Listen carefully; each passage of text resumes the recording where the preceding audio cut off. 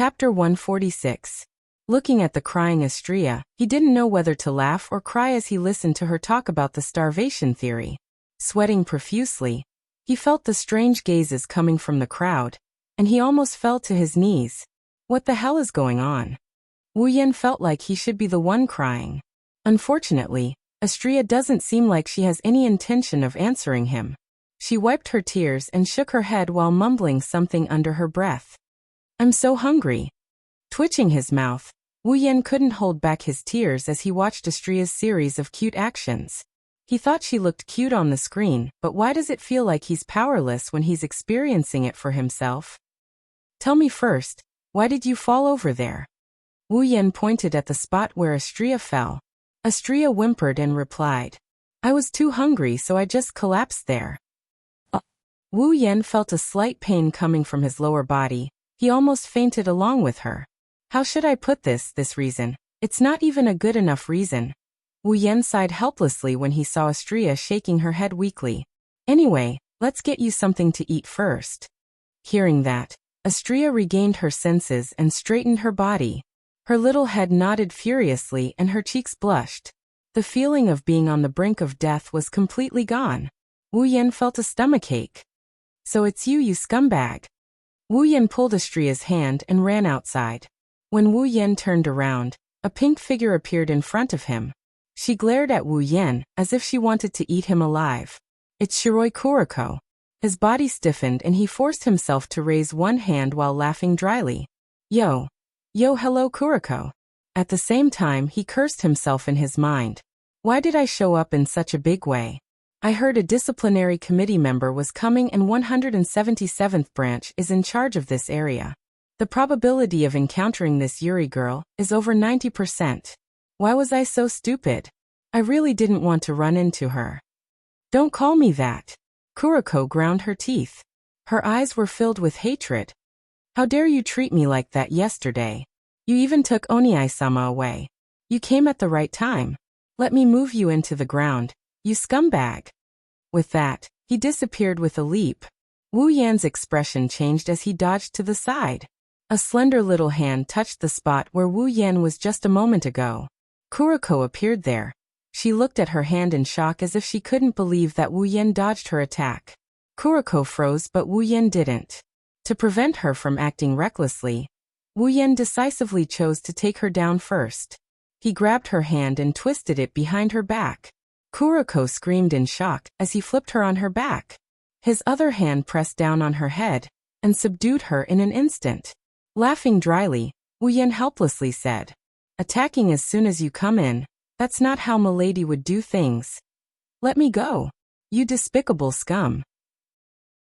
Today I, Kuriko, will remove you from Oniai-sama's side." Kuriko kept struggling. She seemed to want to use her superpower to escape. Wu Yan seemed to see through her thoughts. He exerted force and Kuriko screamed in pain. The formula in her head also stopped. "Your goal is really for Mikoto." Wu Yan looked at her in embarrassment. He was speechless. Kuriko's face turned black. "Damn it, how dare you call me Mikoto so intimately? I'm going to move your finger into your vocal cords. You are more vicious than the emperor. So noisy. You are just a scumbag who molests young girls." These words were shouted at the top of her lungs. The surrounding people exclaimed and pointed at Wu Yan. Wu Yan's face turned black. "Didn't I say it was a misunderstanding? How can I let a scumbag like you get close to Oniai-sama? No, you must be eliminated. Why don't you listen to what other people are saying, you damned Yuri girl?" Wu Yan can't do anything about it. He already knew that the Yuri nature of this petite girl in front of him had already broken through the heavens. However, just calling out Mikoto's name affectionately a few times already made her go crazy. If she finds out that her Wani-sama rolled in bed with him, she's going to dismember him. Astrea is pouting. She saw that Wu Yan ignored her and kept chatting with the pink twintails girl. She pulled on Wu Yan's sleeve and said pitifully, "Master, I'm hungry. Let's go eat." Before Wu Yan can say anything, Kuriko started yelling again. "As expected, you scumbag. While you want to sully Oniai-sama, you also train a slave. You have bad intentions. You must be trying to train Oni-sama into your slave. I won't let you get away with it. Wu Yan almost choked to death when he heard that. Sighing helplessly, he ignored Kuriko and reached his hand into her skirt pocket and started fumbling around. Wow, what are you doing, you scumbag? Are you trying to get your hands on me too? Stop it right now. Kuriko twisted her body in panic. Unfortunately, Wu Yan is certain this Yuri creature can't be communicated with. He continued his actions. Wa Oni-sama, I Kuriko, am no longer pure. Wa Oni-sama. Kuriko gave up on her futile struggle and cried out her crimes. Wu Yan rolled his eyes. Isn't it just searching her pocket? Is it necessary? Wu Yan took Kuriko's phone out of her pocket. With his previous experience, he quickly found Mikoto's number and dialed it. Hey Mikoto, where are you right now? Wu Yan asked when the call connected. Yan? Why are you using Kuriko's phone again? On the other side of the phone, Mikoto is a bit surprised that Wu Yan is using Kuriko's phone to call her again. Don't tell me you got caught again? Wu Yan felt awkward. How is that possible? Kuriko craned her neck and shouted. Oni! Help! That scumbag wants to give me hazy. Oh. Wu Yan covered Kuriko's mouth and glared at her. Mikoto, did you find Chuju and the others? Not yet. Mikoto said regretfully. I see. Wu Yan felt a bit regretful. He turned to Astria, who had tears in her eyes, and he helplessly continued. But I found Astria instead. Did you find Astria? Mikoto exclaimed in surprise. Looks like she cares about this clumsy Astria too. Yeah, you can come out now. I'll bring Astria to the restaurant to wait for you. Kuriko started struggling with all her might. She kept making noises like she was trying to stop something. Okay, I'll be right there. After hanging up, Wu Yan stuffed the phone back into Kuriko's pocket and let go of her mouth. Of course, Wu Yan regretted it the moment he let go. Scumbag! How dare you ask Oni-sama out? I won't let you get away with it. Kuriko yelled loudly, and once again attracted a lot of onlookers. Looking at the eyes of the crowd that are looking at him like he's a scumbag, he sighed towards the sky. He really wanted to push this Yuri girl down. Thinking about this, Wu Yan's eyes lit up, and he grinned at Shiroi Kuriko, who is struggling in his arms. Kuriko felt a chill down her spine, and a sense of danger rose from the bottom of her heart. She didn't know where this sense of danger came from, but she subconsciously shut her mouth. Wu Yan patted Kuriko's head and let go of her. Kuriko immediately jumped up and put some distance between them. She looked at Wu Yan cautiously and pursed her lips. He turned to Astria and held her hand without saying a word. Let's go to the restaurant. Yay! Astria cheered. Chapter 147. Wu Yan, Astria, and Kuriko are sitting in a corner of a cafeteria in Academy City's School District 7. It's an inconspicuous spot, but everyone in the cafeteria is looking at them with awe and amazement. There was a waiter who kept bringing up dishes with a weird expression on his face. After he put down the plate, he was stunned and even forgot to leave. Kuriko, who was supposed to be at odds with Wu Yan, is now sitting together with Wu Yan. Moreover, they both have the same expression. Her eyes are wide open and her mouth has turned into an inverted triangle shape. What an awkward situation. The dining room was quiet, and only the sound of someone eating could be heard. The plates on the table were piled high, but it was still growing at a speed visible to the naked eye. It looked like it was about to soar into the sky. Maybe it was because it was rare to see such a big eater. The people around them started taking pictures with their phones. Wu Yan and Blackie quickly lowered their heads. If they were photographed, they would be too embarrassed to face anyone. Wu Yan glanced at Astria, who is eating happily. He felt like if he didn't get enough gold from Silveria, he would have ended up in the same predicament as that guy who tried to get his hands on a girl. Of course, she's much more unfortunate than him. She doesn't have as many gold coins as Wu Yan, and she still has to feed a nun who's as much of a glutton as Astria. Wu Yan, who used to be very envious of his ability to pick up girls, now he's feeling a bit lucky. Astria should be able to become good friends with Indicia. Wu Yan thought to himself. If it weren't for the fact that he's good at picking up girls, he would have tried sending Astria to his place for a while. He's guaranteed that he'll make her hover between life and death. Blackie finally got used to Astria's ferocity. She raised her head, and the first thing she did was to use her despise skill on Wu Yan. You really are a scumbag. Not only did you train a slave, you even starved her to this extent. You really should be dissected. Wu Yan's mouth twitched. He couldn't stay calm anymore. Let's not talk about how you trained a slave, and how you wrongly accused people. Can you stop calling me a scumbag? I have a name, Wu Yan. Blackie glanced at Wu Yan with disdain. Let's not talk about the fact that you are a scumbag.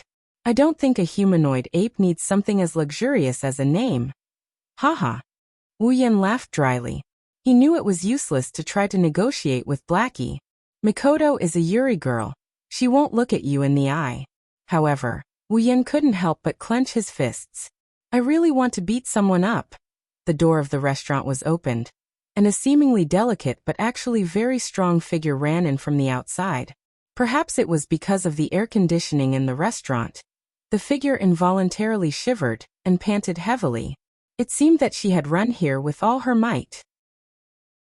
Taking a deep breath, she looked into the dining room. Mikoto's line of sight immediately caught the eye of the table. Her sweaty face couldn't help but stiffen. Wani-sama. Blackie immediately pounced on Mikoto. Under everyone's shocked gaze, she pounced on Mikoto and clung onto her body. She even rubbed her face with an intoxicated expression. Every day I don't see Wani-sama, I, Blackie, feel lonely and cold. Wani-sama. Oh. Looking at the two girls who were hugging each other seriously, everyone in the restaurant uttered the same sound with a look of realization, as if they had understood something. They looked at the two girls with ambiguous and regretful gazes. What a pity, the two of them are so cute.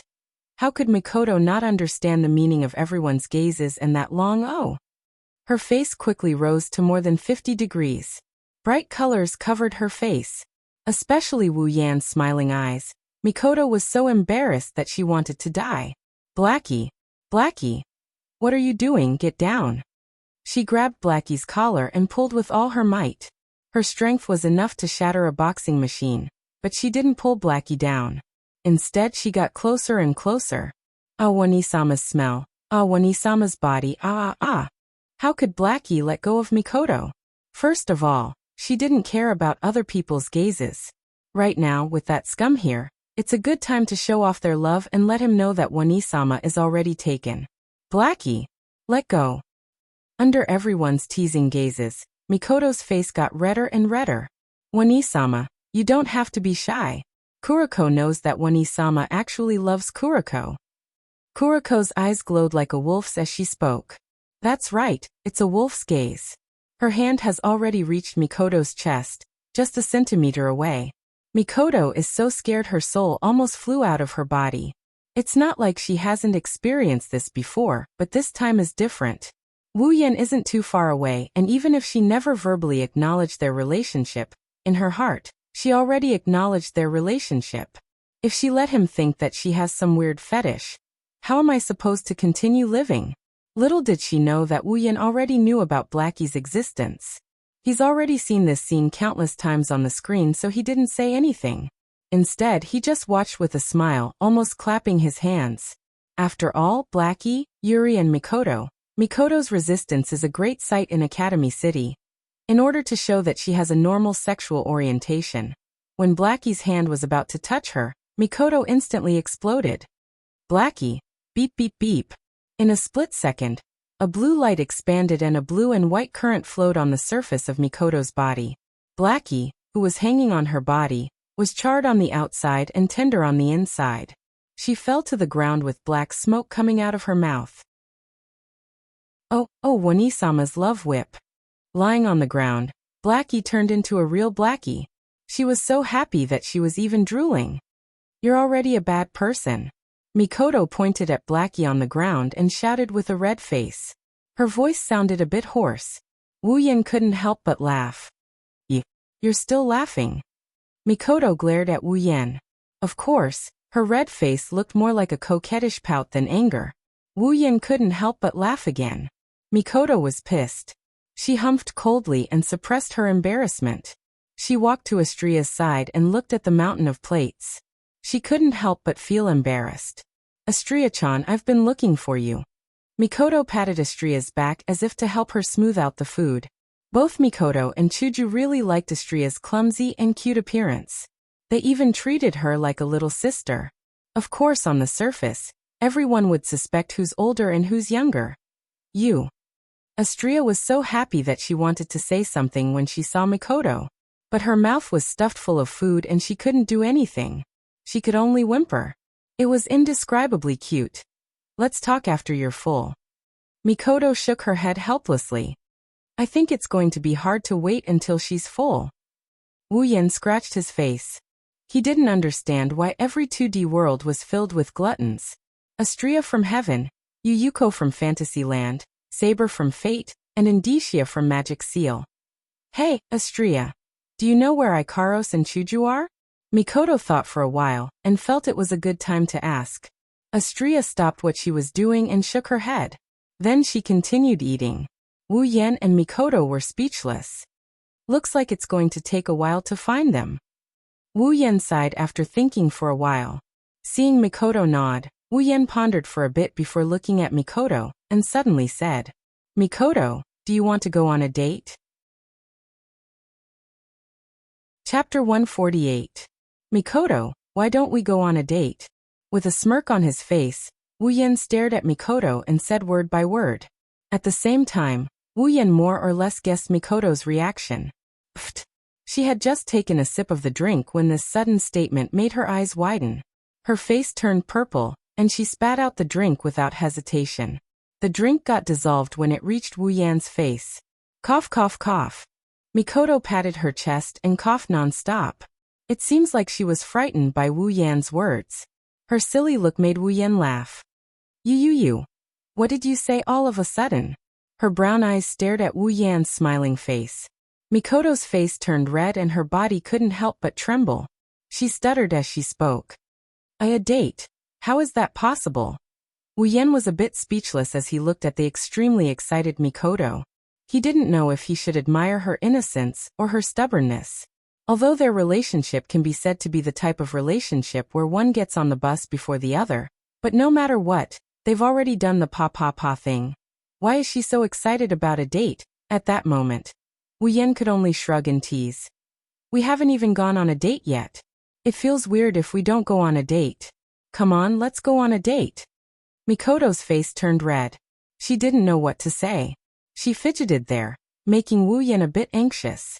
However, just as Mikoto was about to muster up her courage to say something, a sharp shout rang out. It was filled with killing intent and black energy, exploding in everyone's ears. Absolutely not. The voice was accompanied by a figure that suddenly appeared. It hung on Mikoto's body like a koala. It rubbed against her body while looking at Wu Yan with eyes filled with murderous intent. I, Blackie, will definitely not allow a scum like you to taint Big Sister. The development of the incident was completely unexpected. The background people in the restaurant did not understand. How could such a farce suddenly appear in the usually calm restaurant? But that didn't stop them from gossiping. Blackie, get down. Mikoto, who was already shy and unbearable, with Kuriko's participation, her face turned as red as a wedding invitation. She pushed Kuriko's face away with all her might. Big Sister, you absolutely can't be fooled. That guy is a scum. Not only did he molest young girls, he also raised female slaves. Elder Sister, you also saw that the blonde one kept calling him master. It can be seen that he is an evil person. He must be plotting against Elder Sister. Elder Sister, you must think thrice. Kuriko tried her best to persuade Mikoto. Her voice was filled with pain, as if she was a mother watching her child go down the wrong path. She tried her best to persuade Mikoto. Of course, the content of her words only made Mikoto more embarrassed. Everyone in the cafeteria looked at them strangely, making Wu Yan and Mikoto want to find a hole to hide in. They started whispering to each other while glancing at Wu Yan and Ko from time to time. From what they said and how they acted, the people in the restaurant already knew the identity of this table of weirdos. There was a big stomach king's female slave, a Yuri girl, and a scum. The only normal Mikoto, under the other three's accompaniment, also became strange. If Wu Yan knew, he would definitely shout that he was wronged. There's nothing wrong with a big stomach king. There's nothing wrong with a Yuri girl. There's nothing wrong with a scum. What's wrong with having a date with my wife? Guest. Everyone stopped what they were doing. Wu Yan, Mikoto, Kuroko, and Astria all looked towards the direction of the voice. The waitress stood there timidly with a timid expression. I'm really sorry, but you're disturbing the other guests. Looking around, they saw that the people around them were interested and didn't get disturbed. Wu Yan and Mikoto looked at each other and lowered their heads. Fine, Kuroko really has the ability to turn a plot into a farce. But Wu Yan looked at Mikoto, who was competing with Kuroko. A smile appeared on his face, and he felt a huge weight lifted off his heart. Finally, she's back to her normal self. The four of them walked towards Tokuwadai dormitory. Wu Yan and Astria walked at the back while Kuroko and Mikoto walked in front. In Kuroko's words, it's to prevent the scum from interacting with Wani-sama. Wu Yan pulled Astria aside and whispered. Astria, what's your identity in Academy City? Astria tapped her cheeks in confusion before she realized what was going on. Master, Astria is a student. And then? Scratching her head, Astria revealed a reminiscing expression and stuck out her tongue. I forgot. Then which school are you from? I forgot. Fine, I shouldn't have asked you. Mikoto and Kuroko stopped in front of Tokuwadai dormitory. They stood there waiting for Wu Yan and Astria's arrival. However, Kuroko's gaze was still filled with hostility. Wu Yan pulled Astria to a stop as well. He didn't want to follow Mikoto into the dormitory. Although it sounds tempting, Wu Yan decisively gave up on this tempting idea when he thought about the other boss of Academy City, the legendary dormitory supervisor. After saying their goodbyes, Mikoto and Kuroko entered the dormitory. However, Mikoto's expression is a bit unsettled because of what Wu Yan said to her just now. Wait for me at the dormitory entrance tomorrow. According to the system's memory, Wu Yan found his own dormitory in Academy City. It wasn't too good nor too bad, it was just average. Of course, compared to the dormitory where he hooked up with girls, it was considered good. Wu Yan opened the door and walked in. He nodded in satisfaction when he saw the clean room. Astria beside him looked around curiously before following him in. That's right, it's Astria. Don't think that Wu Yan is evil. He wants to bring Astria home to do something fun with a single man and a single woman. Although there is a bit of evil in his mind, Wu Yan used the excuse of no way to convince himself. Everyone knows that Astria is an idiot, but Wu Yan didn't expect her to be so dumb as to not remember the identity she placed in this world, causing her to starve herself to the point of forgetting her home in this world. Now she's even forgotten about her home. Therefore, Wu Yan had no choice but to bring Astria back. Of course, he didn't mind if there was love involved. Astria, do you want to take a shower first? Wu Yan admitted. His heart was fluttering when he said this. Astria shook her head and rubbed her stomach. She said with a lowered voice, Master, I'm a little hungry. Didn't you eat a lot just now? Speechless, Wu Yan glanced at Astria's flat tummy. He really doesn't know how she manages to maintain her figure. But I'm hungry. Astria teared up. Wu Yan sighed and said, I'll go look for something good to eat. You wait here. Wow. Long live Master. Astria cheered. Wu Yan couldn't help but bitterly smile at the sight of this. She didn't look as helpless as before. At night, Wu Yan laid on his bed. He looked at Astria, who was lying beside him. She was completely unguarded. Her body was amazing. He sighed. What a troublesome little fairy. Wu Yan caressed Astria's hair and looked at her sweet sleeping posture. He couldn't help but smile. But I like it a lot. Wu Yan kissed Astria's forehead. He got out of bed and put on his clothes. He tiptoed out of the room. Sisters, there are still a lot of them. Chapter 149. Black shirt, black casual pants, and a black hooded jacket. Wu Yan looked at himself in the mirror and casually splashed some water on the side of his shirt. He nodded with a smile. With Wu Yan's looks, of course, he can't be that handsome, but at least he has the looks and won't embarrass himself. Going on a date with Sis Cannon in Academy City was his dream back when he was an otaku. Master. Astria sat in front of the table with all kinds of food in front of her. Astria didn't even look at it. Her deep red eyes were looking at Wu Yan with teary eyes. Wu Yan smiled and patted her head. Astria's teary eyes immediately turned into a comfortable expression. She rubbed her head against Wu Yan's hand. If she wore cat ears and a cat tail, she would look like an adorable kitten. Stay at home and don't go anywhere. This food is enough for you to eat for a whole day. I'll be back soon, got it? Wu Yan told Astria in a serious tone. To be honest, he's afraid that Astria would run away. With her personality, it's easy for her to get into trouble. Astria returned to her pitiful expression. But she knew Wu Yan had something important. To do so she nodded. You Astria got it. Wu Yan helplessly patted Astria's head when he saw her pitiful expression of no one wants her. Be a good girl, and I'll bring you a gift when I come back. Astria smiled and looked at Wu Yan happily. She nodded her head repeatedly. Wu Yan couldn't help but laugh. Tokiwadai dormitory. After making sure that a certain black and white creature had left, Mikoto let out a sigh of relief. She knows Kuriko's personality better than anyone else. If Kuriko knew that she was going out with Wu Yan today, she wouldn't have a good ending. Have to say, compared to Mikoto, Wu Yan is much more fortunate. Both of them have someone they need to deal with by their side. Wu Yan only needs to coax them a bit, and he'll be done with it. Mikoto, on the other hand, has to be on her guard. She ran her fingers through her hair. She felt shy when she thought about her date with Wu Yan. Her personality was a bit awkward, but which girl wouldn't look forward to a date? I'm the same.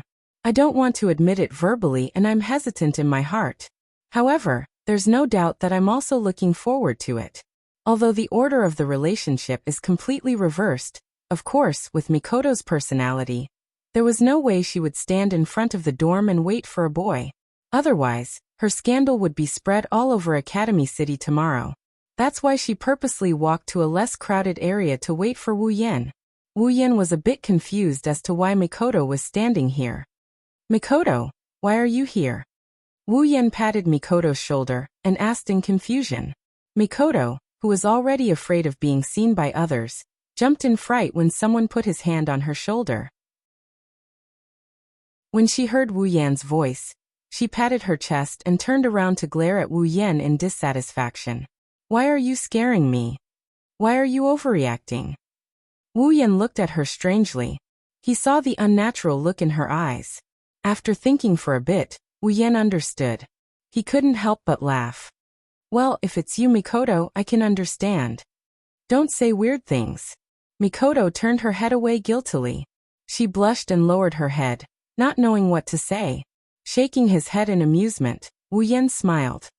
All right, time is precious. Let's go. After saying that, he grabbed Mikoto's hand. Mikoto was shocked. She struggled for a bit, but to no avail. She gave up and could only continue blushing as Wu Yan led her away. Unfortunately, Mikoto's misgivings about coming here to wait for Wu Yan was still seen by a girl from Tokuwadai. The girl looked at the two holding hands in shock. She reacted and ran away. Wu Yan and Mikoto, who were immersed in their own world, didn't know that because of this person, they brought a huge problem to the two of them. Relying on the system's memory, Wu Yan walked through the streets of Academy City with familiarity. This also made Wu Yan realize another benefit of the character insertion card, which was to let him familiarize himself with the environment quickly. However, thinking about this was a bit of a spoilsport. The most important thing now was to continue with his date. Holding hands with Mikoto, Mikoto walked on the street. Beside them, there were people who were looking at them. Among them, there were those who were envious, those who were disdainful, and there were also those who were jealous. Those fiery gazes made Mikoto lower her head again, almost burying it into her small chest. Sis Cannon's shyness made Wu Yan's jaw drop. At the same time, he also felt that her face is too tender. In his world, don't even talk about holding hands. There are even people hitting on each other in public. Who would feel shy? Some of the people in the vicinity recognized Mikoto's identity. After all, she's a railgun and there's hardly anyone in Academy City who doesn't recognize her. Wu Yan didn't know how they would react, but one thing is for sure, Sis Cannon's plan to fool the public has been foiled. With Mikoto's personality, bringing her to a game store, a manga store, or a quack shop would be the easiest way to improve her impression of him. even though Mikoto's impression of him was almost off the charts. But this time, Wu Yan didn't want to bring Mikoto to those places. Wu Yan wanted to give it a try. He wanted to bring Mikoto to places that girls usually go, like a clothing store. Welcome. Under the welcome of the staff, the two walked into a large clothing store. Perhaps it was because there were fewer people than on the streets. Mikoto finally raised her head.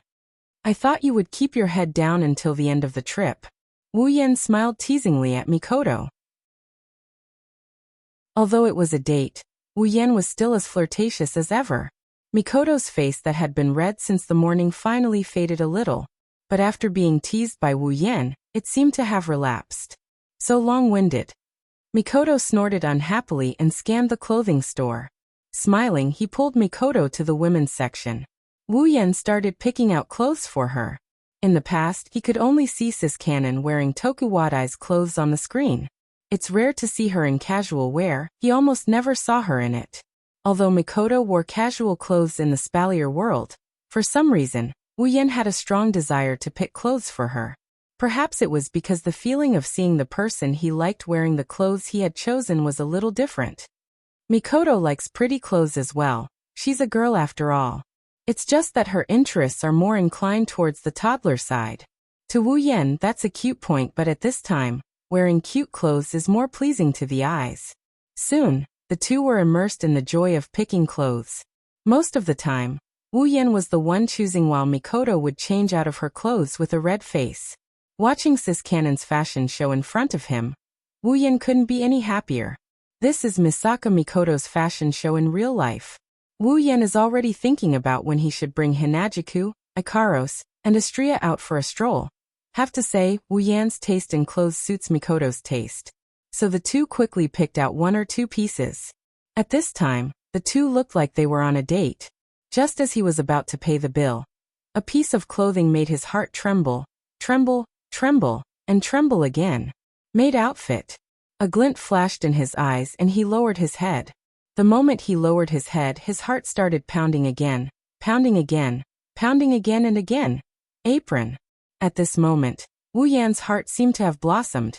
Under the shocked gaze of the attendant, Wu Yan mustered up his aura, ignoring Mikoto who was beside him with a red face and white smoke coming out of her head. Attendant, wrap up those two for me too. Chapter 150. On a street in Academy City, all kinds of people are looking at a man and a woman who are fighting over a bag in the middle of the sidewalk with a weird expression on their faces. Throw it away for me. Mikoto's face is red as she desperately pulled the bag and yelled at Wu Yan. From the looks of it, she's going to snatch the bag even if she has to die. No. This is very important. How can you throw it away? Wu Yan is also desperately pulling the bag. He's not going to give up even if he dies. What's strange is, under the tugging of a tier 7 and a tier 8, the bag miraculously didn't get torn apart. It's really a miracle. What important thing? It's obviously a dirty thing. Mikoto pursed her lips, her face full of shame and anger. Maid outfits and aprons are very attractive to most men. Even Wu Yan is the same. It's not that Mikoto hates these two outfits. It's just that when she thought of the person who bought it as Wu Yan, she's not willing to leave it by Wu Yan's side. Mikoto is very clear that Wu Yan doesn't have any weird collecting habits, otherwise he wouldn't be able to hide it from her who spends day and night with him. But Wu Yan bought these two outfits without hesitation. Mikoto immediately thought that there must be a purpose behind it. And what is the purpose of buying these outfits? No doubt it's to wear. Wu Yan doesn't have any weird habit of wearing women's clothing. Then why did he buy it? A bad thought suddenly flashed through Mikoto's mind, making her heart unable to remain calm. Don't tell me he bought it for me to wear. When Mikoto's face is red, she suppressed the shame and anger in her heart and asked this question. What she got in return was Wu Yan's silence. At that time, she knew that her guess was right. And so this scene happened. How is this dirty? It's obviously very loving. Wu Yan righteously said, making Mikoto furious. Who cares if you have love? In short, you have to throw it away. The redness on Mikoto's face had already spread all the way to her neck. Just the thought of Wu Yan asking her to wear these clothes in the future made her heart throb. Holding on to the bag tightly, Wu Yan shamelessly hugged it into his arms and earnestly persuaded. Mikoto, calm down first. You really can't throw this away. I have a great use for it. Big your head. Isn't it just for? At this point, Mikoto's face is about to explode, making her extremely angry. Ever since she met Wu Yan, she would blush from time to time. Even when she was being treated by Blackie, she didn't blush as much as when she was with Wu Yan. What a nemesis! In the blink of an eye, Mikoto felt her hands empty. The bag had been snatched away by Wu Yan. With a flip of his hand, Wu Yan ignored the passers-by and kept the bag into his interspatial ring. He then looked at Mikoto with a grin. You, hurry up and hand it over. Mikoto stomped her little feet in anger. She wanted nothing more than to use a taser gun to electrocute Wu Yan. Too bad. Wu Yan wasn't afraid of electricity. Wu Yan smiled and didn't answer Mikoto's question. He also didn't hand over the clothes. Instead, he said to Mikoto with a deep meaning, "Don't worry, Mikoto, I will only use them under special circumstances. Also, only I can see them. No one else will see you wearing them. Don't worry." Under Wu Yan's strange tone, how could Mikoto not know what kind of special circumstances it was? Her face heated up again, red to the point of almost turning purple. Looking at the smiling Wu Yan, she made a sound and buried her head in the ground. It seems like she didn't want to see anyone. The thought of Mikoto and Chuju wearing the clothes he prepared for them, and then having sex with him made Wu Yan's heart burn. Looking at Mikoto's shy face, he couldn't hold it in anymore. Rolling his eyes, Wu Yan suddenly laughed. His laugh was so strange and evil that even Sis Cannon, who was too embarrassed to see anyone, couldn't help but raise her head and look at him strangely. Why are you laughing so hard? For some reason, Mikoto suddenly felt a chill run down her spine, as if something terrible was about to happen. Nothing at all. Wu Yan quickly put away his smile and explained. He then said to Mikoto, "All right, let's go to the next stop." Mikoto couldn't help but answer. She forgot about the clothes when she chose the surname. Next stop? Where are we going? It's a date, how can we skip the movie theater? Wu Yan said with a smile, making Mikoto feel shy again. Wu Yan was also speechless. It seems like the word date is quite lethal to Mikoto. Movie theaters are available in many places, including Academy City's School District 7. After a short walk, the two arrived at the movie theater. Leaving Mikoto to wait at the side, Wu Yan went to the ticketing area. He turned back to look at Mikoto and sneakily said to the ticketing staff, "Give me 2 tickets for the R-rated movie." Wu Yan's wild ambition finally surfaced at this moment. Under the ticketing staff's knowing look, Wu Yan took the tickets and walked towards Mikoto with a smile. When Mikoto asked what movie they were going to watch, Wu Yan just smiled and didn't say anything. He pulled her into the movie theater, making Mikoto curious. Of course, she soon regretted it. Mikoto stared blankly at the movie screen. Her eyes started to water up and her face started to redden. As Mikoto's face turned red, the movie's plot became more and more unrestrained. Towards the end, it directly turned into a physical fight. This. Mikoto's mouth opened and closed. She didn't recover for a long time. Mikoto's skin is super tender. When did she experience something like this? The impact of the visual is far less than the psychological impact. Mikoto couldn't believe that there would be a day when she would watch a R-rated movie. Suddenly, a warm hand caressed Mikoto's thigh. Mikoto shuddered. She didn't even need to think to know whose hand this is. It's also at this moment that Mikoto discovered Wu Yan's intentions. She looked at Wu Yan with shame and anger. She originally wanted to scold Wu Yan, but when she met Wu Yan's fiery eyes, her heart trembled, and the question she was about to ask immediately turned into ashes. Wu Yan stroked Mikoto's thigh, increasing his strength from time to time. In exchange, Mikoto's body trembled slightly. Speaking of which, Mikoto's body isn't that great. After all, she's only 14 or 15 years old. There are a lot of things that can't compare to adults. However, Wu Yan really likes Mikoto's thigh. Mikoto's skin is very smooth, and it's especially refreshing. Mikoto's thigh on her body is also one of her highlights. However, Wu Yan soon couldn't be satisfied. His fingers moved and entered Mikoto's skirt. Ugh you! Mikoto pressed down on her skirt to stop Wu Yan's hand. She was so embarrassed that she wanted to die. She also trembled. She never thought that there would be a day when she would be intimate with her sweetheart in public. Wu Yan's actions this time are completely challenging her heart's defenses. Her embarrassment almost broke through the sky. But it's too late for regrets. His fingers lightly moved, ignoring Mikoto's resistance. She didn't know what method Wu Yan used, but he actually squeezed his way in. He passed through Mikoto's safety pants, passed through Mikoto's little cutie, and arrived at the most private part of her body. Ugh. Mikoto lowered her head. The feeling from her lower body let her know that her private part has fallen into Wu Yan's hands. She panicked and pressed down on her skirt. Mikoto whimpered twice. Ugh. Yan, don't do this, at least not here. Under Wu Yan's series of actions, Mikoto's eyes were already wet. Her eyes flashed with a moving luster. She was panting in pleasure, almost unable to extricate herself. Being violated by Wu Yan in this kind of place, Mikoto felt a strange sensation. Her nerves were stirred up again and again.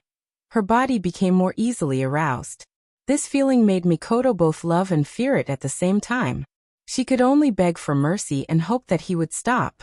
But stop? Is that even possible? Thus, without the surrounding people's knowledge, a delicate and beautiful melody resounded in the world, where only the two of them were present. Chapter 151. At this time, the exit of the cinema was already closed. Perhaps they had to be careful. Anyway, it didn't affect the people here. In fact, the darker environment made them feel like fish in water. Even so, Mikoto still felt a little nervous. She had a feeling that someone would be watching them. She was afraid that someone would find out what Wu Yan was doing to her. But it was normal. If it were any other girl, they wouldn't be able to stay calm. Of course, there were a few exceptions. The movie's plot had reached its climax. Following that, the atmosphere became even more ambiguous. Wu Yan admitted that he was really evil this time, bringing Sis Cannon to watch an X-rated movie, and then taking advantage of her. This was something he wouldn't even dare to think about in the past. But now he actually did it. It made Wu Yan feel incredulous. At the same time, it made him even angrier. It was rare for him to be evil. Wu Yan wouldn't let it go so easily. His hand movements quietly sped up, causing Mikoto's drooling face to sway. Her breathing also sped up, and in a moment of carelessness, a loud moan escaped her mouth, giving Mikoto a big fright. She looked left and right, secretly worried that she might be heard. Yan, stop, don't do it anymore. I beg you. Mikoto had always been a thin-skinned person.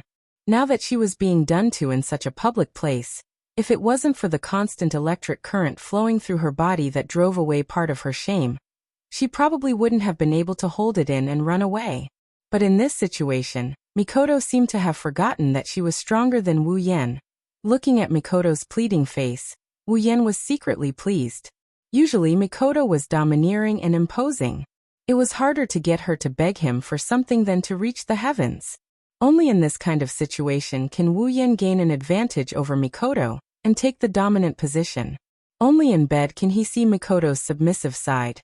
However, every time it ended with his victory. It was the same this time. To the current Wu Yan, Sis Cannon's begging for mercy was a negative number. Mikoto's begging for mercy was instantly blocked by the sensation of her body. She reflexively raised a hand to cover her mouth, while the other hand was still pressing down on her skirt. The moisture in her eyes was getting thicker and thicker. Seeing this, Wu Yan's free hand started to touch Mikoto's chest. After a few light presses, he started to knead through her clothes. You. As Wu Yan's actions became bolder, Mikoto's shyness and nervousness reached a peak. Her body trembled violently, and under Wu Yan's stunned expression, Wu Yan's palm was wet. Mikoto, she actually told him this in advance. Hugh. At this moment, Mikoto finally got a chance to catch her breath. She put down the hand covering her mouth and opened her seductive lips wide, like a drowning person looking for fresh air. Her chest heaved up and down violently. Wu Yan laughed and shook his head. He really didn't expect Mikoto to be so stimulated in public. The movie wasn't even halfway through. There was still a lot of time left. Wu Yan pulled out his hand from under Mikoto's skirt. Even in the dark, he could see the water glistening on his hand. It made his hand look as if it was retracted from a clear spring. Warm and moving, snickering wickedly, he looked at Mikoto, whose eyes lost their luster, and waved his hand in front of her face. "Mikoto, you're naughty. You actually told me this in advance." Hearing this, Mikoto looked at Wu Yan's hand with difficulty. Her face was so red that it couldn't get any redder. She glared fiercely at Wu Yan. In this situation, she didn't know how to deal with it. She could only pretend to be strong. Mikoto's heart is filled with anger. She really didn't expect Wu Yan to bring her to do this kind of thing. An X-rated movie, public caressing, all of this made Mikoto embarrassed to the extreme. It's just that anyone who saw this Mikoto with her flushed cheeks and unfocused eyes wouldn't think that she's being a pushover. On the contrary, it's quite tempting. Wu Yan was naturally tempted as well. His eyes were burning, his heart was also burning. Under Mikoto's panicked gaze, Wu Yan pulled her into his embrace. Before Mikoto could react, one hand circled around her back and went under her armpit, the other hand came to her chest. Both hands pressed down on her chest, and then kneaded. Ew. Her heart started to beat faster. Under Wu Yan's kneading, the little bit of strength she recovered with great difficulty immediately disappeared. Mikoto softly fell into Wu Yan's embrace. Suppressed moans sounded again. "No, I beg you." Even though she knows that begging is useless, Mikoto can't keep quiet. Her body wriggled uncontrollably, trying to escape from Wu Yan's embrace. But her disappointing body didn't listen to her at all, making Mikoto's heart hate. While continuing what he was doing, he gently rubbed Mikoto's fragrant hair. Wu Yan laughed. "How can I not? You're satisfied, but I'm not." Mikoto's jaw dropped. Looking at Wu Yan, her voice trembled. "Do you want to do it in a place like this?" Wu Yan couldn't help but stick out his tongue, licking his dry lips. "It doesn't matter. It's so dark here, no one will see. The main purpose of people here is to watch a movie. Shameless people like Wu Yan, who brought girls here to flirt, but they're in the minority." Everyone's attention, from start to finish, was focused on the screen in front of them. What's more, it's broad daylight. There aren't many people here to watch this kind of movie, only a few scattered people. Wu Yan and Mikoto are sitting in an inconspicuous position. There's no one around them. Plus, to show the atmosphere, the room is darker than other movie rooms. If you don't get close, no one will know what Wu Yan and Mikoto are doing. But even so, with Mikoto's personality, there's no way she'll agree to such a ridiculous thing. No. Only this, absolutely not. Her heart is beating fast, the panic in her eyes can no longer be hidden. Squeezing out the last of her strength, she tried to push Wu Yan away without thinking. Her hands tightened. Mikoto immediately groaned, "All her strength is gone." Wu Yan softly persuaded her. "All right, Mikoto, good Mikoto, just this once." As for how much truth there is in his words, it's hard to tell. "No." "Ugh." Her tone of rejection was replaced by the sound of panting. Wu Yan reached into Mikoto's clothes and grabbed a soft breast. His actions. "Just let me go, Yan." Her skin is already slightly red. She's almost dying from embarrassment. Just thinking about what Wu Yan is about to do, she wants to bite him to death. "Just give in to me, Mikoto." Pulling out an excited smile, Wu Yan's movements made Mikoto's body tremble. His other hand also started to move, reaching into her skirt and taking off her safety pants together with her little cutie. "Don't." She held onto her skirt tightly, but at this time, her resistance is a little weak. Soon, under Mikoto's soft gasps, the two underwear were taken off and kept in Wu Yan's interspatial ring. Like holding a doll, Wu Yan picked her up and straddled her on his body. His great spear has long been thirsty. She desperately shook her head, hoping that Wu Yan will let her go. Unfortunately, Wu Yan has already made up his mind. He straightened his body and squeezed into her body. Ah. Ugh.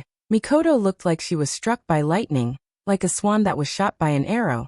She raised her snowy neck and buried her head in Wu Yan's shoulder, unable to raise her head to see anyone. Lightly exhaling, Wu Yan felt like he's in heaven. Hugging Mikoto's body, he impatiently moved. Muffled moans sounded in Wu Yan's ears. Chapter 152. Evening, Academy City School District 7. Tokuwadai Dormitory. One of the dormitory's doors was quietly opened. A tea-haired girl poked her head in and looked around. After making sure there was no one in the room, she sighed in relief. Mikoto's face tensed up. She quickly dashed into the room and closed the door behind her. Her back was against the wall. Her hands were still holding the clothes she bought during the date. Of course, the other two weren't with her. She raised her head, not sure what she recalled, but her face quickly turned red. Feeling the coolness under her skirt, she angrily threw the clothes on her bed, hugged her pillow and started beating it fiercely. Damn bad guy. Big bad guy. You only know how to bully people. How dare you bully me like that? Damn you. I'll beat you to death. I'll beat you to death. Her mouth was muttering curses, but her face was completely red. Even Mikoto didn't realize that compared to her usual self, she's acting like a girl. But you can't blame her. If Wu Yan was here, he'd definitely complain about her. Who told her to be so seductive? After beating the pillow, Mikoto started beating the blanket, her face red as she recalled, beating and scolding at the same time. When she remembered that Wu Yan confiscated her safety pants and little cutie, Mikoto became even more embarrassed and started beating harder. Phew. Lying on the bed, Mikoto's head was constantly thinking about that scene in the movie theater. She covered her face with both hands, trying to bury it. After a while, Mikoto recovered a bit and walked towards the bathroom. After all, there's still a sticky feeling under her body. When the bathroom door closed, a small figure suddenly appeared in the room. Two pink ponytails lightly swayed. Seeing the bag on the bed and hearing the sound of water in the bathroom, she smiled. Wani-sama, are you there? In the bathroom, hearing Kuroko's voice, Mikoto couldn't help but be surprised. At the same time, she rejoiced that she came back before Kuroko, or else she wouldn't know when she would pounce on her and find out that her underwear is missing. That would be bad. Kuroko, what are you doing? Elder sister, you seem to have taken a bath very early today. Blackie tilted his head and asked in confusion. I felt particularly sticky today, so I washed up first. Originally, it was just a casual remark, but now it revealed a part of the truth, causing Mikoto's face to redden again. Oh. Nodding, she rolled her eyes and quickly picked up the bag Mikoto put on the bed. Kuroko smiled foolishly and took out the clothes inside with some saliva. Hugging her Wani-sama's clothes that might have some collectible value, Kuroko quietly flipped through Mikoto's clothes. As she flipped through them, Kuroko's infatuated expression turned to one of confusion. Why does it seem a little different from Big Sister's taste? Blackie fiddled with the clothes strangely, and instantly became even more confused. Mikoto's taste, to put it bluntly, was childish. Not only did she like Gouda, she was also interested in things of a younger age group, including clothes, which was also a bit childish. But these clothes, although they couldn't be said to be mature, they were far from childish and leaned towards cute. Putting aside those perverted tastes, even Kuroko couldn't find any flaws in these clothes. If someone were to say that Mikoto's taste suddenly changed, Kuroko would never believe it. One must know, in order to change Mikoto's taste, Kuroko worked hard for a whole year and still, she couldn't change Mikoto's point of view. Could it be that someone else bought these? Kuroko's heart suddenly clenched. A figure flashed through her mind, causing Kuroko to lower her head. The two ponytails behind her moved without wind. A large amount of black smoke started to spread out. With a forced smile, Kuroko said to Mikoto, who was in the bathroom, Wani-sama, don't tell me you went out with that scum today? Mikoto, who was using the showerhead to wash her body, heard Kuroko's question, and her hand trembled, almost throwing her out. She laughed a few times to cover up her guilty conscience and dryly laughed. No, how could I go out with that scum? Mikoto couldn't help but gnash her teeth. For the first time, she felt that Kuroko's description of Wu Yan was too accurate. Oh. Although she was still a bit suspicious, Kuroko could hear the gnashing of teeth in Mikoto's mouth, so she let go of her doubts and started to laugh lecherously. Listening to the sound of water in the bathroom, Kuroko's perverted expression once again appeared on her face. Then, with a leap, Kuroko used her teleportation ability and disappeared from the spot. Kuroko. An exasperated voice immediately came from the bathroom. Wani-sama, your humble heart is still so attractive. Let go of me. Well, Wani-sama, you're being arrogant again, eh? Why do I feel like you've grown a lot? Kuroko, beep beep beep. Oh, Wani-sama loves whip. At the same time, in another dormitory of Tokuwadai, a girl from Tokuwadai quickly walked into the dormitory and knocked on the door. Her expression started to change into a respectful one. Come in. A very pleasant voice came from the other side of the door into the girl's ears. She quickly grabbed the door handle with both hands and walked in with small steps. The moment the door was opened, a beautiful girl with long blonde hair wearing the same Tokuwadai uniform appeared in the girl's line of sight. Looking at the beautiful blonde figure, the girl's expression became a bit blurred. Her hands were clasped in front of her chest.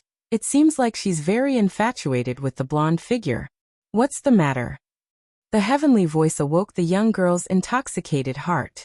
She came back to her senses and hurriedly tidied herself up. She remembered the purpose of her visit and hurriedly said, "It's about Misaka Mikoto." Misaka Mikoto? The blonde girl's voice fluctuated a bit. Seems like she's quite interested in Mikoto's matter. What's the matter? The girl pondered for a while and chose her words carefully. Today, your subordinate saw Misaka Mikoto go out with a boy. A boy. The blonde girl was slightly surprised. She was probably surprised that Misaka Mikoto would go out with a boy. Then, her face started to show interest. Yes, your subordinate saw it with my own eyes. Misaka Mikoto and that boy seemed to be very familiar with each other. What surprised your subordinate even more was that when they left, they were holding hands. That boy should be Misaka Mikoto's boyfriend. Misaka Mikoto's boyfriend. This time, the blonde girl's voice was filled with surprise. Who would have thought that Misaka Mikoto, who doesn't have any feminine qualities, would have a boyfriend? The girl shut her mouth. Even though she's on the blonde girl's side, she's not qualified to casually talk about Tokuwadai's trump card. The blonde girl pondered for a while. It's a small action, but it brought about a different kind of seduction. Plus, her figure doesn't look like a high school student's at all. It's extremely seductive. Do you know who that boy is? Hearing this, the girl hesitated. According to your subordinate's investigation, that boy's name is Wu Yan. He seems to be a low-quality hooligan. Hooligan? The blonde girl looked at the girl in confusion. She was a little dissatisfied. You're saying that Tokuwadai's trump card, Misaka Mikoto, found a hooligan as her boyfriend? Why yes. From her voice, it's clear that the girl didn't quite believe it. That hooligan often robs students and even teases some pretty girls. That's why it's easy to find out. Is that so? The blonde girl fell into deep thought. Bring me the information on that Wu Yan. Yes. With that, the girl walked out of the room and closed the door behind her. Now, only the blonde girl was left in the spacious room. Not sure what she thought of, the blonde girl's lips curled into a mischievous smile. Her light laughter echoed in the empty room. Chapter 153. Next it's here. On a dark and windy night, a research institute in Academy City welcomed the creator who had caused chaos in a certain research institute in Academy City for a period of time. Wu Yan kept the notebook in his hand into his space ring and looked at the research facility that was much bigger than the previous one. For some reason he frowned. Wu Yan's footsteps paused as a warning sign flashed in his heart. He lifted his head and looked at the research facility carefully. From the outside, it looked like a normal research facility, but Wu Yan trusted his intuition. Even if it was just a warning sign and not a crisis, Wu Yan laughed and shook his head. Who cares if there's a problem or not? Even if there's a scourge inside, he must go in. Saving the sisters wasn't just his wish, it was also Mikoto's wish. He already promised Mikoto and swore in his heart that he would save the sisters no matter what, right? After returning to Academy City for a few days, Mikoto was constantly thinking about how to save her sisters. If it wasn't for the fact that they had a complete plan, and if it wasn't for Mikoto's deep trust in him, she probably would have come looking for him already. Going on a date with Mikoto, wasn't it to comfort her and let her let go of her worries? Even if Mikoto doesn't look any different from her usual self, how could Wu Yan not know that girl? How could he not know that Mikoto likes to flaunt her superiority? Well, in the end, the date trip turned into a date and sex trip, but the goal was achieved. At least Mikoto became a little happier. Now, It's time for Mikoto to be completely at ease. So even if there's Accelerator, Aiwas, or even Alistair inside, he must go. At worst, it's just a failure. He touched the biocontainment device bracelet on his wrist. There were no less than 1,000 Misaka sisters in it. But it's still not enough. There's still a lot of sisters, a lot more. The number of dead sisters was at least 10 times more than the number of sisters here, and the number of sisters who were still alive but facing the threat of death every day was also almost 10 times more than the number of sisters here. If she didn't save all of her sisters, even if some of them were saved because of the Hanging Man's plan, they would still end up as pawns for the Hanging Man. Mikoto, Hinajuku, Ikaros and Astria will never allow this to happen. I will never allow this to happen. With determination in his eyes, Wu Yan stepped forward and walked into the research institute without hesitation. With his cloak draped over his body, he kept an eye out for his sisters as he walked. For Wu Yan, who had the same superpower and electromagnetic field as his sisters, it was easy for him to sense his sister's location. As long as he was slightly closer to his sisters, Wu Yan would be able to sense them and find their whereabouts. But Wu Yan's face was ashen. His LV4 superpower was almost fully activated. He tried his best to spread out his electromagnetic field, but to no avail. I can't sense them. There are no sisters in the research institute. Combined with the warning signs he sensed outside the research institute and the sisters' disappearance, no matter how stupid Wu Yan was, he knew something was wrong. Just then Wu Yan stepped on something soft. Alarm bells went off in his head. Without hesitation, Wu Yan retreated from his spot. At the same time, a flash of light appeared at his previous spot, followed by a loud explosion followed by a violent gust of wind. A bomb? Could it be? A person's information and figure flashed through his mind. But soon Wu Yan didn't have time to think about it. The alarm bells in his head didn't stop ringing. Wu Yan knew he wasn't out of danger yet. He quickly retreated. Suddenly, a pure white light beam shot out from the side of the wall and hit the spot where Wu Yan was standing. The appearance of this pure white light made Wu Yan even more certain of the identity of the attacker. Then beams of light bombarded from the side of the wall, constantly forcing Wu Yan to retreat. Wu Yan kept jumping.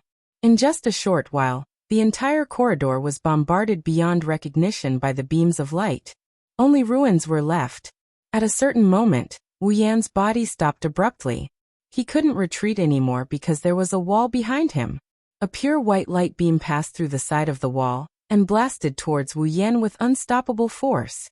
At the critical moment, Wu Yan's whole body was covered in electricity. The pure white light beam was swept by the flashing electricity and suddenly exploded in advance, scattering into a flower of light. However, the pure white light beam was obviously much stronger than Wu Yan's level 4 electric shock user ability. Even if Wu Yan used a trick to offset it, the remaining power still shocked Wu Yan's body. When the remaining power was about to reach Wu Yan, a transparent dragon-shaped armor suddenly appeared on Wu Yan's body, protecting him in the middle. The pure white light beam's remaining power and the transparent dragon-shaped armor only made it tremble for a moment before both of them disappeared at this time. Wu Yan also saw the attacker's face from the hole in the wall that was blasted by the pure white light beam. She had long, fluffy blonde hair, blue eyes, snow-white skin, and a slender, petite figure of only about 1.5 meters. She wore a beret and a miniskirt.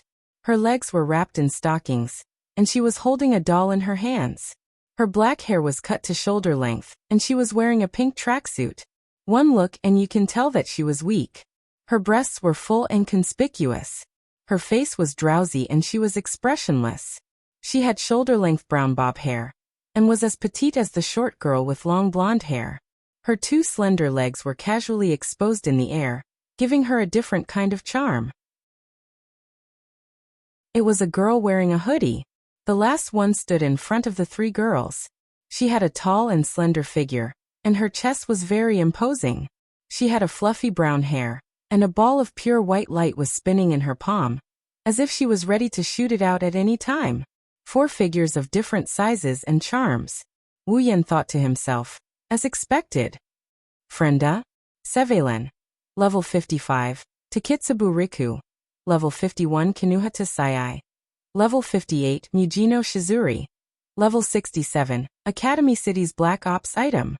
His heart sank. Wuyan couldn't help but smile bitterly. Even though he was relieved that they weren't Accelerator and Aiwa. Wuyan didn't feel relaxed at all.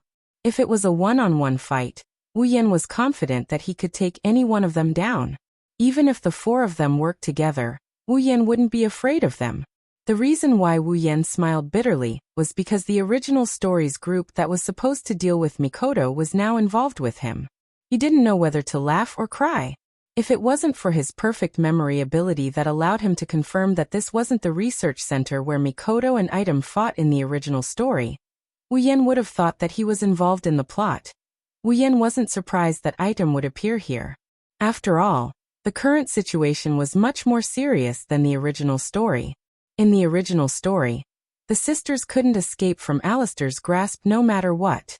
Even so, Item was mobilized, let alone now. Mikoto's DNA is gone. The sisters can't be replicated anymore. The remaining sisters are constantly disappearing. As the center of Alistair's artificial heaven realm plan, the fact that he didn't send Aiwa's out is already very calm. Even though Item's appearance made Wuyan wary, Mijino Shizuri's strength isn't much weaker than his. If it wasn't for his armament, he wouldn't dare to say that he could beat her. However, Wuyan's attention was mostly on Takitsubu Riku. Her ability is to investigate AIM and spread her influence. If he were to appear in front of her in the future, he would have nowhere to hide in the entire Academy City. Chapter 154. Mijino Shizuri, Kinuhata Sai, Frenda, and Takitsubu Riku were standing opposite of Wuyan. However, they did not notice Wuyan's presence at all. They were confused. Takitsubu, didn't you say he was in this direction? Why don't I see him? Mijino Shizuri complained to Takitsubu Riku. If not for the fact that she knew the latter would not lie to her, she would have thought that she was toying with her. Takitsubu Riku struggled to raise her head. When she heard Mijino Shizuri's scolding, she retracted her head. She pointed at Wuyan's direction and whispered, "He is indeed there." "Oh." Kinuhata Sai took a step forward and said, "Looks like he is a visual esper. He can hide himself in the shadows. No wonder the surveillance cameras couldn't detect him. What a sneaky person. In the end, he is still going to be taken care of." Frenda covered her mouth and giggled. She seemed to be happy to see someone in trouble. Mijino clicked her tongue. The beam in her hand glowed brightly and her lips curled into a dangerous arc. "He is just a rat. Why would he need to hire us? Those higher-ups really don't have such capabilities." After saying that, the beam in her hand shot out again and penetrated the direction Takitsubu Riku pointed at. "Here." Takitsubu Riku immediately pointed in another direction. At the same time, Mijino Shizuri shot out another beam. Takitsubu Riku pointed in another direction. Mijino Shizuri was extremely annoyed.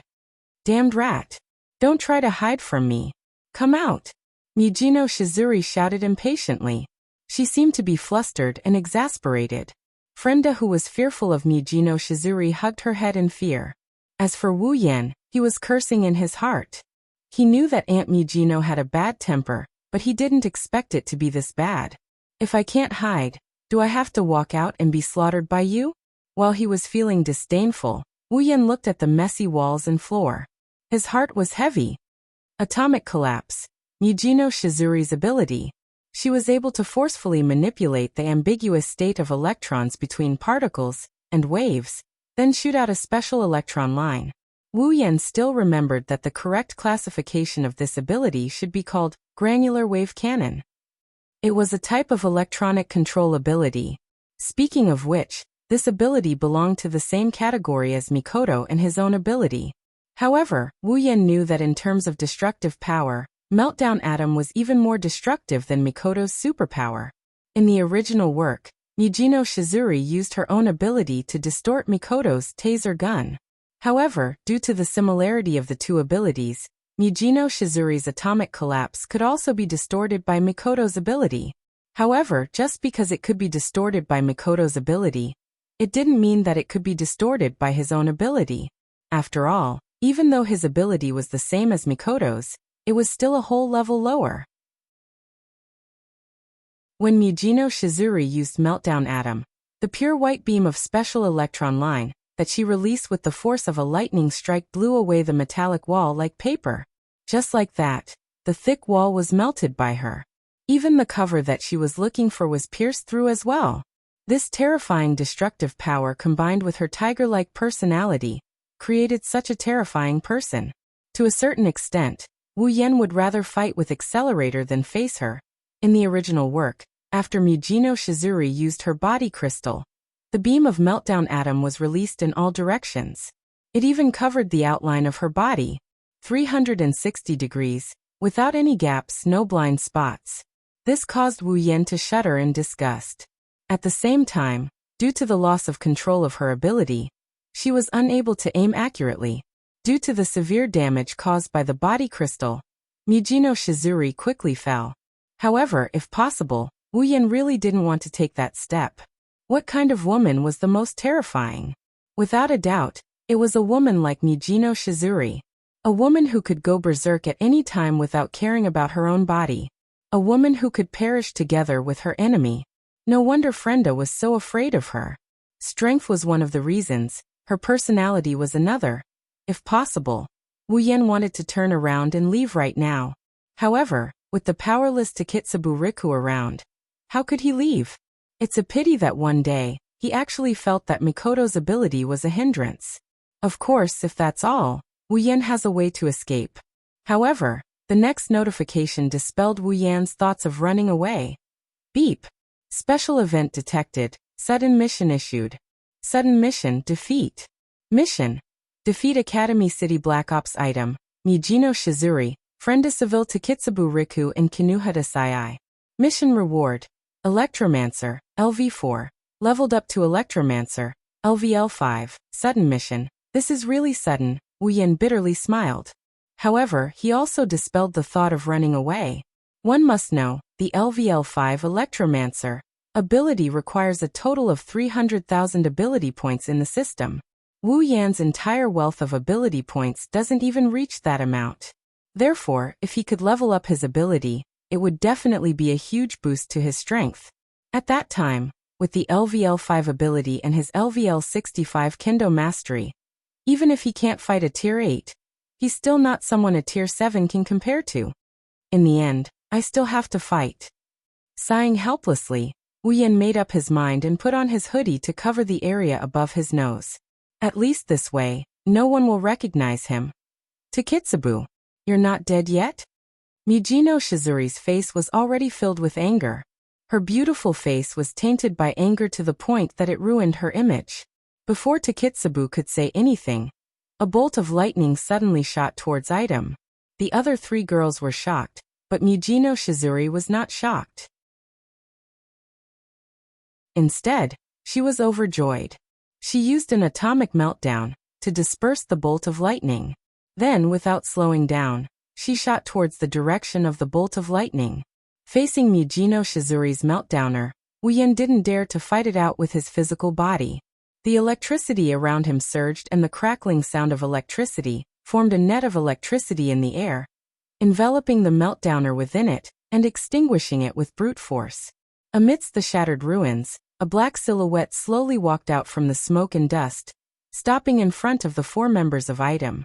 Pulling down his hoodie with all his might, the four members of item could only see his mouth. The result is finally out. Frenda touched the doll in her hand. It looked very cute, but Wu Yan didn't think so. The doll in the arms of this explosive girl was a powerful bomb. Hiding the head but showing the tail, super straightforward. Kinuhata Sai pouted, but soon she was puzzled. Hey, that lightning bolt just now, was it you who used it? Isn't your ability super invisibility? Little girl, what do you know? A deep and slightly aged voice came from under Wu Yan's hoodie. It was a voice he changed using electromagnetic stimulation. A man with a secret is the most attractive. Who are you calling a super little girl? Kinuhata Sai shouted angrily. Her words made Wu Yan embarrassed. I didn't say you're a super little girl, you admitted it yourself. I only called you a little girl. Kinuhata Sai turned her head away in disdain. A perfect super female like me is not something a super shameful person like you can understand. Wu Yan was even more disdainful. With a body like yours, if you're a perfect super female, then there wouldn't be any women with flaws in this world. What did you say? Kinuhata Sai clenched her fists and gritted her teeth. If you have anything to say it when you're in the other world. Mijino Shizuri impatiently cut off Kinuhata Sai's next words. However, Wu Yan's next words made her face completely contort. How much better do you think you are, Auntie? Chapter 155. Following Wu Yan's words, the atmosphere in the room froze. You super shameful bastard, you're super dead. Kinuhata Sai regained her calm demeanor, but Takitsubu Riku and Frenda who are familiar with her could hear the schadenfreude in her words. In the end, it was that bastard who sought his own death. I was thinking if I could do it myself, maybe I could get a little more bounty. Frenda said while shaking her head. Of course it's very cute. Very well, you've angered me. Mijino Shizuri's face darkened as she laughed. Her twisted expression made the other 3 item girls take a step back in fear. Wu Yan raised an eyebrow when he heard that. Even though Item couldn't see his action due to the hoodie, the 4 girls could hear the mockery in his words.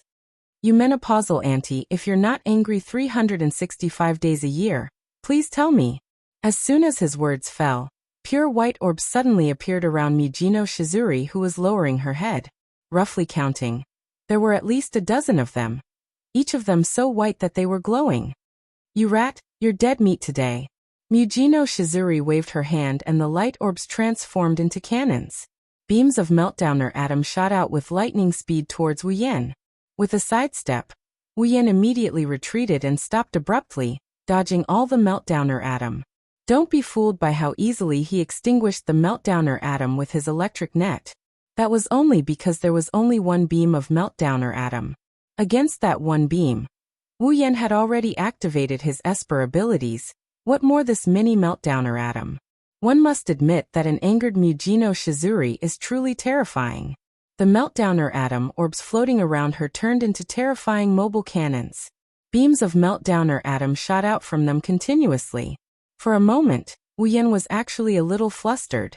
What Wu Yan didn't know was that his actions had already shocked Item. In the end, he's so fast. Seeing Wu Yan's smooth dodging, Frenda was a little stunned. Movement acceleration? Or super body enhancement? Kinuhata Sai was also a little stunned. He could even use super invisibility and super lightning. Just how many super abilities does he have? Multi-ability user. Impossible, multi-ability users don't exist. What is your ability? Although she asked that question, the Meltdowner Atom didn't stop her bombardment. Mijino Shizuri didn't even move and countless beams were already shooting. Wu Yan remained silent as he calmly dodged the Meltdowner Atom orbs, ignoring Mijino Shizuri's threat. As long as as long as as long as he didn't die, he was bound she would her target. Rather than that, he might as well scold her and fight her to his heart's content. That's what he thought, but in this battle, Wu Yan's hands and feet are bound. He can't use the Niet and no Morishana. If he uses it in the future, it'll be bad if he's recognized. And since he can't use the Niet and no Morishana, Wu Yan's battle power will be reduced by half. After all, other than his super ability, all his strength lies in his sword. Just casually exchange for one from the system? Forget it, as long as it's not AC-grade equipment, it won't be able to block the Meltdowner Atom orbs. As for exchanging for AC-grade equipment, Wu Yan's teeth hurt. However, with his LV-65 body and LV-4 Electromancer ability, it's not like he can't win this fight. You're hiding again. Go to hell. Mijino Shizuri was so angry that her eyes almost popped out of their sockets. Her originally beautiful face became so twisted that it disgusted Wu Yan. But if he keeps dodging like this, he won't be able to win. Clenching his hands, countless iron sand particles floated into Wu Yan's hands and formed into an iron sand sword. The iron sand sword buzzed. No one would think that it would be fine to be hit by it. Super scary. Kinuhata Sai shrunk her head and looked at the iron sand sword in Wu Yan's hands with fear. She felt that if her nitrogen armor were to be hit by this sword, it would definitely shatter into pieces. In the end, he used an electronic ability, Could it be that the invisibility and dodging just now were all done by manipulating electrons? Using electricity to stimulate the body to dodge at high speed? That seems to be the case. Frenda felt that she had found the truth of her opponent's ability. She squinted her eyes in excitement, but was quickly doused by a weak voice. What about invisibility? Lowering her head into her large bosom, Takitsubu Riku raised her hand and whispered. Frenda's smile froze. Haha, the result must be. Maybe he used some high-tech item. Frenda turned her head away unnaturally. What she didn't know was that what she said was very close to the truth. It doesn't matter if it's invisibility, electricity, or body strengthening. We can just throw his corpse to those disgusting researchers to find out the answer.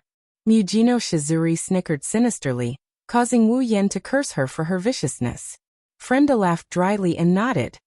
In the end, even if he's a multi-ability user, he's still only LV4. He's no match for Mujino. Wu Yen snorted. Having a high-level ability doesn't necessarily mean one is strong. Mujino Shizuri's ability may be sharp, but its weakness is also very obvious. Just like that, the Mo creatures have already determined his strength. Oh well, let's give them a shock. Stabilizing his feet, Wu Yen turned around and charged towards Mujino Shizuri. No longer dodging, he raised his iron sand sword and charged towards Mujino Shizuri. Mujino Shizuri was stunned for a moment before laughing. You're courting death. As her body moved, the light orb around her vibrated as well. Meltdowner shot out again and sealed off Wu Yan's vision. It covered a 2-meter radius in front of him, facing the incoming Meltdowner. Wu Yan ignored it and continued charging forward. Seeing this, Mujino Shizuri revealed a victorious smile. However, it quickly froze on her face. Wu Yan, who was about to collide with the Meltdowner, made a move that no one expected. His body twisted in the air, moving from the front to the side. As he stepped forward, the electricity on his body surged, and he took the initiative to collide with one of the Meltdowners. The Meltdowner collided with the electricity. After a crisp explosion, the electricity disappeared. The light beam also disappeared. What? Item's four-man team was stunned. After canceling out the Meltdowner, a gap appeared in front of Wu Yan where the Meltdowner covered. And this gap just happened to allow Wu Yan to pass through. The Meltdowner brushed past his body by less than a centimeter and shot backwards. Wu Yan smirked and turned around again to face the 4 members of Item. With a wave of his hand, an electric gun flashed out. Not good. Mujino Shizuri could not help but be shocked. She quickly took 2 steps back and shouted, Kinuhata. Super received. Kinuhata Sai took a step forward and moved to the front of Item. With a raise of her small arm, the electric gun struck her and disappeared. If one were to observe carefully, one would notice that the flow of air around Kinuhata Sai's body had changed. A thin air wall had enveloped her small body. Nitrogen armor. Kinuhata Sai's ability. It was practically the strongest defensive ability below LVL5, nitrogen armor. If it was Wu Yan's high-speed vibrating iron sandsword, it might have been cut in half. But against a spear that doesn't have high attack power and focuses more on speed, it's more than enough to defend against it. However, a figure appeared beside Mujino Shizuri. In his hand was the iron sand sword that was vibrating at high speed.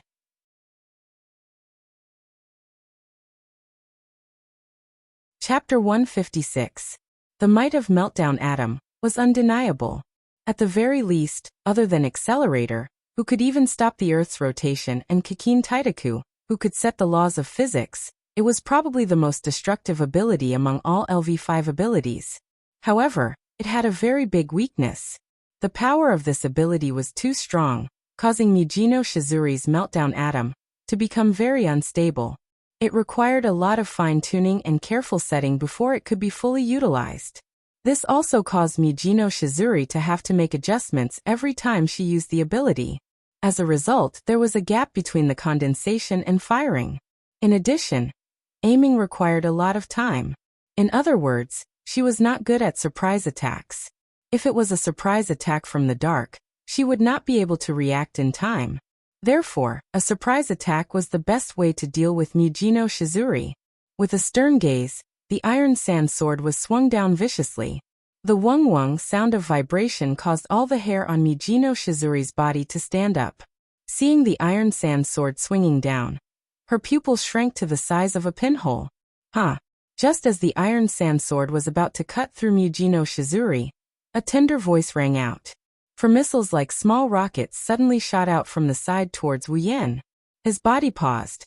Looking at Mijino Shizuri, who was just inches away from him, Wu Yan helplessly retracted his hand and retreated backwards, dodging the 4 small rockets. After dodging the small rockets, they accelerated and exploded. The shockwave from the explosion was so large that it did not match the size of the small rockets. Wu Yan's body was blown to the side. In a hurry, he was unable to regain his balance. Wu Yan's pupils shrank as he lost control of his body. In front of him, a petite figure raised a small fist and mercilessly punched towards Wu Yan's stomach. Kinuhata Sai. Beep beep beep. Wu Yan controlled the electric current to envelop his entire body. Wu Yan knew that if he relied solely on electric current, Kinuhata Sai's nitrogen armor defense could be completely ignored. Being hit by her nitrogen armor was no laughing matter. With a single thought, the electric current was rapidly amplified and spread out by Wu Yan. The electric current struck Kinuhata Sai's body and sent her flying backward. Kinuhata Sai, who was sent flying backwards, smiled and controlled her nitrogen armor to crash to the side. A few small rockets similar to the ones before appeared behind her and shot towards Wu Yan, whose expression changed slightly. Only now did Wu Yan understand why the 4 members of Item formed a party. Kinuhata Sai's armor defense, Frenda's bomb ambush, Takitsubu Rika's location detection, and Mijino Shizuri's beam attack, WTF DPS, crowd control, and a map were all prepared. They could even enter a dungeon. Supporting himself with one hand, Wu Yan finally managed to regain control of his body before the mini rocket hit him. Exerting force with his hand, Wu Yan flipped upside down in the air. His body spun like a top as he rapidly flew backward. Stabilizing his body, he turned his body around just in time for the mini rocket to arrive.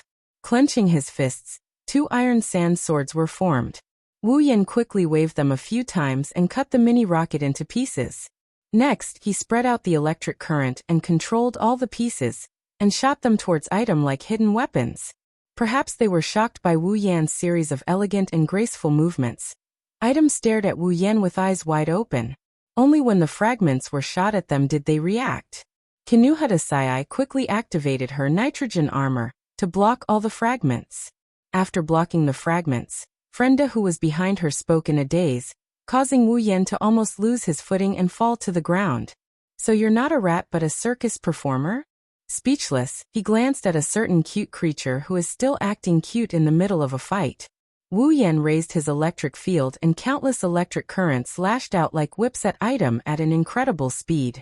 Just as Kinuhata Sai was about to receive all the electric currents, a few beams of light shot out from behind her and dispersed all the electric currents. Not a single one was left. Kinuhata Sai, Frenda, and Takitsubu Rika's body trembled violently. Mijino Shizuri slowly walked forward from behind them and stopped in front of them. She lowered her head and no one could see her expression. Super scary. Kinuhata Sai's movement froze. Looking at Mijino Shizuri's back, she couldn't help but blurt out this sentence. In the end, Mijino seems to be angry. That guy is in trouble now. Frenda's eyes were already filled with tears. She couldn't help but take a few steps back. One could imagine how much fear Mijino Shizuri brought to her at this moment. Looking up, Mijino Shizuri's expression was completely dark. Her eyes were even showing signs of redness, and her face was contorted in a twisted manner. Just now I almost thought I was going to die. Mijino Shizuri emotionlessly said this sentence, causing the atmosphere to turn cold. From the moment Wu Yan blocked the meltdowns of atoms, dodged the meltdowns of atoms, slashed at Mijino Shizuri, to Frenda's rescue, Kinuhata Sai's attack, and Wu Yan's series of actions, only half a minute had passed. Half a minute ago, Mijino Shizuri had sunk into the fear of death. Half a minute later, she finally regained her senses and became hysterical. You're actually making me feel fear. You're just a mere LV4. You actually made me feel fear. Rat! A sharp scream rang in everyone's ears. Mijino Shizuri frantically took out a strange-looking chip from her body. It was this chip that caused Kinuhata Sai, Frenda, and Takitsubu Riku to be shocked. Spread out to support the semiconductors. Frenda immediately shouted after the 3 exclamations. Run! Hearing this, Kinuhata Sai turned around and ran without hesitation. Frenda immediately followed behind her with a 10-meter pace. Even Takitsubu Riku seemed to have regained all the strength she had lost in the first half of her life as she ran after them. Wu Yan's heart sank when he saw this so-called diffusion support semiconductor. However, he didn't run away like Kinuhata Sai and the others. Instead, he took a deep breath and stared at the crazed Mijino Shizuri. Die rat! Mijino Shizuri sneered and threw the diffusion support semiconductor up into the air. His line of sight followed the diffusion support semiconductor up into the air. When it reached midair, an atomic collapse shot out from Mijino Shizuri's palm towards the diffusion support semiconductor and viciously struck it. Following the explosion of the diffusion support semiconductor, the semiconductor exploded into countless fragments. When the atomic collapse beam came into contact with the fragments, it instantly transformed into countless beams of the same number. The beams enveloped the entire area in a radius of 20 meters and rained down on Wu Yan. It was indeed an AoE attack. With a quick step, Wu Yan dodged the incoming atomic collapse. The atomic collapse bombarded the ground, leaving behind a crater. More atomic collapse shot towards him. Step by step, Wu Yan dodged them with incredible speed. Explosions. Explosions. Continuous explosions. Dodging. Dodging. Continuous dodging. Bombardment. Bombardment. Continuous bombardment. Wu Yan was like a willow in the wind, swaying repeatedly under the barrage of atomic collapse beams. Although he appeared weak, he was actually indestructible.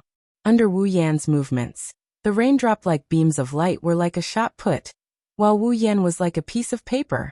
When the shot put approached him, it was blown away by the whistling sound of the wind, allowing him to evade one attack after another. The storm came and went quickly. Soon, under the support of the diffusion support semiconductor, the barrage of atomic collapse finally stopped, leaving behind a crater on the ground. Wu Yan was unscathed. How is this possible? Mijino Shizuri shouted in a daze.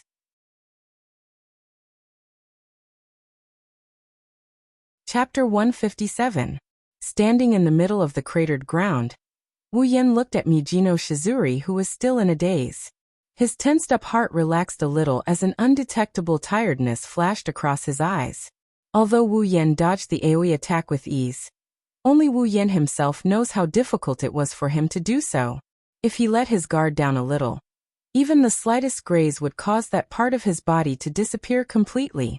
At this moment, Wu Yan finally understood why Mikoto was in such a sorry state when facing the AoE attack in the original work. She was really lucky to not be hit. But from Mijino Shizuri's point of view, that wasn't the case at all. Wu Yan was standing in the middle of the field without a single scratch on his body. His posture was so upright that it made Mijino Shizuri's heart burn with rage. Her sure kill attack was actually dodged by the opponent as if he was juggling. Mijino Shizuri was filled with hatred. No way. Frenda looked at Wu Yan in disbelief. She was also shocked by his unharmed posture. In the end, not even a single hit. That guy, he's really sick. He's only LV4. How can he be so strong?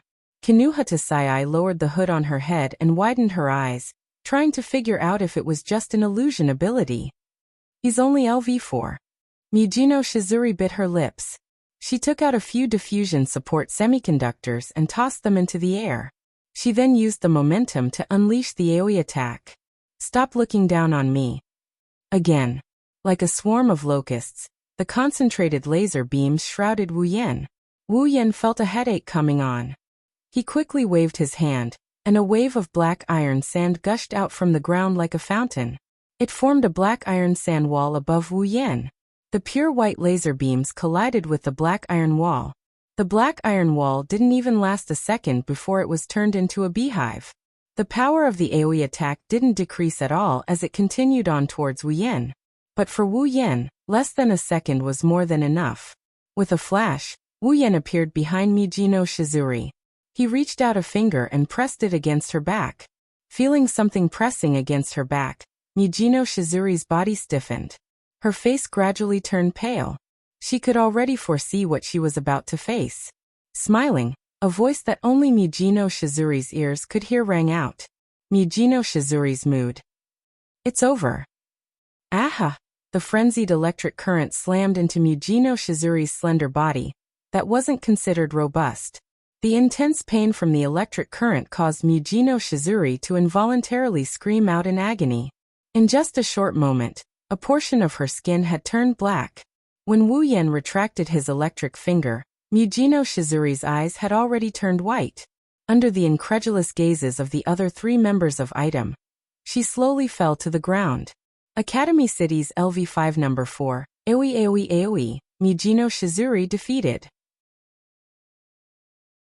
Kinuhata Sai, Frenda, and Takitsubu Riku were stunned as they watched the invincible Mijino Shizuri fall to the ground. They couldn't react for a long time.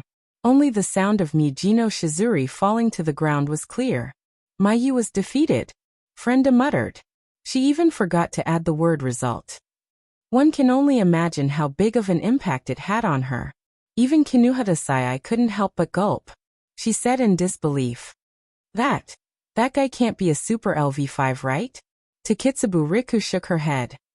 That invader's AIM field isn't as strong as a LV5, he's only a LV4. Can a LV4 be super strong to that extent? Hearing this, the other girls went silent. I say, did you guys forget that the battle isn't over yet? The voice was so close that the 3 girls who couldn't let down their guard in battle finally realized that the enemy hasn't fallen yet. When they looked up, they saw the enemy's figure in front of them. Looking at the 3 girls in front of him, Wu Yan smiled brightly at them with his only exposed mouth. Using a kind tone, he said, Are you guys going to surrender? Or should I just tie you up? Before the 3 girls could answer, Wu Yan's face darkened. Of course, when that time comes, what awaits you won't be a rope but a tortoiseshell. A second after the words were spoken, the 3 girls immediately squatted down and raised their hands, making a gesture of surrender. It was very straightforward. Ding. Sudden mission completed. Ability Electrocutor, LV4, leveled up. Leveled up to Electrocutor, LV5. The system notification rang out, and Wu Yan's head swelled. Following that, Wu Yan could feel countless calculations flashing through his mind. Electricity suddenly surged around his body. Large amounts of electricity flowed wildly around Wu Yan's body. The speed was getting faster and faster. The sound was getting louder and louder. The electricity was getting stronger and stronger. Kinuhata Sai, Takitsubu Riku, and Frenda were shocked by the intense electricity. Looking at Wu Yan, who was like a generator, the 3 girls thought that Wu Yan was going to kill them. Thus, they started trembling. The calculations were slowly engraved into the depths of Wu Yan's mind. At the same time, Wu Yan felt that his calculation ability was getting stronger and stronger. In just a short while, it had doubled. Moreover, it was still rapidly getting stronger. Following a light ring in his mind, the increase in his calculation ability finally stopped. Wu Yan also felt a cooling sensation flowing through his mind. His mind became much clearer. Ding. Obtained Electrocutor, LV5. Slowly opening his eyes, Wu Yan's body swayed, and all the electricity in his body was retracted into Wu Yan's body. Once again he returned to his tranquil state. Feeling the powerful calculation ability, the powerful electricity, and the many complicated calculations, Wu Yan smiled with satisfaction.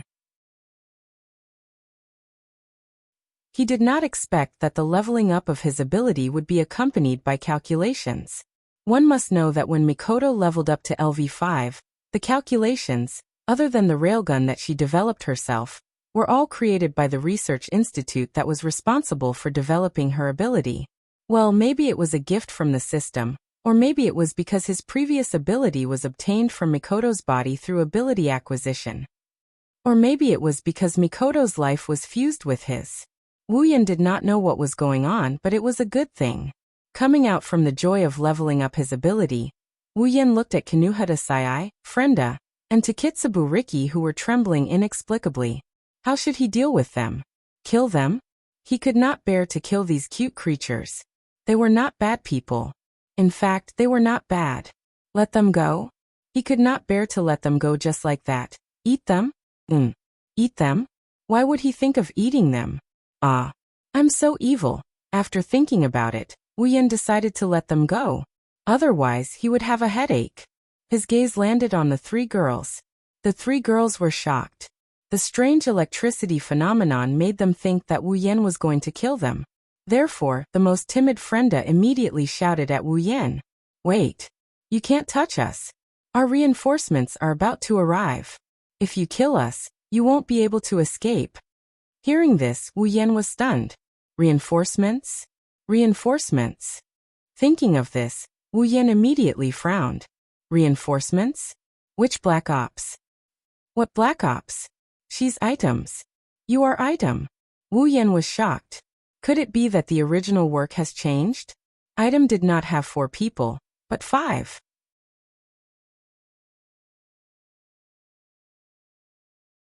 Chapter 158. The 3 women from Item had no idea how much shock their words had brought to Wuyan. Her? In other words, Item wasn't like the original work where there were only 4 people, but 5. Had the original work changed? Wuyan's heart sank. He didn't really care much about the original plot. It's fine if it's changed. But if possible, he still doesn't want the plot to change. Compared to the unknown, Wuyan would rather have things under his control. However, Frenda doesn't look like she's lying. Kinuhata Sayai and Takitsubu Riku didn't look surprised as well. There's a 90% chance that this is true. Why did Item have 5 people instead of 4? At this moment, this was the biggest question in Wuyan's mind. System. Is the plot of this dungeon world different from the original work? Wuyan didn't stupidly ask this question in front of Kinuhata Sayai and the others. Instead, he asked this question in his mind. He had already tested it. As long as he called out to the system, regardless of whether he said it out loud or in his mind, the system would respond. User. There is only one forbidden magic dungeon world. Before the user enters the dungeon world, the plot will not change. The user can rest assured. Hearing this, Wuyan didn't feel reassured. You mean after I entered the dungeon world, the plot changed? Wuyan bitterly laughed when he said that. Isn't he just spouting nonsense? In a world where he didn't exist, the addition of another person like him would naturally change things. When the user does something that affects the original plot will naturally change. Sure enough, the butterfly effect. However, this also allowed Wuyan to relax.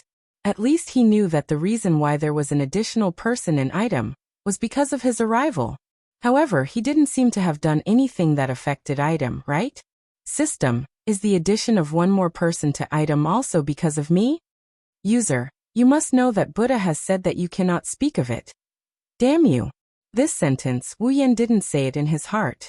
Instead, he couldn't help but curse out loud. Naturally, Kinuhata Sayai and the other 2 girls were also shocked. Hey, even if we are your super captives, you can't super curse us. Kinuhata Sayai said unhappily. Of course, they didn't know that Wuyan was talking to the system. They thought that he was scolding them. Wuyan laughed dryly and changed the topic. Who is the 5th person of Item? Hearing this, the 3 women fell silent. This was to be expected. They were still counting on their companions to save them. At this time, of course, they couldn't betray the information of their companions. Seeing that the 3 women were silent, how could Wuyan not know what they were thinking? He could only turn his head helplessly. Originally, he didn't intend to touch the 3 of them. Who knew that they would bring such unexpected news? I would like to see who this 5th person of Item is. Wuyan narrowed his eyes and couldn't help but murmur. The 3 women looked at each other, not knowing what to say. Wuyan smiled and said to them, "Looks like you 3 are quite confident in your companions. Are you so sure that she can save you?" Hearing this, Kinuhata Sayai couldn't help but puff out her small chest and said confidently, "Of course, that newbie is the strongest among us except for Mujino." Oh. Wuyan looked at her with a smile and pouted his lips in the direction of Mijino Shizuri. "But the strongest among you is already down. What can the second strongest do?" Kinuhata Sai was stunned. Only then did she remember that the other party was someone who defeated Mujino. If the strongest is down, what can the second strongest do? At that moment, she lowered her head dejectedly. The other two women did the same. At this moment, Wu Yan was relieved. Kinuhata Sai had unintentionally revealed that the other party is weaker than Mujino Shizuri. Even if he was caught off guard by the sudden appearance of this fifth person of item, at least the other party isn't someone he can't handle. Knowing this is enough. On the other side, Frenda couldn't help but grumble. In the end, we still couldn't escape. It's all that damn newbie's fault. If she wasn't late and absent, maybe the few of us could have worked together to fight that guy. Kinuhata Sai and Takitsubu Riku nodded in agreement with a face full of anger. Wu Yan's mouth twitched as he helplessly face-bombed. No wonder Auntie Mujino was so angry the moment she arrived. It's because her subordinate was late. At this moment, Wu Yan's heart suddenly throbbed, causing Wu Yan to be stunned. This throbbing, so familiar, so warm, it's like the person closest to him is approaching. It can't be. A thought flashed through his mind. It's this thought that caused Wu Yan's expression to turn weird. It's the extremely weird kind. A series of footsteps could be heard coming from the side of the passage. The three girls, including Wu Yan and Ko, all heard the footsteps. Kinuhata Sai and the other two already had a joyous expression on their faces, while Wu Yan's expression was weird. Anticipation? Pink shoulder-length hair casually placed on her shoulders, two long ponytails reaching her legs, a tall and sexy figure, indigo-colored pupils and a delicate face. This face appeared in front of everyone just like that. Wu Yan laughed. He laughed in a very happy manner as if he found something funny. The three girls started laughing as well, but their expressions quickly turned serious again. Newbie, be careful. This guy defeated the captain. Frenda yelled at the newcomer. She had placed her hopes of salvation on this newcomer. The newcomer completely ignored Frenda, Kinuhata Sai, and Takitsubu Riku's warning. She stared blankly at Wu Yan and walked over step by step. What are you doing? Don't come over. Do you want to be caught? Think of a way to save us. In the end, not only did the newbie ignore her, even Wu Yan didn't have any intention of catching her. He looked at the approaching beauty with amusement, not knowing whether to laugh or cry. He was just thinking about how he couldn't have influenced the Dark Ops, so how did he add one more member to the team? Now the answer is clear, it's all because of his influence. Even though Wu Yan only revealed his mouth, she recognized Wu Yan's identity with a single glance. Her pitiful eyes shone with an extremely moving expression, expressing her master's joy. Master! Frenda was stunned. Takitsubu Riku was stunned, and Kinuhata Sai was stunned. Master! 3 shouts of surprise rang out. The newcomer is Ikaros. Wu Yan smiled and reached out to rub Ikaros' head. His gentle voice had a hint of teasing. Did you miss me? Nodding her head, Ikaros' indigo eyes stared at Wu Yan's face that only had his mouth left. Her pair of eyes could speak, revealing her yearning, longing and yearning through the hood. Wu Yan felt like he could see the expression in Ikaros' eyes. His heartbeat quickened, and an indescribable feeling welled up in his heart. Reaching out, pulling the person in front of him into his embrace. Master! Ikaros was stunned. Her eyes flashed with a hint of uneasiness. Her cheeks actually blushed for the first time ever. Wu Yan, who was smelling Ikaros' fragrance, obviously couldn't see her blushing face. Otherwise, he would have been petrified and howled like a wolf. Usually, when would Ikaros show any expression on her face? Not to mention blushing. Caressing Ikaros' hair, he closed his eyes and said something to the 3 girls in item who looked like they just saw a ghost. I missed you too.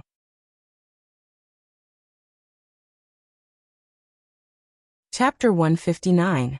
Amidst the dilapidated ground, the dilapidated research facility, and the ruined scene, Wu Yan and Ikaros are in a different world. The atmosphere is warm and cozy. It's like they're in a different world. Little did they know Kinuhata Sai, Frenda, and Takitsubu Riku were completely stunned. What the hell is going on? The 3 of them, including the powerless Takitsubu Riku, couldn't accept what was happening. They were screaming in their hearts. Everything that happened in front of them was enough to make a movie. Looking at Wu Yan and Ikaros, who are stuck in their own world, the 3 girls couldn't say a word. They forgot to resist, they forgot to run, they forgot about their own situation. They just stood there petrified. Wuyan closed his eyes, enjoying Ikaros' soft body. He was exhilarated. One must know, Ikaros' breasts are not ordinary. Now 2 sacred mountains are pressing against his chest. How can this be described with the word, exhilarating? Ikaros, on the other hand, was completely stunned. Wu Yan's "I miss you too" made Ikaros completely confused. She touched her chest and mumbled. Energy furnace, so hot, so strange, so warm. After taking in 2 deep breaths of Ikaros' fragrance, Wu Yan finally let go of Ikaros. He held her hand and said, "Remember to tell me the details when we get back." Her limpid eyes looked at Wu Yan. Ikaros immediately lowered her head and clutched her chest. Suppressing the heat in her heart, she said softly, "Yes, master." Nodding, Wu Yan looked at Kinuhata Sai Frenda and Takitsubu Riku, who were still in a daze. A hint of a smile appeared in his eyes. "The 3 of you, your backup is here, but she doesn't seem to have any intention of saving you." Hey, you guys are super joking, right? Kinuhata Sai was going crazy. "Do you guys think we're filming a soap opera? Fighting with the enemy for half a day, and then finding out they're on our side or something?" Wu Yan shook his head with a laugh. "We're on the same side, but not with you guys. Are you trying to betray us? Newbie." Frenda pointed at Ikaros and shouted, "If you dare to do that, Mujino won't let you go."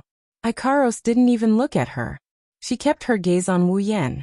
Wu Yan couldn't help but complain in his heart. Patting Frenda's head, Wu Yan said with a grin, "Even if there are 10 more of your Mujinos, they won't be able to touch a hair on the newbie you guys are looking at. Don't worry." Frenda turned her head away in dissatisfaction, her heart filled with disdain. Looks like she's treating Wu Yan's words like passing wind. That's right, she's already so shocked by Wu Yan, who defeated Mujino Shizuri.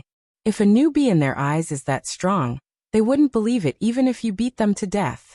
Wu Yan didn't bother to explain. Although he didn't know why Ikaros would be ranked second in item with her strength, he guessed that she must be hiding her strength on purpose. Otherwise, how could she be ranked second when there are barely any tier 8 that could match up to her? This time we're super dead for sure. Kinuhata Sai lowered her head and said dejectedly.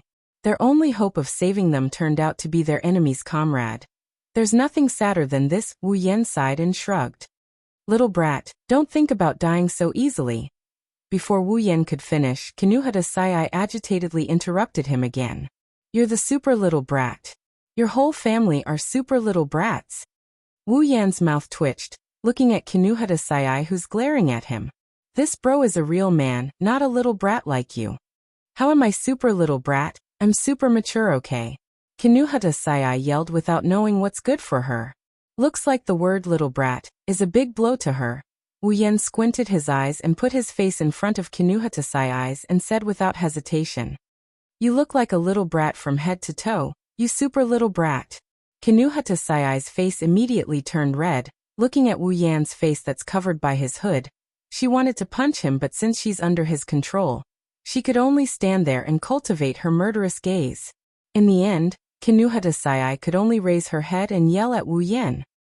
"I'm super not a little brat. You super uncle. An uncle. Pa." Wu Yan immediately bent forward, his whole body turned gray.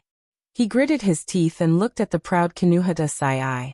Suddenly, he reached out and pulled her into his arms. Kinuhata Sai was shocked. "What are you super doing?"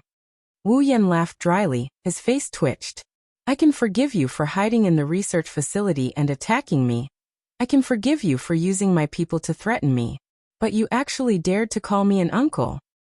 Looks like if I don't teach you a lesson, you won't know why flowers are so red. What do you want to super do to me?" A bad premonition arose in Kinuhata Sai's heart. Even Wu Yan's words of good youth overshadowed it. There's a reason why Kinuhata Sai called him that. Wu Yan's voice has been changed by his superpower. It's very steady and has a hint of vicissitudes. It's the voice of an uncle. Of course, it's impossible for Wu Yan to admit that it's his fault. "What do I want to do?" Wu Yan laughed coldly. "Didn't you call me uncle? Don't you know that uncle is the type who loves lolas like you the most?" The moment he said that, Kinuhata Sai already knew what Wu Yan was going to do. She quickly activated her superpower and threw a punch at Wu Yan. You super pervert! Faced with Kinuhata Sai's nitrogen armor fist, Wu Yan ignored it and quickly took out a bag and blew it at Kinuhata Sai's face. The powder landed on Kinuhata Sai's face and was sucked into her body. Her hands trembled and her legs went soft. All the strength in her body was drained away the moment the powder entered her body. Kinuhata Sai could no longer maintain her superpower and fell into Wu Yan's arms. What's super going on? Kinuhata Sai's face turned pale. You super pervert, what did you super do to me? We also.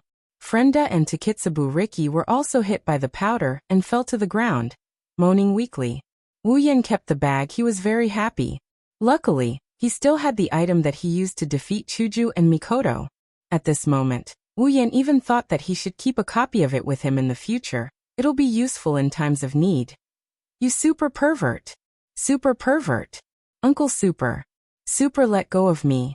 Although Kinuhata Sai didn't know what kind of drug was used, she was familiar with all kinds of B-rated movies. She could already imagine what was going to happen next. Scream. Scream. Even if you scream yourself hoarse, no one will save you. Wu Yan said the melodramatic speech of a villain before committing a crime. He smiled proudly and turned Kinuhata Sai's back to him. What do you want to super do? Kinuhata Sai's face turned pale. At this moment, she was already imagining all kinds of beep, beep, beep, beep, beep in her mind. What do I want to do? Isn't it obvious? You're super serious. Kinuhata Sai was already regretting. She regretted provoking this pervert. Wu Yan snorted and said, Of course it's real. Don't worry, I won't do anything to you, but I will definitely punish you. Punishment. Kinuhata Sai swallowed her saliva. She did heave a sigh of relief when Wu Yan said he wouldn't do anything to her. However, more than that, she felt uneasy as she asked timidly, What punishment? Wu Yan chuckled, but the words he said made Kinuhata Sai uneasy.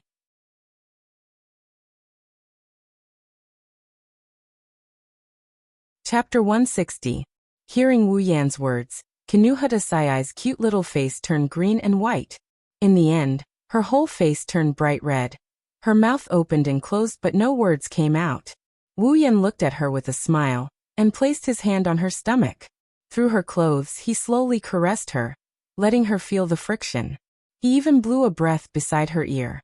Tell me, where should I start? No. Super no. Kinuhata Sai panicked.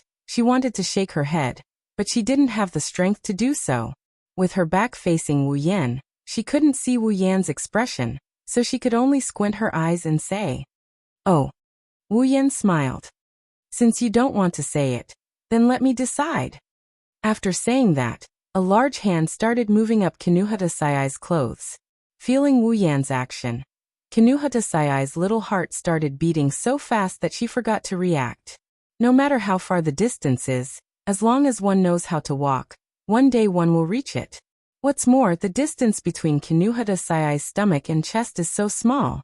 Thus, under Kinuhata Sai's trembling welcome, Wu Yan grabbed her soft little breast and started caressing it. Yuwa! Kinuhata Sai's face turned bright red. She has never been touched by anyone before. Even a part of her body that she rarely touches is being controlled by someone else. Kinuhata Sai's brain short-circuited. Frenda and Takitsubu Riku who were beside her buried their faces in the ground in shock. Their faces also turned fiery red. For them, the scene in front of them is too exciting. Of course, they are still a little curious. It can be seen from their small eyes that are fixated on Wu Yan and Kinuhata Sai. At this moment, Wu Yan's other hand was already on Kinuhata Sai's seductive thighs and started caressing them. As for the hand that was caressing her small breasts, it was slowly increasing in intensity, causing Kinuhata Sai to moan softly. While caressing, Wu Yan sighed. You still dare to say that you're not a little girl? Look at your size, Sai. Ha! I'm not happy with you and don't touch me, huff huff. Kinuhata Sai seems to be very resistant to the term little brat. Even though Wu Yan has taken control of one of her territories, she still blushed and panted to express her dissatisfaction. Well, although I'm not satisfied with your size, I don't know if it's other aspects. Hearing this, Kinuhata Sayai's slightly dazed eyes flashed with a trace of suspicion. But soon, she no longer has the energy to think about it. Wu Yan let go of his hand on her breasts and placed it back on Kinuhata Sayai's stomach. Then, under Kinuhata Sayai's astonished gaze, he lifted her clothes and reached inside. Super no. Woo! A strange moan escaped from Kinuhata Sayai's mouth after the word super no, followed by a series of continuous moans. Both of his hands reached into Kinuhata Sayai's bosom. He opened his palms and started massaging her breasts. Kinuhata Sayai's breasts may be a bit small, but they're really nice to touch, soft and smooth. Woo woo, you super pervert. Kinuhata Sayai could feel the heat from Wu Yan's hands. It went straight to her heart, causing her heart to tremble as she fell into an indescribable feeling. The moans that came out of her mouth made her face and ears turn red. She couldn't believe that she was the one who made such a sound. Wu Yan narrowed his eyes, looking at the small body moving up and down along with his big hands. He whispered into Kinuhata Sayai's ear. Oh? You don't like this feeling? Who would like it so much? Woo, although it's super comfortable. Kinuhata Sayai closed her eyes, because at this moment, she found it difficult to speak. If you don't like it then. Pulling out one hand, Wu Yan caressed Kinuhata Sayai's thigh and moved up. Then what about here? Well, I can't do it there. Her weak resistance didn't make Wu Yan's heart soften. Instead, he pressed his hand on Kinuhata Sayai's thigh and pushed in. Whoa. Super perverted. Kinuhata Sayai opened her eyes. Her eyes were watery and tender like an onion. Wu Yan laughed evilly, glanced at Frenda and Takitsubu Riku who were lying on the ground not far away. Noticing that they were sneaking glances at him, he rolled his eyes and retracted his hands. Now that the intruder has left, Kinuhata Sayai let out a sigh of relief. She didn't know why, but there was a faint feeling of reluctance in her heart. However, as her body turned cold, all reluctance disappeared. Wah, you. Before she could react, Kinuhata Sayai's few clothes, including her underwear, were stripped clean by Wu Yan's lightning-fast hands, turning her into a little white sheep. I knew it, you super beast, you would never let me go. Finally, you couldn't hold it in anymore. Woo, poor me, I'm about to be violated by a super lolicon. Without the strength to cover up her embarrassment, Kinuhata Sayai started crying out in a pitiful tone. Her voice was so pitiful that it made Wu Yan's lips twitch. Even his mood of appreciating her beauty diminished. With one hand on Kinuhata Sayai's thigh, Wu Yan's finger pushed in slightly. Whoa. Ugh. Kinuhata Sayai's face, which was filled with misery a moment ago, turned into ripples. With a strange blush, she moaned out loud. Once she started moaning, she didn't stop. Her childish moaning sounds echoed throughout the entire space. Wu Yan didn't hold it in like Kinuhata Sayai said.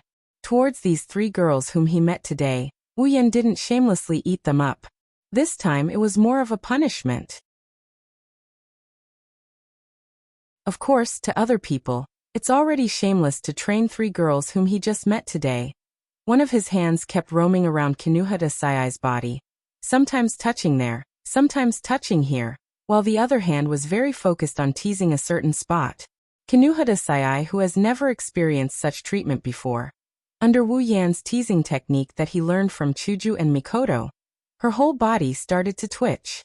The pleasure spread from her heart to the rest of her body, making her feel intoxicated and confused at the same time. An unknown electric current kept attacking a certain door in her heart. Every time it attacked, she would feel a wave of panic. As Wu Yan's movements became bigger, the electric current in her body became stronger and stronger, and the door became weaker and weaker. Until a certain moment, Kinuhata Sayai didn't know what she felt, but when she opened her eyes, they were filled with panic. Her skin started to turn pink, and a strong sense of release made her heart tremble violently. Wait, Kinuhata Sayai is very afraid of this feeling. It's as if she's floating in midair without any support, unable to fly, and about to fall, causing her lips to start to tremble.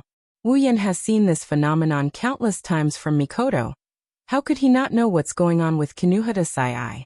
Ignoring her protests, Wu Yan's movements suddenly accelerated. Woo, it's like a scream.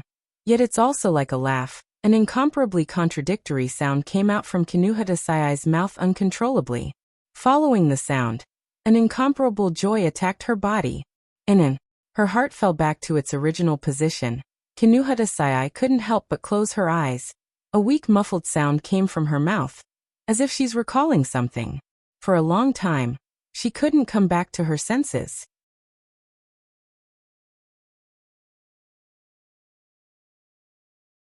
Chapter 161. Wu Yan didn't feel the slightest bit of malice in making a 12-year-old girl look like this.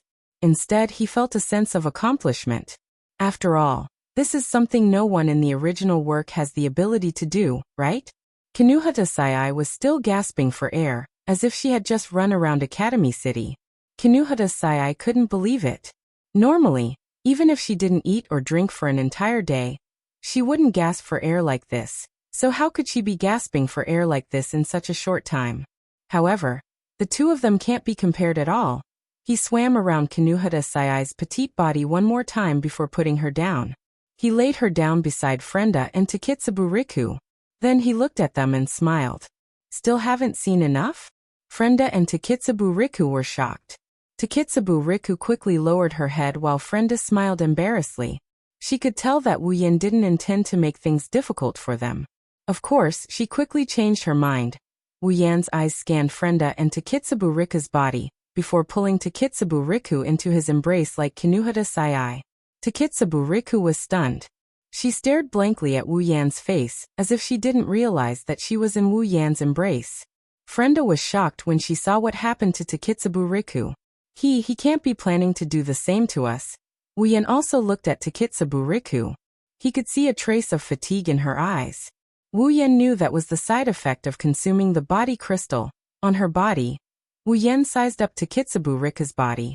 When he saw Takitsubu Riku's full breasts, he couldn't look anywhere else. Wu Yan couldn't help but exclaim, "What a big pair!" That was the truth. Takitsubu Riku shouldn't be considered old, but her pair of ample bosoms were exceptionally astonishing. At this moment, the thin sportswear wasn't enough to restrain them as they were pushed up high. Pervert. Frenda immediately gave Wu Yan this impression. However, when Wu Yan touched Kinuhata Sayai earlier, she didn't give Wu Yan this impression. If Wu Yan were to find out, he would definitely suspect that there's a dark history between them. After hearing Wu Yan's words, Takitsubu Riku finally reacted. Seeing Wu Yan staring at her chest, her body shrunk. Wu Yan patted Takitsubu Riku's surprised little face and laughed. "Well, you can't be biased, you can't just love that little girl." After saying that, Wu Yan once again stretched out his sinful hands. He tried his best to open his palms and take in the pair of plump breasts that he couldn't help but feel pity for. A moan escaped from Takitsubu Riku's mouth. Her voice was soft and delicate, causing Wu Yan to sigh. As expected of an exhausted girl, even when moaning, she didn't forget to make it cute. Even though he was thinking about something, his hands didn't slow down at all. Look, he's already kneading her breasts with his fingers. A blush appeared on her cheeks, adding a bit of liveliness to Takitsubu Riku's lethargic face, making her look a bit more alluring. Under Wu Yan's movements, Takitsubu Riku seems to have decided to carry out her role as an exhausted girl to the very end. Other than her body moving up and down along with Wu Yan's movements, she didn't do anything else. Even though her eyes were covered with water, Takitsubu Riku didn't close them. Instead, she stared at Wu Yan's face, as if she wanted to see through that layer of concealment and memorize his face. Wu Yan's actions have already left a faint shadow in the heart of this girl, who didn't care about anything. Takitsubu Riku's pair of plump breasts did make Wu Yan feel pity for her. Even though he didn't have this size around him, Ikaros and Astria both had bigger breasts, but he never had the chance to enjoy them. As for the two girls he pushed down, well, even though flat breasts aren't bad, they're still a little protruding and more pleasing to the touch. Thinking about it, Wu Yan grinned. Looking at Takitsubu Riku's eyes, there was a hint of heat. With a move of his hands, he took off Takitsubu Riku's clothes as well. Don't do that. Takitsubu Riku finally moved her eyes away. Her body was exposed in front of Wu Yan's eyes, and she felt uncomfortable. Since her body was weak, she could only whisper shyly. Wu Yan licked his lips and said with a smile, Well, it's quite cute. Takitsubu Riku was stunned and looked at Wu Yen in surprise. This made Wu Yen puzzled. It's quite cute. Didn't anyone mention it before? Little did he know, it was close to the truth. Caressing Takitsubu Riku's soft body, Wu Yen praised in his heart. Very quickly, he turned his gaze to those big white bunnies and started to knead them without any resistance. Takitsubu Riku closed her eyes. Even she couldn't help but let out a cute moan.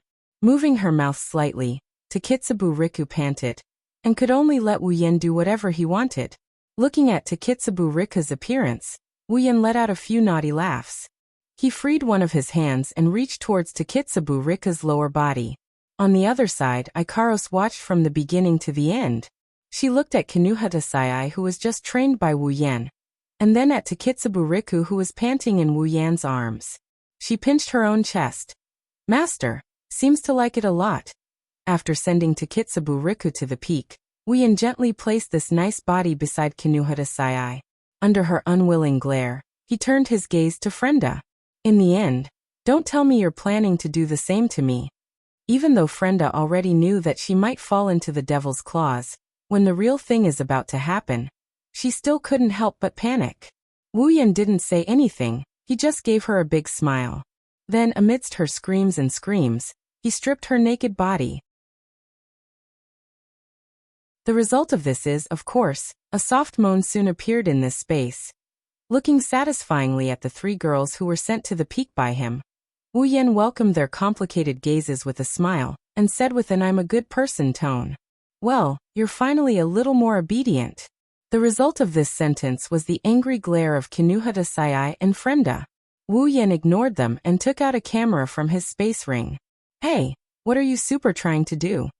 Seeing Wu Yen take out a camera, the three girls didn't want to bother about where Wu Yen took it out from. Their female intuition tells them that something bad is about to happen.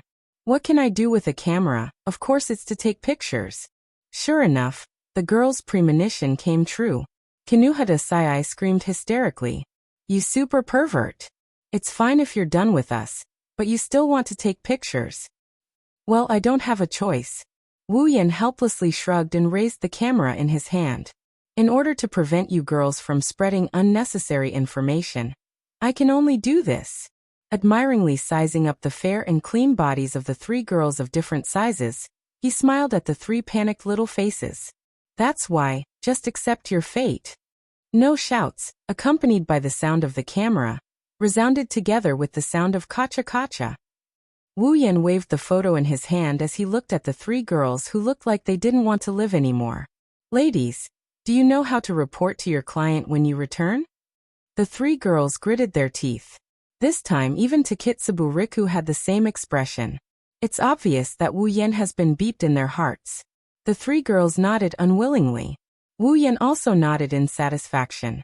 Then he kept the photo in his hand and walked towards the fainted Mujino Shizuri. Seeing their captain turned into a white sheep in Wu Yan's hands, followed by a series of kacha kacha, the three girls actually felt a sense of balance. Even Mujino couldn't escape being photographed. "There's nothing we can do," they comforted themselves like this.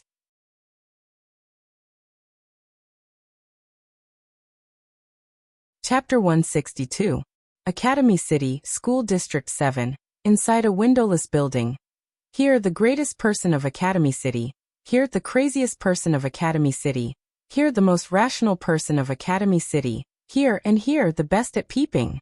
Floating in the liquid that never changes, Alistair's projection screen is constantly changing the scene. Whenever the scene is projected to the lab that was destroyed last night, it would turn into a static screen. Looking at the static screen, Alistair didn't say a word. Or rather, he's not a talkative person to begin with. If there's no one here, he might just stay silent for the rest of his life. After a while, the projection screen in front of Alistair changed and the scene changed. On the screen, there are two small girls and one big girl. They are Mujino Shizuri, Kinuhata Sai, Frenda and Takitsubu Riku. In the scene, Kinuhata Sai, Takitsubu Riku, and Frenda are hiding in a corner. Mujino Shizuri's face is filled with anger. She's constantly throwing out meltdowns from her palm, destroying everything around her. However, Mujino Shizuri didn't stop because of that. Since there was nothing left to hit, she started hitting the sky and her surroundings randomly, as if she was venting something. One could clearly see that her face was twisted in anger. Alistair quietly watched for a while. Then the projection screen changed again, and changed into a pile of reports. Clearly, there's a very eye-catching summary at the end of the report. Intruder escaped from the lab, evaded items pursuit. Whereabouts unknown, identity unknown, goal unknown. Staring at the report, Alistair's expression didn't change. He seems to be thinking about something. After a while, the screen changed again and changed into another report. The third military clone in Academy City has now been stolen with 1,053 numbers. Not long ago, in the relevant institutions responsible for the recovery of the Absolute Ability User Evolution Project, there have also been many cases of the clones that have participated in the experiment being stolen. Now the numbers of the dead clones have all been stolen. As for the stolen numbers of the clones, there are. Alistair didn't seem to want to read the rest of the report. He directly switched off the projection screen and closed his eyes. It's as if he's in a deep sleep. There's no sign of activity. After who knows how long, Alistair opened his eyes again. Following his movement, the projection screen appeared again. This time, a very new report was imprinted into his eyes. In order to ensure the Absolute Ability User Evolution Project can proceed smoothly, related researchers have decided to find the original military clone and obtain new DNA samples from it to create new military clones to participate in the experiment. As a result, the original body was unusually resistant.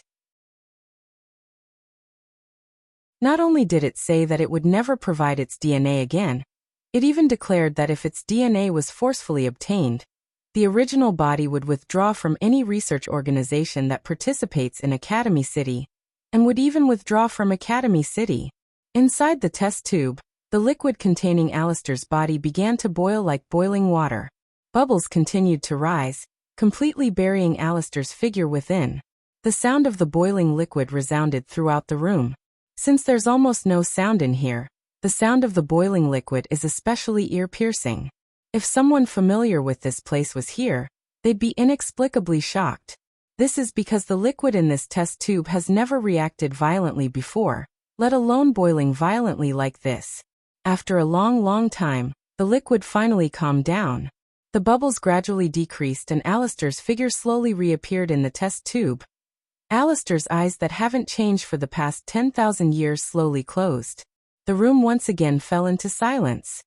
On the other side, Wu Yan's home. Ikaro-senpai, tell me, what did Master do last night? Why did you come back with Master? But Master said I can't tell you. Ikaro-senpai, just tell me, I won't tell anyone. Here, tell me. But Master. Wah. Ikaro-senpai is so sly, sneaking together with Master without telling me. You must have done something bad. Wah. No. Wah. Ikaro-senpai. You're actually blushing. Wu Yan helplessly watched the interaction between Ikaros and Astria. He face-bombed. He couldn't bear to watch this anymore. The pure Ikaros met the equally pure but dumb Astria.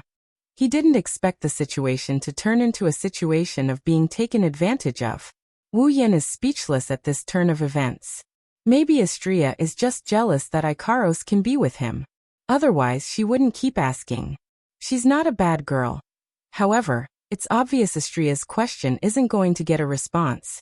Ikaros is an easygoing person. She's the only one who'll carry out Wu Yan's orders to the letter. Wu Yan was touched, but at the same time, he felt helpless. Of course, Wu Yan was happy to see Ikaros blushing. Ikaros is good at everything, but she's a little slow when it comes to relationships. Her current self is very similar to the Ikaros who knows how to be bashful at the end of the original work. Wu Yan feels that this is pretty good. It's best if they continue like this. Otherwise, he won't be able to let go of all kinds of things when interacting with Ikaros. As for what he can't let go of, it's a wolf's ambition. Everyone knows that. Looking at Ikaros, who is struggling under Astria's ferocious assault, Wu Yan really can't fathom how Ikaros can get along with the 4 girls in item when she's like this. According to Ikaros, after coming to this world, when she regained her senses, she found herself standing in item's activity area. The system gave her the same identity as Wu Yan: no parents, no friends, no boyfriend. However, compared to Wu Yan, Ikaros is also a LV4 aptitude user. Her ability is one of her equipment, Absolute Defense Circle. The system gave her a character arrangement. Ikaros is a lonely girl living in Academy City. Due to an accident, she ran into Academy City's LVL5 meltdown atom Mujino Shizuri. She took a hit from Mujino Shizuri and came out unscathed. Mujino Shizuri took a fancy to her defensive ability and recruited her into item. Due to the fact that Ikaros was a newbie, Mujino Shizuri did not put Ikaros on the item list. Only after a successful mission would Mujino Shizuri add Ikaros to the list and announce her addition to the team. And this mission is to test Ikaros's capabilities. However, Ikaros's heart was filled with her master. Even on the day of the mission, she was still searching for Wu Yan's whereabouts. In the end, she was late. That's why Wu Yan is glad. If Ikaros passed Mujino Shizuri's test and joined item, she would definitely be noticed by the council. Being noticed by the council is the same as being noticed by Alistair. At that time, maybe Alistair would be in the mood to peek at Ikaros, only to be interrupted by the battery shield. That would be bad. Alistair is a perfectionist. He won't let a single chess piece escape his control. In the end, after a round of investigation, fortunately, he had something on item, so they wouldn't leak it out. Ikaros hadn't entered their line of sight yet, so nothing had changed. Wu Yan's plan can still be carried out.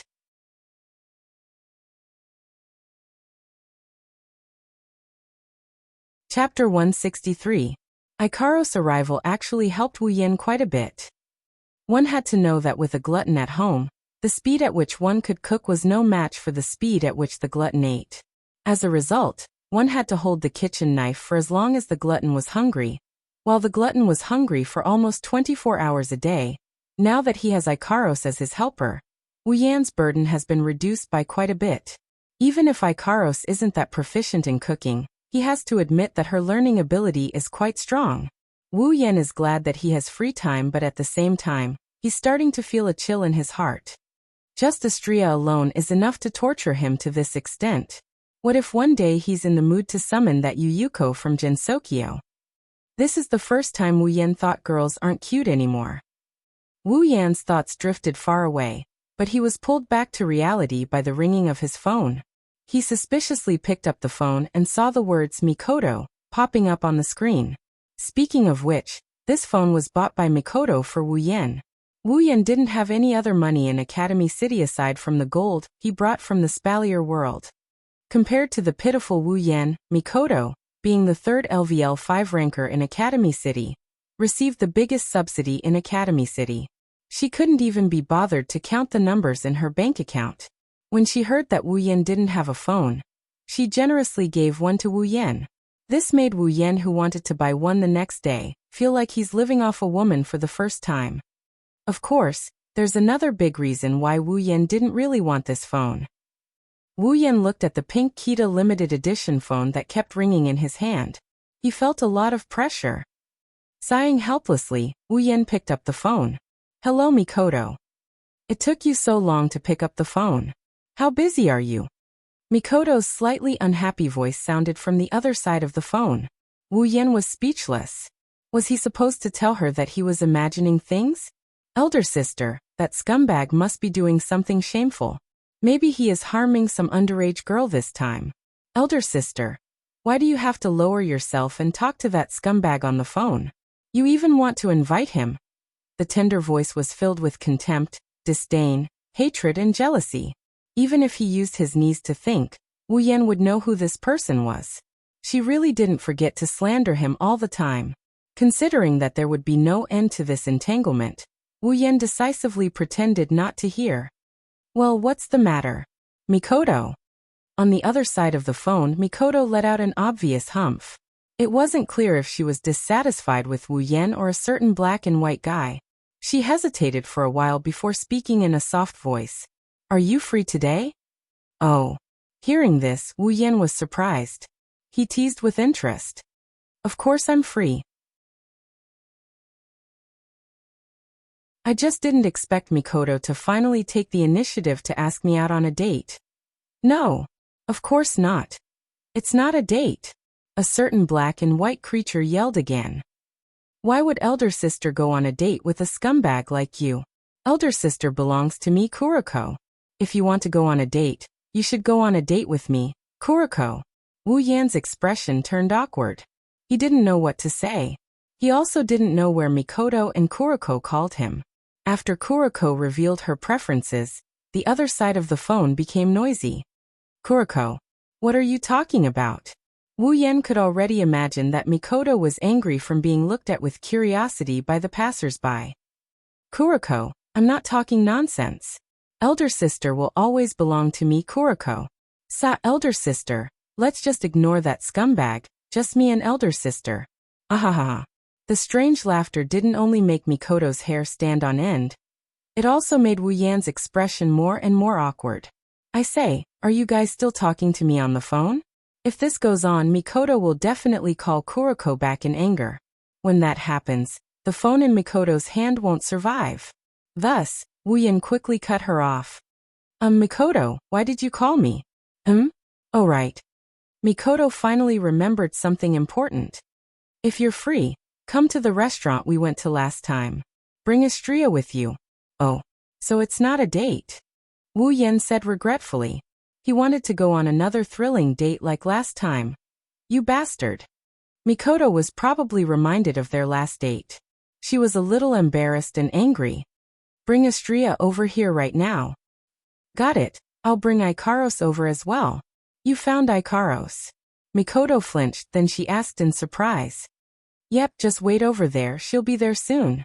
Scumbag, you better fall into a stinking ditch and disappear from elder sister's sight forever. Kuroko's resentful voice sounded in front of Mikoto. Looks like her impression of Wu Yan couldn't get any worse. Kuroko. Mikoto hung up after yelling. Wu Yan looked at the phone in his hand and shook his head with a bitter smile. He glanced at Astria who was eating beside him and his bitter smile deepened. Academy City School District 7, a certain restaurant. Wu Yan walked into the restaurant with two angeloids with great figures. He habitually endured the passionate gazes of the passers-by. Wu Yan saw Mikoto and Kuroko the moment he entered. To Wu Yan's surprise, there wasn't only Kuroko on Mikoto's side. There was also Wiharu Kaori, who he met once in 177th branch. There was also another familiar figure that he's never met before. She had shoulder-length black hair, a 5-petal white plum flower ornament on her head. She wore the same uniform as Wiharu Kaori. His first impression of her is that she's energetic and cheerful. Her figure is completely different from Wiharu's. She's the best of the four, a very cute and beautiful girl. Wu Yan recognized her at first glance. Zhuotian Ruko. She's in the same grade and class as Wiharu Kaori. She's Wiharu Kaori's best friend. Her ability is LV6, Ascending Current. She's Zhuotian Ruko's strongest ability. Wu Yan pulled out a series of introductions in his mind. He looked at Zhuotian Ruko with a respectful and admiring gaze. After all, she has an ability that Wu Yan can't be more envious and greedy. He can't even exchange it in the system. Yan. Over here. With two super beauties following behind him, Wu Yan couldn't keep a low profile even if he wanted to. Mikoto noticed the three of them and quickly waved her hand. Mikoto's voice rang out and Kuroko immediately shot Wu Yan a sharp and resentful glare. Wu Yan's hand froze when he was about to respond to her. Wiharu Kaori looked at him with surprise and Ruko looked at him with curiosity. Yo. Sister Mikoto. I'm here. Astria's eyes lit up when she saw Mikoto. She raised one hand and put the other hand beside her mouth. She shouted happily at Mikoto. Her cute and cheerful personality was on full display. Wiharu Kaori and Ruko looked at Astria and Ikaros behind Wu Yan. Their eyes flashed with unconcealable surprise. Even Kuroko, who only saw Astria once, was captivated by her beauty. Mikoto was different. She was feeling awkward. If Mikoto and Astria were to stand side by side, at least 99.5 out of 100 people would think Astria is the older sister. The remaining half would be the rare species with unique eyesight. However, Mikoto and Hinajiku have been taking good care of her for a long time, so Astria decided to call them sisters. She would often call them sisters in public, causing Hinajiku and Mikoto to feel awkward. Mikoto started regretting her decision. Why did she ask Wu Yan to bring Astria along?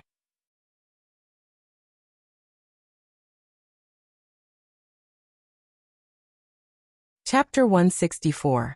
Wu Yan sat down with Ikaros and Astria. Mikoto, Kuroko, Uiharu, and Ruko all had different expressions on their faces. Wu Yan felt awkward. There are 7 people at the table, 6 beautiful girls, and he is the only male. Mikoto also felt awkward for a while before she decided to ignore it. Astria is like a little sister to her who needs to be taken care of. Her tea-colored pupils turned to Ikaros, and a flash of joy flashed through her eyes. Ikaros, I finally found you. Where have you been all this while? Ikaros looked at Wu Yan and stuttered. I've been looking for Master, so. Asking Ikaros to lie is really too much for her. Can't help it. She can't just tell anyone about her being in the dark department. Wu Yan already talked to Ikaros about this, so she knows what to do. However, it seems like it's going to be hard for Ikaros to hide something from the public. Mikoto looked at Ikaros in shock. To be honest, she has never seen Ikaros act like this before. Ikaros probably knew that her acting wasn't that great, so she quickly turned to Wu Yan for help. Wu Yan put down his drink with a bitter smile and looked at Zhuotian Ruko. Hey, new face you are? Zhuotian Ruko also looked at Wu Yan and greeted Wu Yan energetically. Hello. I am Zhuotian Ruko, a first-year student of Zhuotian Middle School. My ability is... There's no need to introduce my ability. Wu Yan, who is familiar with the plot, knows Zhuotian Ruko's ability is a pain in her heart. He interrupted Zhuotian Ruko's introduction of her ability. That kind of thing, it doesn't matter what you do. Wu Yan chuckled as he told Zhuotian Ruko the same thing. Zhuotian Ruko's eyes flashed with a strange light. Her beautiful big eyes stared at Wu Yan's smiling face. She was stunned and didn't react. Instead, Hazy snorted. What do you mean by, it doesn't matter? It's just because you're LV0 that you don't want to talk about it. Hearing Wu Yan's level 0, Zhuotian Ruko was stunned. Mikoto smiled bitterly.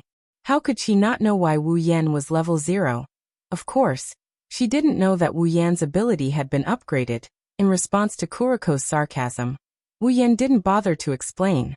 Kuriko was currently vexed over the fact that my dear One-sama invited a scumbag who might be a love rival. If Wu Yan were to get involved, he would definitely give this Yuri girl, who was likely to be corrupted by Mikoto, an excuse to get rid of him.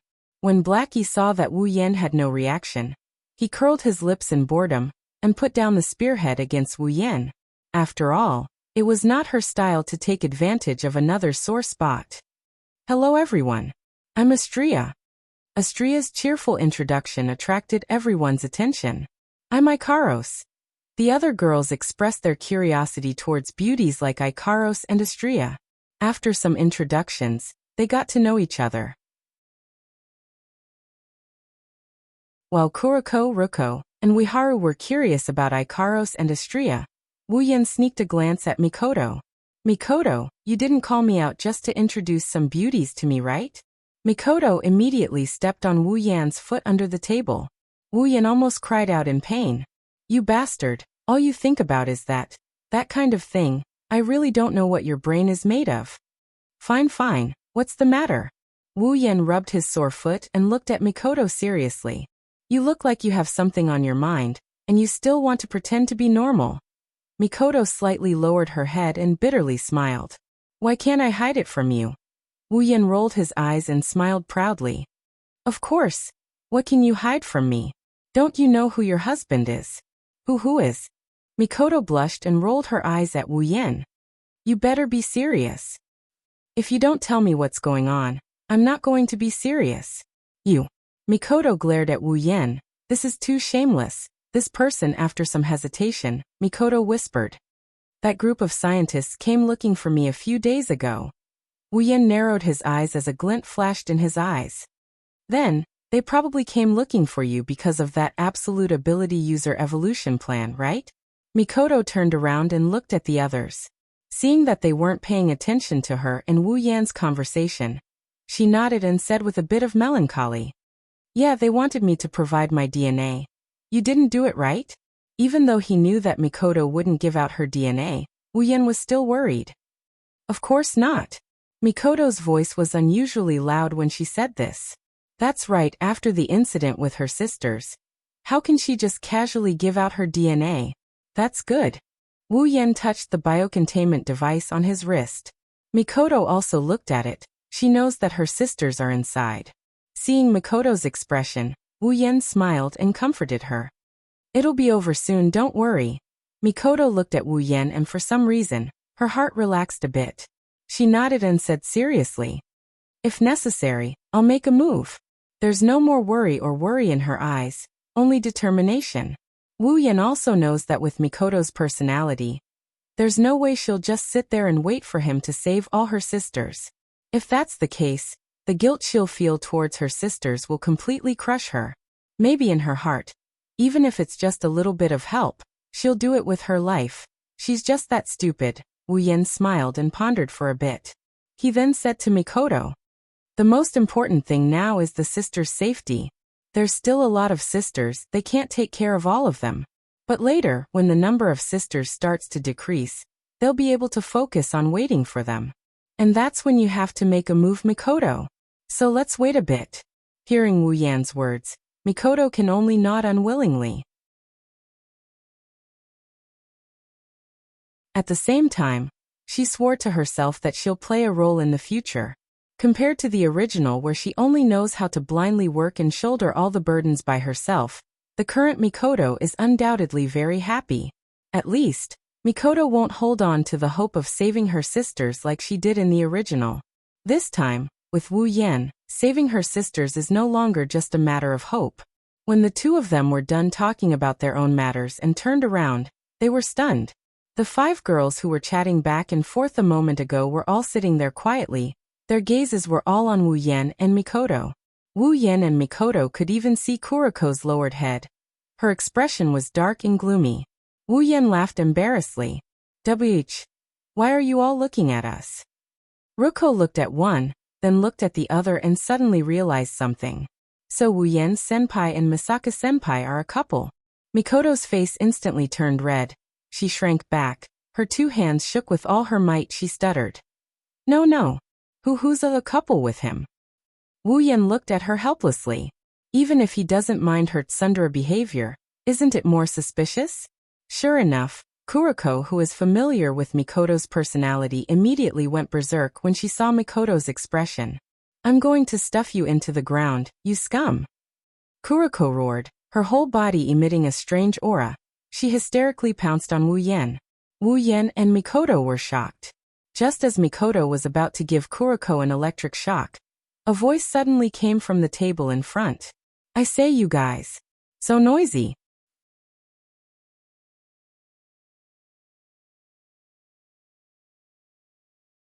Chapter 165. When everyone turned to look at the source of the sound, 2 of them were stunned. One of them is Ikaros. Her petite face froze for a bit before returning to normal. The other one is Wu Yan. He isn't as calm as Ikaros. His whole face froze for a while before turning into a stunned expression. A tall girl with long brown hair, a petite girl with short brown hair, a powerless girl with short black hair, and a short girl with long blonde hair. Item, 4-man team. Mijino Shizuri. Kinuhata-sai. Takitsubu Riku. Frienda. What a coincidence. I can't believe we ran into each other like this. Wu Yan instantly covered his face with his hands, looking at the sky with a speechless expression. Although he doesn't know why he would run into these 4 girls from item, it's obvious that they aren't here specifically for him. If she was here specifically for him, with Mijino Shizuri's personality, she would have launched an atomic meltdown at him. She wouldn't be standing there and yelling something like, "It's so noisy." And from the looks of it, Mijino Shizuri still didn't recognize his identity. But that doesn't mean no one else did on the side. Takitsubu Riku's eyes were fixed on Wu Yan. From the looks of it, she probably recognized Wu Yan's ATM field and recognized his identity. Unbeknownst to him, Takitsubu Riku was actually shocked as well. Because with her ability, there were actually 2 AIM intruders from that night. That's right, 2. One was the black-haired black-eyed boy, the other was the tea-haired girl. How is this possible? Takitsubu Rika's seemingly tired face was now covered with a layer of astonishment. One must know that the superpowers of Academy City had never been exactly the same, because the individual who created the superpowers would never be the same. Just like how there wouldn't be 2 identical people in this world. Individuals' reality wouldn't be the same because everyone has their own perception, their own way of thinking. The difference in individuals' reality would lead to the difference in superpowers. Because of this, Takitsubu Rika's ability could be used to track and identify targets. However, today, the 2 identical AMIs that appeared in front of her completely messed her up. Of course, she didn't know that Wu Yan's superpower was indirectly obtained from Mikoto. It had nothing to do with personal reality. Aim is a hidden manifestation of an ability. Every ability has its own aim, and since Wu Yan and Mikoto's abilities are the same, they naturally have the same aim. As for why Wu Yan and Mikoto had the same goal, and why Takitsubu Riku would directly set her sights on Wu Yan, there was no need to explain. Putting aside the fact that Mikoto's figure is completely different from the one from that night. At least Takitsubu Rika doesn't think that the tea-haired girl would be a Yuri girl who would tease them to death. Knowing that he can't hide anymore, Wu Yan decided to be magnanimous. Looking at Takitsubu Riku who was staring at him, he smiled at her. Takitsubu Riku was startled and quickly lowered her head. She didn't forget that the other party still has a full-body photo of her. And it's a naked one. On the other side, Mujino Shizuri, Kinuhata Sai, and Frenda didn't recognize Wu Yan, but they definitely recognized Ikaros. Ikaros was once a Nubian item. How could they not recognize her? It's you. When Mujino Shizuri saw Ikaros, she froze for a moment before a murderous aura crept up her face. She sneered and said, I didn't think a traitor like you would dare to appear in front of me. Mikoto and the others who were planning to apologize were all stunned. They didn't understand how things turned out like this. Only Astria stood up and shouted at Mujino Shizuri. Hey, don't talk about Ikaros-senpai like that. Seeing how Astria dared to stand up and talk to her like that, Mujino Shizuri's face darkened. Her anger after seeing Ikaros came pouring out, and she fired an atomic meltdown at Astria. Everyone was shocked. Careful. Astria was shocked when she saw a beam of light coming at her. Astria narrowed her eyes, and just as she was about to block the weak beam of light, an electric bolt flashed by and hit the atomic meltdown. Atomic meltdowns collided with taser gun. A bright light burst out. After a while, the atomic meltdown and taser gun canceled each other out. To be precise, they twisted together and both disappeared. Electricity. Mujino Shizuri's reaction to the electric shock was not small. Her entire face turned incomparably gloomy. This was natural, because the rat that humiliated her was using electric ability. However, this electric bolt wasn't released by Wu Yan. Mikoto put down her hand that was surrounded by electricity, and looked at Mujino Shizuri, who was also looking at her. You attacked with the intention of killing Astria, didn't you? Even though Mikoto's expression was normal, those who knew her well knew that this was the only time she was truly angry. Mujino Shizuri frowned when she saw that it was a girl. Even though she didn't see the intruder's face that night, from the figure, voice, and the way the intruder fought, it was obvious that it was a male. In other words, this girl wasn't the intruder from that night. Mujino Shizuri's heart flashed with unwillingness, but at the same time she let out an imperceptible sigh of relief. Answer me. Seeing Mujino Shizuri keeping quiet, the electricity on Mikoto's body started flowing out like water from a broken dam. Soon Mikoto's entire body was covered in electricity. LV5. Behind Mujino Shizuri, Kinuhata Sai and Frenda exclaimed. It was fine when Mikoto didn't use her ability, but once she used it, it was definitely not something a LV4 could do. What they didn't know was that Mikoto had a habit of holding back before a battle. To outsiders and even Kuriko, Mikoto used her full strength, but to Wu Yan, Ikaros, and Astria, Mikoto didn't use her full strength. This was only natural. After all, Mikoto was no longer the newly summoned Tier 7. Now she's already a tier 8. Mijino Shizuri's eyes lit up. Third railgun. Mikoto didn't say anything, but her brown eyes stared at Mijino Shizuri. She looked like she was going to start a fight at any moment. Seeing this, everyone finally reacted. Kuriko's face turned serious as she stood beside Mikoto. You using your ability to harm others in public has violated the rules. As a member of the disciplinary committee, I have the right to arrest you. Disciplinary committee? Mijino Shizuri curled her lips in disdain.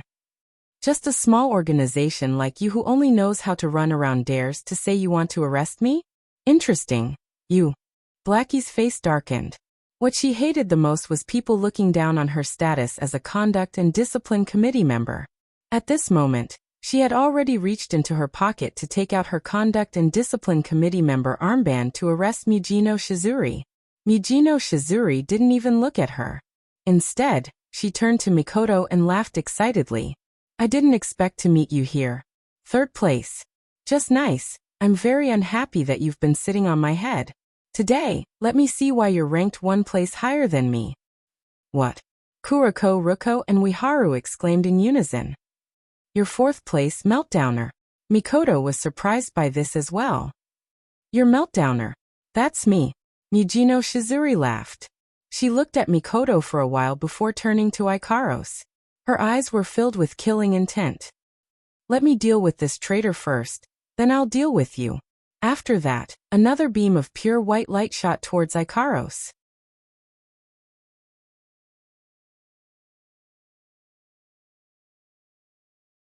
Chapter 166. The beam of Meltdowner illuminated everyone's stunned faces. Before anyone could react, it blasted into Ikaros' body. Ikaros! Mikoto and the rest screamed while Mijino Shizuri laughed coldly. But she quickly froze. The meltdown atom suddenly dispersed and didn't cause any damage to Ikaros. That's because in front of Ikaros, there's a translucent blue crystal barrier erected. Mijino Shizuri narrowed her eyes. I almost forgot, you traitor's ability can block my meltdowner.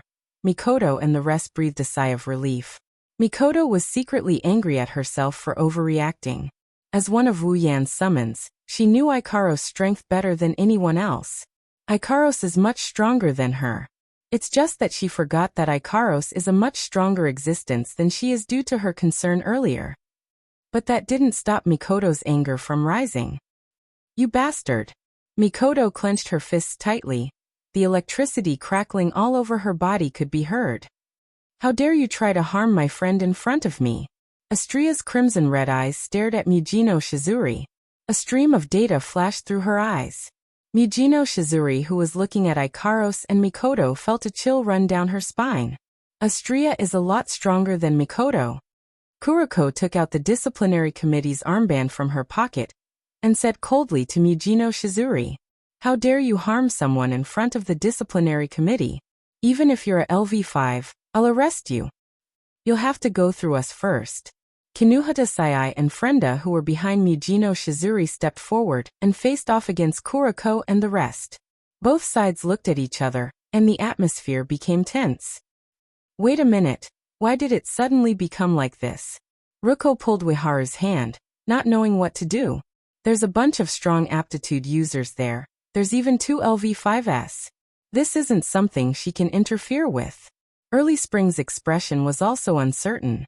She couldn't make up her mind whether or not she should call the branch office for support.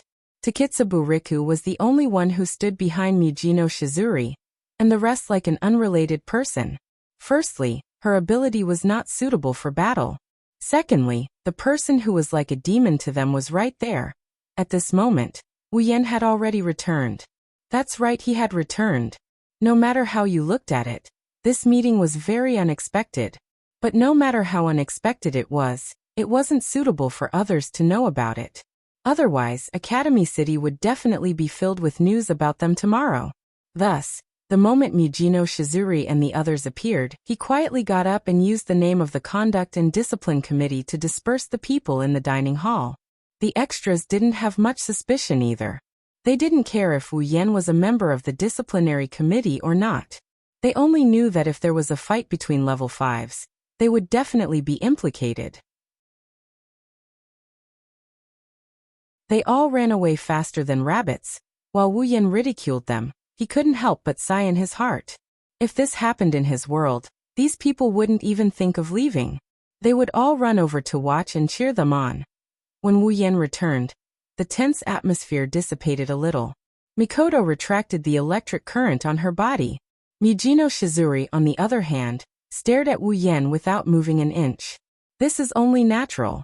Now that the rest of the people here are all women, a man like Wu Yan standing out like this is naturally very conspicuous.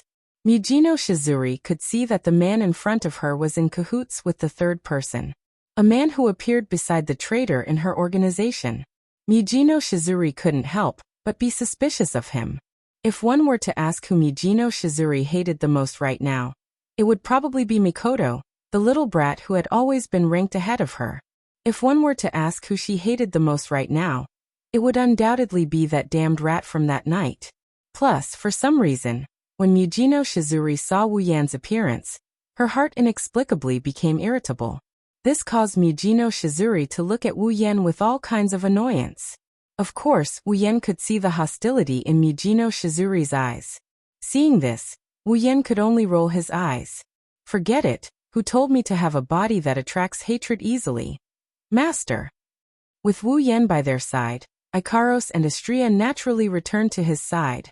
When Ikaros and Astrea called him master, Wu Yan knew something was wrong. As expected, Kinuhata Sayai and Frenda's eyes widened as they looked at Wu Yan. They raised their little fingers and pointed at Wu Yan. Their mouths opened and closed, but they couldn't squeeze out a word. This wasn't the first time they heard the term master. That night, Ikaros called the intruder who took advantage of them this way. "It's you!" Mijino Shizuri screamed. When Ikaros appeared, she was already unconscious, but she still heard Kinuhata Sayai and the others report the situation. Wu Yan sighed. If it's a blessing, it's not a curse.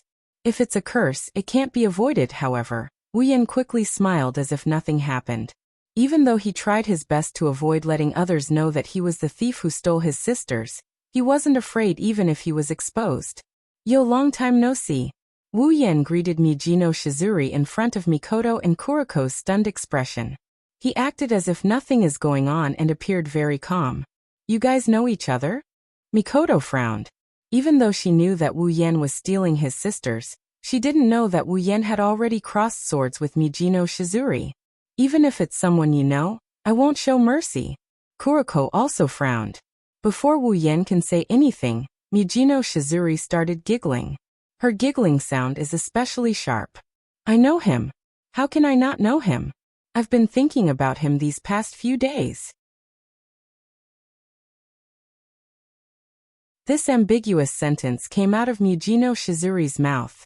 However, no one would think of the relationship between Wu Yan and Mijino Shizuri in that direction. Because when Mijino Shizuri said that sentence, it wasn't filled with affection or nostalgia. It was filled with hatred and killing intent. "You guys." Seeing this situation, everyone couldn't wrap their heads around it. Even Astrea looked at the two of them in confusion. The laughter stopped abruptly. A pure white ball of light suddenly appeared around Mijino Shizuri and surrounded her tall and slender body. Sizzling sounds came from within. At this moment, no one doubted the destructive power of this ball of light. It was enough to destroy the entire cafeteria. "I will never let you go berserk and hurt anyone again."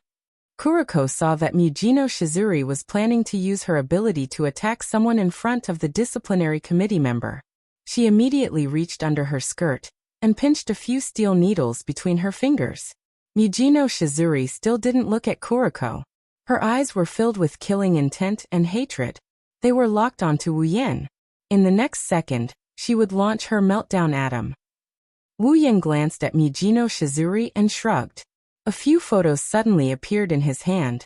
When they saw the photos, Mijino Shizuri, Kinuhata Sayai, Frenda, and Takitsubu Rika's expression changed drastically. Wu Yan casually flipped through the photos in his hand and muttered as if there was no one around. I didn't expect someone to want to kill me. What should I do? If I die, it will be a pity that no one will be able to enjoy these beautiful photos." After saying that, Wu Yan smiled and looked at Mijino Shizuri. "Miss, don't you think it's a pity? Why don't you give me some time to upload these photos onto the internet before you kill me? You. Mijino Shizuri's beautiful face contorted. Looking at Wu Yan's smile, her heart was filled with hatred. On the other hand, Kinuhata Sayai, Frenda, and Takitsubu Riku were shocked and nervous. How could they not know what's inside the picture when Wu Yan took it out at this time? If this gets out, they won't be able to face anyone anymore.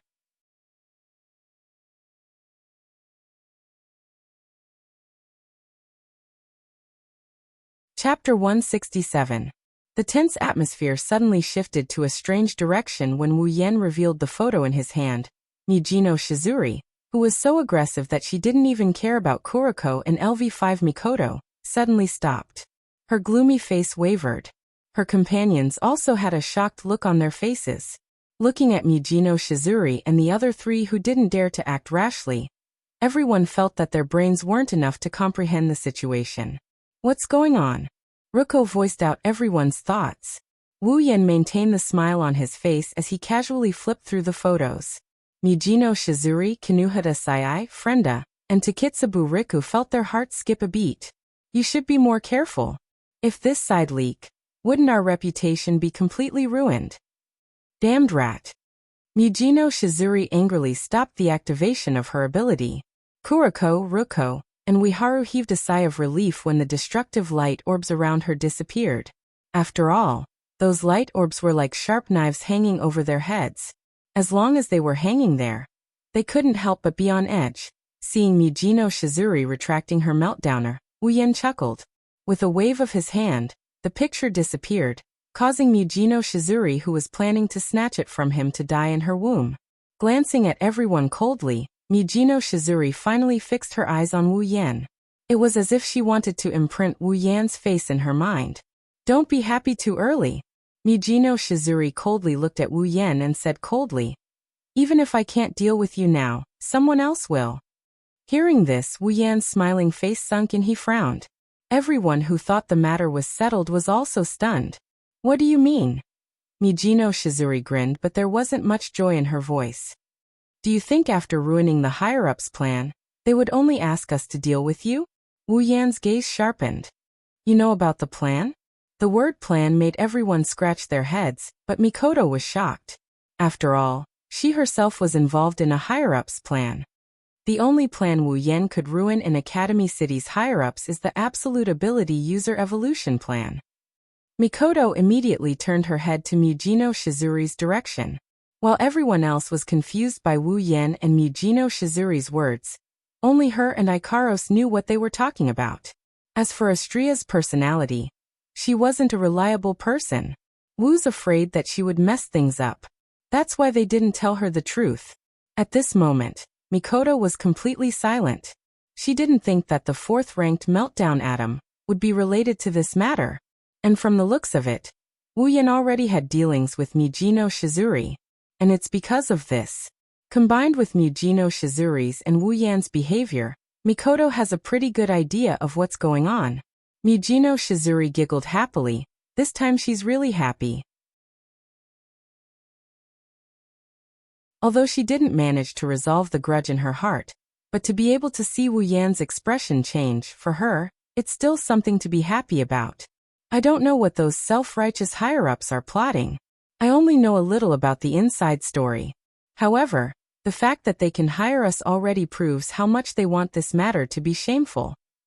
That's right, I'm not sure. Hearing Mijino Shizuri's words, Wu Yan didn't know if she's telling the truth. He just stared at her. He didn't think that Mijino Shizuri would say all this just to make him nervous. Seeing that Wu Yan didn't say anything, Mijino Shizuri stopped her meaningless laughter and shouted at Wu Yan. Since you've already interfered with their plans, then our failure will only attract more powerful enemies for you. This time, Wu Yan lowered his head and laughed bitterly in his heart. How could he not understand what Mijino Shizuri was talking about?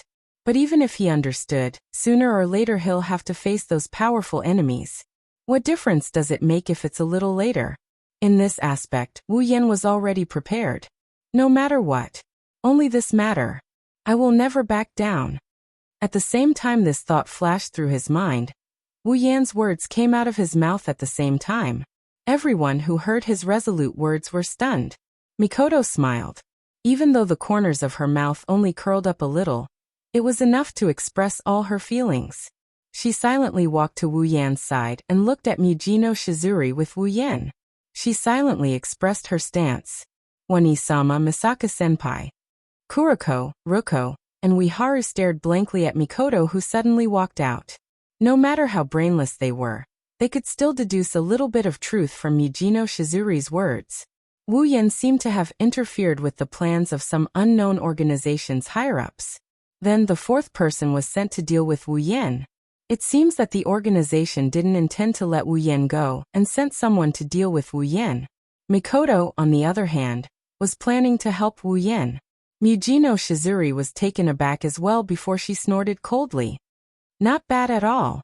But do you have the confidence to deal with the other guys and join forces with us? They still haven't cancelled their mission to us. Wu Yan laughed when he heard this. Is that so? Then I'll have to see for myself. Mujino Shizuri was shocked. Seeing Wu Yan's fearless expression, she gritted her teeth and turned her head away. I hope you'll be as confident when the time comes. Of course I'm confident, but I just need to make some preparations. Wu Yan grinned. He looked at Mujino Shizuri and said in a meaningful tone, I wonder if Miss Mujino Shizuri is willing to give us the time to prepare. Damned rat. Mujino Shizuri's face turned sinister again. But her weakness is still in the enemy's hands, she can't not obey. Not willing to give up, Mujino Shizuri glared at Wu Yan before continuing in a low voice. Don't worry, even without our intel, it's only a matter of time before they find you. What she meant was that they won't give any intel about Wu Yan to the people they sent to deal with Wu Yan. But if those people found Wu Yan on their own, there's nothing they can do. But Wu Yan is already satisfied. He just needs some time to find Chuju, and then he can focus on dealing with them. Turning around, Mujino Shizuri's back is facing him. Let's see if a rat like you is better at digging holes, or if those hunting dogs with dog-like noses are better at finding people. After that, she walked past Kinuhata Sai, Frenda, and Takitsubu Riku and headed towards the door. Hounds with the nose of a dog. Mujino Shizuri's words caught Wu Yan's attention. Nose of a dog? Hounds. Could it be that the person they sent is? If it's really that person, then it's better to just kill him if possible. Thinking of the person who might appear, Wu Yan made up his mind without any hesitation. Just you wait. Kuriko saw that Mujino Shizuri was about to leave and wanted to stop her. But Mikoto grabbed her shoulder and shook her head. Only then did Kuriko unwillingly retreated. Kinuhata Sai glared at Wu Yan but was glared back by Wu Yan. She shrunk her head but still forced herself to straighten up. Just you wait. One day, I'll get back at you. After shouting that, Kinuhata Sai ran away without another word. Frenda looked at Mujino Shizuri and Kinuhata Sai helplessly before laughing dryly at Wu Yan, and also running away. Takitsubu Riku looked at Wu Yan seriously before lowering her head and followed behind the former.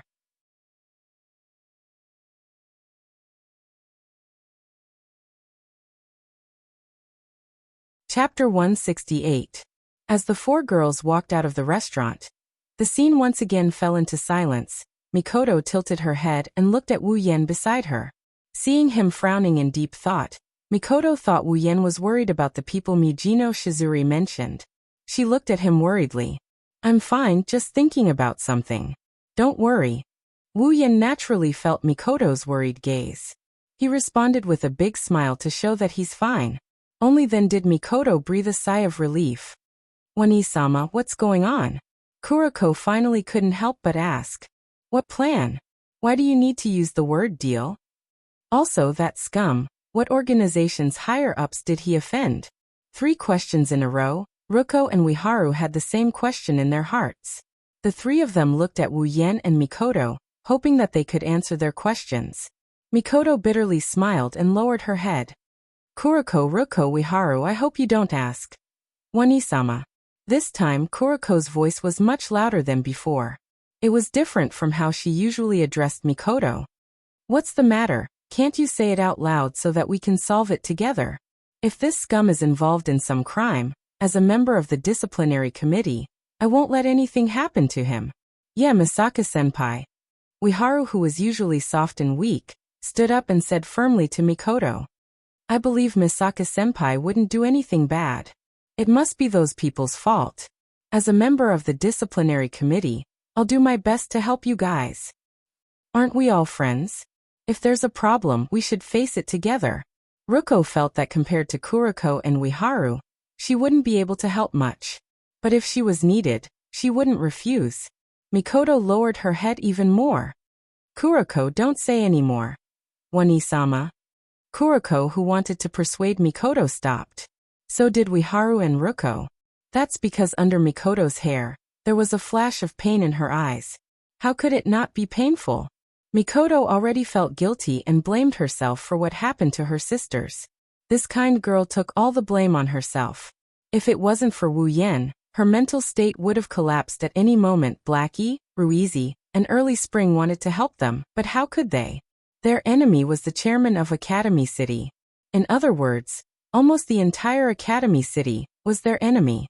Kuriko and Uiharu, who were the disciplinary committee members in Academy City, were also. Wani-sama. Kuriko also went silent. Seeing the look in Mikoto's eyes, she completely understood. Perhaps the main character of this matter was not Wu Yan, but her elder sister. Thinking up to this point, Kuriko was even more certain that Wu Yan and Mikoto were the victims. She didn't believe that her most respected and admired sister would do something that would harm others. Her elder sister's sense of justice was extraordinarily high. It's just that, from the looks of it, she didn't want them to be involved in this matter. Kuriko smiled bitterly in her heart, but she put on a smile and said to Mikoto, I know, Wani-sama. Kuriko believes that Wani-sama will be able to solve this problem because you are Tokuwadai's trump card. The electric princess of Tokuwadai, Misaka Mikoto. Shirai-san. Uiharu and Ruko, who didn't expect Kuriko to compromise, were stunned. Kuriko, thank you. Mikoto smiled at Kuriko. She was very touched by her understanding. Even Wu Yan, who was standing on the side, was very impressed by Kuriko. In the original work, Mikoto planned to destroy all the participating research institutes in order to stop the Absolute Aptitude User Evolution Project. She went out every night and only returned to the dorm in the morning, exhausted. Kuriko, who knows Mikoto well. How could she not know that Mikoto has a lot on her mind seeing her like this? She knew that since her sister didn't want to tell her about it, she must have her own reasons. That's why no matter how much she wanted to help Mikoto, she held it in. Just so that one day, Mikoto would be able to tell her the whole story herself. But Mikoto didn't, because the research institutes she destroyed were all part of Academy City. What she did, from a certain point of view, could be considered a complete crime. Kuriko, on the other hand, represents Academy City's law and order. She's the disciplinary committee member. In the original work, Mikoto asked Kuriko, if I do something that endangers Academy City, Kuriko, what will you do? In the end, Kuriko's answer was, if that's the case, then even if it's Wani-sama, I will arrest you as a disciplinary committee member. So much so that Mikoto had no choice but to do things against her will every night behind the backs of the people closest to her in Academy City. Kuriko didn't know about this, but even so, she didn't disturb Mikoto. Not only did she try her best to hide the fact that Mikoto went out early at night from the dormitory supervisor, she also kept thinking of ways to make Mikoto happy. In order to make Mikoto smile, she even left school District 7 and ran to another district just to make Mikoto smile. They were both idiots from head to toe. Both of them. But Wu Yan just can't hate them. In fact, he likes them a lot. Now that he's here, things are going in a completely different direction. But the way these two think about each other hasn't changed one bit. How did this kind of relationship come to be? The previous Wu Yan didn't understand, but now he might be able to, looking at Mikoto, then at Ikaros and Astria, who never left him. Wu Yan's gaze slowly softened in the end. What's left is a tenderness that made Mikoto, Ikaros, and Astria's heart race, enough to make them engrave it in their hearts. Walking in front of Kuriko, Wu Yan raised his hand, and under Kuriko's astonished gaze, he pressed down on her pink hair tied up in two ponytails. Uiharu froze, Ruko froze, Mikoto froze as well. Kuriko's expression froze for a second before she went crazy. She violently struggled, trying to break free from Wu Yan's hand. "What are you doing? Scum! Let go of your claws." Hearing that, Wu Yan didn't let go. Instead, he pressed down harder on Kuriko's head and rubbed it. He looked at Kuriko's fiery eyes and smiled. He spoke with a firm and gentle tone. "Don't worry. I will definitely return you a complete one-sama." Kuriko froze. Wu Yan patted her head and reached out his hand to Kuriko. "We made a promise." A pair of pink eyes stared straight at Wu Yan's smiling face.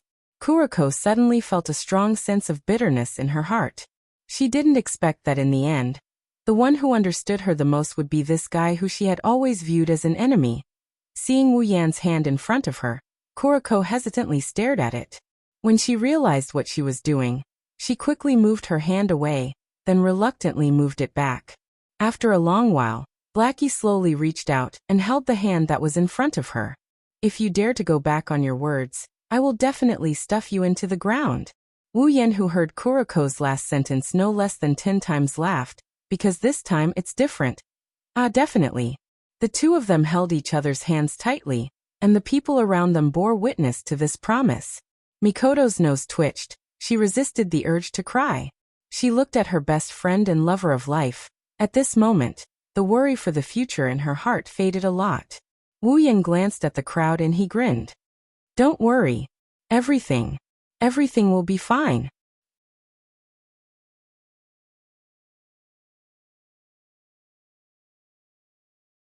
Chapter 169. Academy City, School District 7, Disciplinary Committee Activity Branch 177. Haru is sitting in front of a computer, typing something on the keyboard. Wu Yan, Ikaros, Astria, Mikoto, Ruko, and Kuriko are standing behind her, staring at the computer screen. "Got it." At a certain moment, Early Spring finally shouted. Following that, everyone's faces moved closer to the screen. Haru looked at the profile on the computer screen. When she saw the picture, she was stunned. Kuriko and Ruko were the same. "What a beautiful person." The three of them couldn't help but blurt out. Kuriko then looked at Wu Yan with disdain and suspicion. "Are you sure the person you asked Haru to find is your friend and not your next hunting target?" Wu Yan laughed awkwardly, speechless. "I don't know why, but I suddenly feel like beating someone up." Mikoto also laughed awkwardly. She was complaining in her mind. "Why hunt? There's nothing left. Why hunt?" Haru didn't know how to react. She could only read out the information on the computer screen. Gue Chuju, ability level 0, resident of School District 13, occupation police officer. Haru, Ruko, and Kuriko all cried out in surprise. Even Wu Yan and Mikoto were shocked when they heard Chuju is a police officer of Academy City. Could this be a mistake? Blackie put his face in front of the computer screen to confirm that there were no mistakes, but he still doubtfully said, "That's impossible. The security guards are all teachers of Academy City who volunteered to join. Could this beautiful girl called Gue Zinaju be a teacher? To be precise, she's an intern teacher." Haru tapped on the keyboard. Chuju's information on the computer screen became more detailed. According to the information, Gue Zinaju is 15 years old this year. She completed her university studies and became an intern teacher in a school.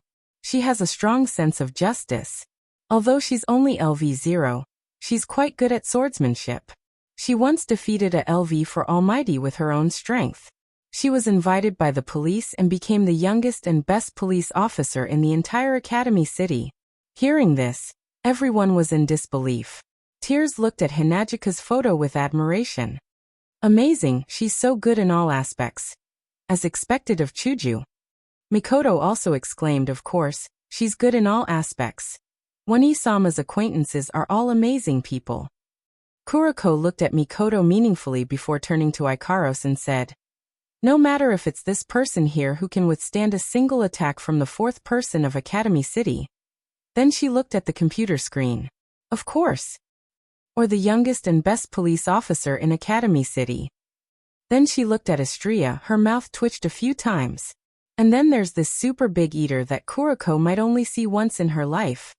Finally, she looked at the calm Wu Yan with a dangerous glint in her eyes. And then there's this scum with a lot of bad records. I saw him flirting with underage girls the moment I met him. And most importantly, Kuroko teleported in front of Mikoto. She leaned her face closer to Mikoto and said in a weird tone. As Wani-sama's side attendant and roommate, Kuroko never knew Wani-sama knew so many people. From the moment Kuroko started talking, Mikoto realized that something was wrong. Her entire face was covered in sweat. She forced a smile and forced herself to put on a strong front. How long have you known me? It's only been a year. How could you know so much about me? Even Wu Yan couldn't find any fault with Mikoto's excuse, but Kuroko's reaction was unusually agitated. Says who? Even if Kuroko only knew Wani-sama for a year, it's more than thousands of years. There's nothing Wani-sama that Kuroko doesn't know. Even what kind of underwear Wani-sama is wearing today, Kuroko knows. Bam! Mikoto blasted Kuroko to the floor with a punch. Her face flushed red and she shouted angrily. Who told you to know all this? These two really are comic stars and crosstalk material. Wu Yan's mouth twitched, and he laughed dryly. Everyone nodded in agreement. Mikoto looked over with an angry glare. Everyone was shocked and they quickly turned their heads back to the computer screen. Master, we found Chuju Nei-san. Do you want to go pick her up? Astria tugged at Wu Yan's sleeve and asked with an expectant look. Speaking of which, it's been a while since she last saw Hinajiku. She really missed her. Wu Yan smiled. Of course, let's go find her now. I'll go with you guys. Mikoto quickly said and walked over to Wu Yan's side. Ueharu, Ruko, and Kuroko also said they wanted to go with them. Wu Yan helplessly said. Then let's all go together. Academy City, School District 13, in front of a school gate. This is Chuju's school? Mikoto looked at the school. Her first impression was that she didn't have any impression of it. Indeed, compared to Tokuwadai's school, this school in front of her paled in comparison. This is the place. Ueharu pointed at the small notebook in her hand and said with certainty. I'll go ask the guard with the identity of a disciplinary committee member. It'll be easier to get the information I want. Kuroko said to everyone, and then disappeared in a flash. Do you need to use your ability for such a short distance? Wu Yan was speechless. After a while Kuroko came back. Got it. That probationary teacher, Goe Deju, is teaching in this school. Is she inside now? Wu Yan asked impatiently. To be honest, he also missed Chuju. Kuroko's face turned serious when she heard Wu Yan's question. No. According to the guard, Goe Chuju, senpai left in a hurry not long ago for some unknown reason. Although Kuroko, as a student, should call Hinajiku-sensei out of politeness, but because Hinajiku was her Wani-sama's friend, and they were around the same age, it would be weird to call her sensei, so she called her sensei. Of course, Wu Yan and the rest didn't think that much. They only cared about the information from Kuroko. Left in a hurry? Wu Yan frowned. Could something have happened? Mikoto asked worriedly. Maybe it's because of the guard's job. Ruko saw Wu Yan and Mikoto's worried faces and softly comforted them, but her words woke them up from their dreams. Wu Yan and Mikoto looked at each other and said to Ueharu, Ueharu, can you find out what happened around here? Something that requires the dispatch of guards. There's nothing I can do about that. Ueharu said with a troubled expression. If there's something happening around here and we need to check it out, we can only use the surveillance cameras in the school district. But, Ueharu raised the small notebook in her hand and said, we don't have enough equipment on hand right now. Also, this isn't the school district we're in charge of. If we're caught using the surveillance cameras, we'll be charged with a crime. Is that so? Everyone went silent with a helpless expression. Only Astria raised her head and pointed at her chin. Then wouldn't it be fine if we don't get caught? How can we do that? Kuroko immediately objected. Let's not talk about the fact that we would commit a crime just to find someone. Even if it's Ueharu, it's not that easy to use the surveillance cameras to conceal her whereabouts. Astria wasn't convinced by Ueharu's words. Instead she laughed proudly. Humph, I knew it. Someone could easily do something like this. Huh. Kuroko and Ruko had a look of disbelief. They knew Ueharu's abilities the best. Only Wu Yan and Mikoto knew better. right? Ikaro-senpai.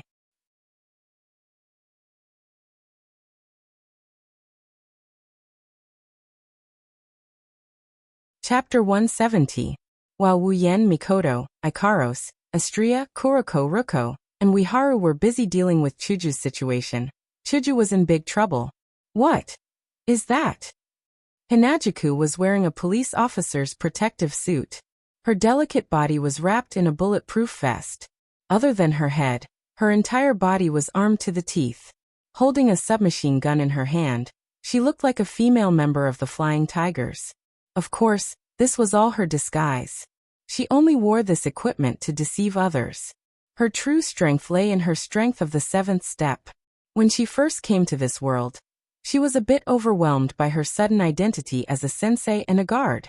But later on, with her superior strength and the decent academic results she acquired in Hakuo Academy, she managed to cope even without Wu Yen and Ko by her side.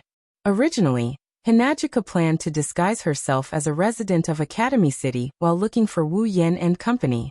Or maybe wait for Wu Yen and Ko to come looking for her. Then, from time to time, she would play the role of a security guard and help out. Today, as usual, Hinajuku was preparing for her lessons at school. But who would have thought that halfway through her preparation, she would receive an emergency call from her superior as a police officer. She hurriedly put on the equipment that she was already used to and rushed to the scene. However, the scene that appeared in front of her made her completely unable to react. Her colleagues that she used to work well with were all standing in front of her, and they fainted. That's right, they fainted standing there. Their eyes were rolled back, and they stood there like ghosts. Behind them, there was a thin thread. The thread passed through the back of their heads and extended into the distance. It was connected to something that looked very strange. Brain. A brain that was kept in a liquid culture tank. What the hell is going on? Hinajuka took 2 steps back and looked at her colleagues who were acting strangely. She was a little confused. What the hell is that? As if reacting to Chuju's arrival, the police officers who were quietly standing there suddenly turned their heads stiffly. They looked at Chuju with their empty white eye sockets. Chuju felt goosebumps all over her body. Hey you guys. Are you guys okay? Chuju shouted at her colleagues, trying to get them to return to their original state. But Chuju was destined to be disappointed. Not only did the police officers not return to their original state, they turned in a circle in the air like puppets. Their hands and legs twisted unnaturally. Then they all pounced on Chuju. Chuju was shocked. She reflexively raised the submachine gun in her hand. But when she remembered that these people were her colleagues, she quickly put down the gun. At this moment, the police officers were already in front of Chuju. Looking at one of her former colleagues opening his mouth wide and viciously biting her neck, Hinajuka finally reacted and dodged the attack with a sidestep. She reached out a hand and pressed the other party's head to the ground. Chuju shouted at him, "Hey you." Before she could finish, the others had already pounced on her. They raised their fists, raised their legs, and attacked Chuju in all kinds of ways. As a level 7 powerhouse, Chuju was comparable to a level 5. How could she be attacked by these guys who were not even level 3? But considering that they were colleagues, Chuju could not attack back. She could only retreat helplessly. What the hell is going on? Chuju dodged their attacks as her mind raced. She knew very well that these colleagues were not doing this willingly. Could it be that thing? Hinajuku quickly looked into the distance, at the brain in the culture tank. After all, it was impossible for these guards to do anything to her.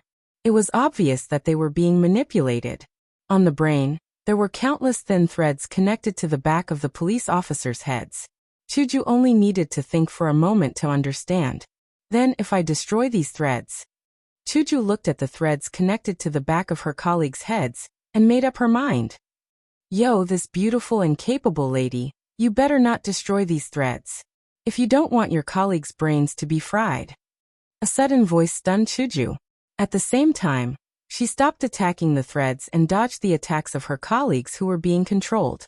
After stabilizing herself, Chuju immediately looked at the source of the voice.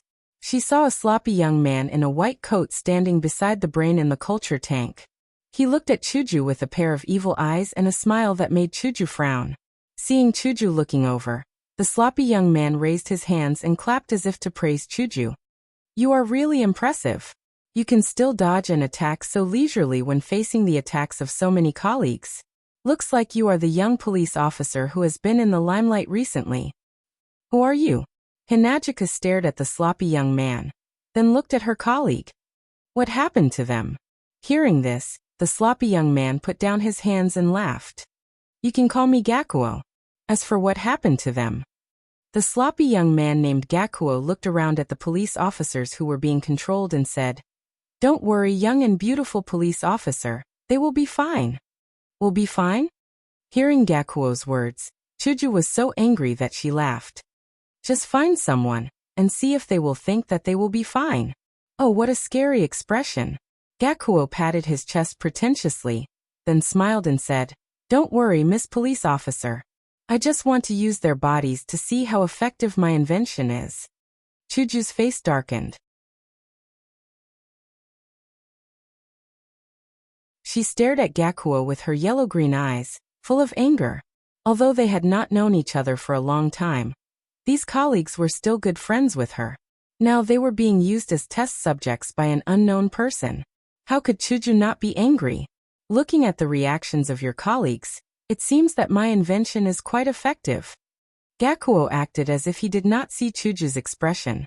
He looked at the brain beside him, his sloppy eyes filled with passion. Gakuo laughed and held the culture tank with both hands. He laughed loudly and said, This is great. This is great.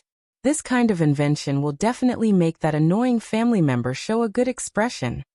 Hearing this, Chuju caught on to some words and frowned. Annoying family?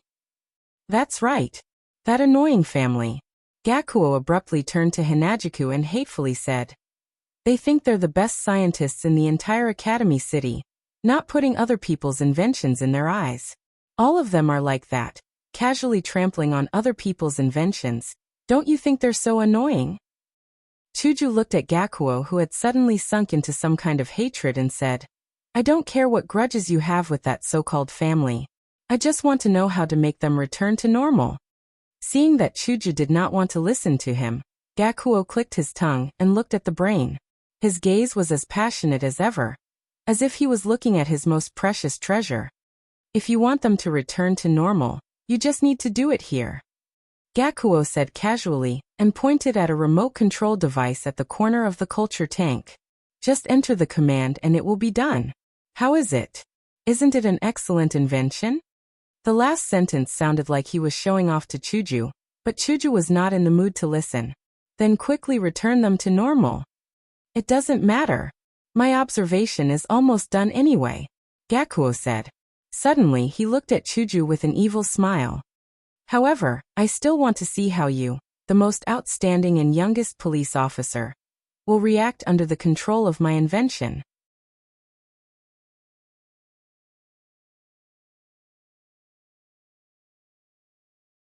Chapter 171. However, I still want to see how you, the most outstanding and youngest police officer, will react under the control of my invention. Hearing Gakuo's words, Chuju's eyes turned cold. She threw away the submachine gun in her hand and stood up. Looks like the negotiation is off the table. Chuju looked at Gakuo and said. At the same time, she looked at the culture tank beside Gakuo. Oh. Looks like Miss Police Officer wants to try my invention yourself. Gakuo laughed evilly. Although I haven't used it to control an aptitude user, in theory, my invention can even control a level 5 aptitude user with supercomputing power. Chuju was silent. She stared at the culture tank. She had made up her mind. She will rush over and knock down the tasteless guy. Then she will figure out how to restore the police officers. Perhaps he saw through Chuju's plan. Gakuo took 2 steps back and came to the control panel of the culture tank. After Miss Police Officer has tried my invention, I will use it to control those aptitude users.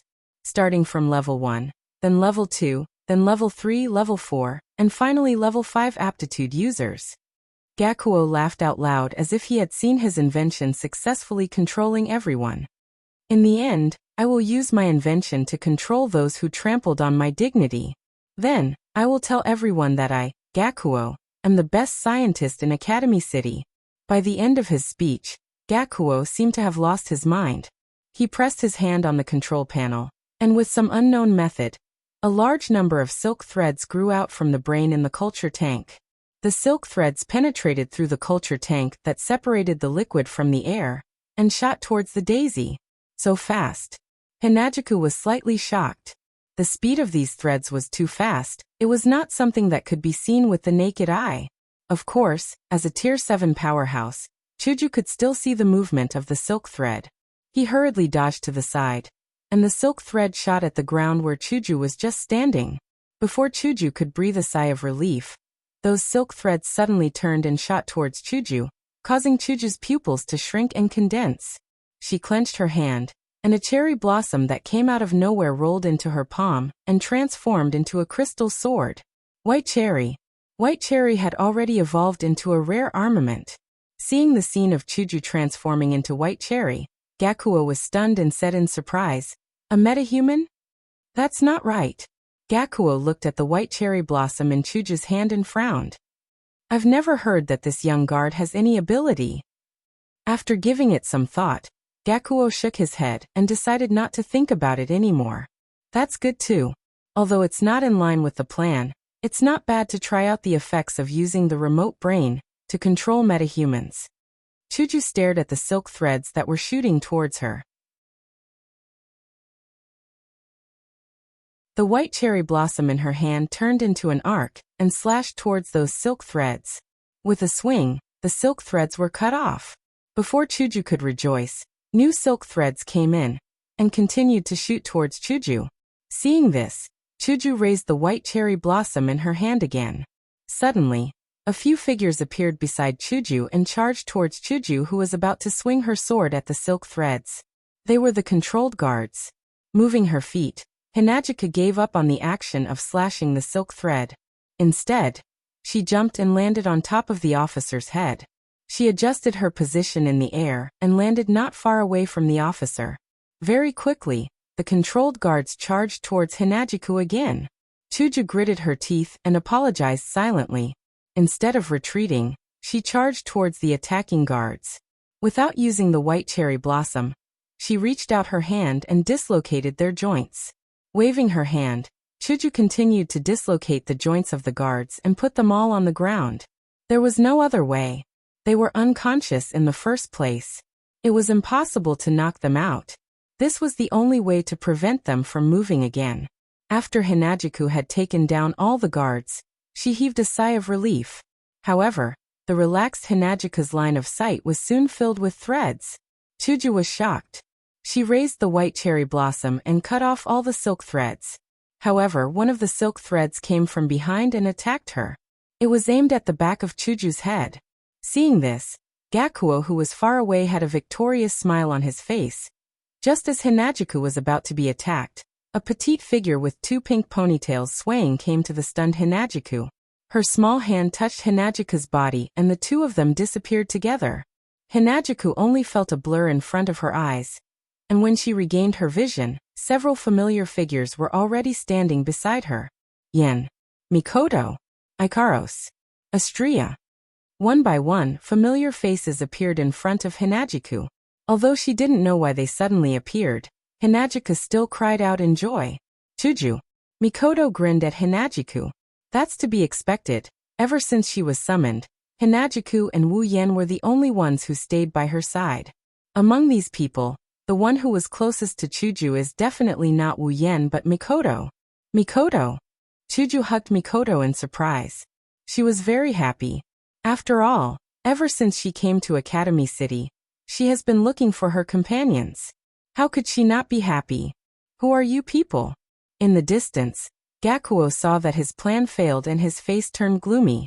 He looked at Wu Yen and the others with hostility. Everyone heard him and looked at Gakuo.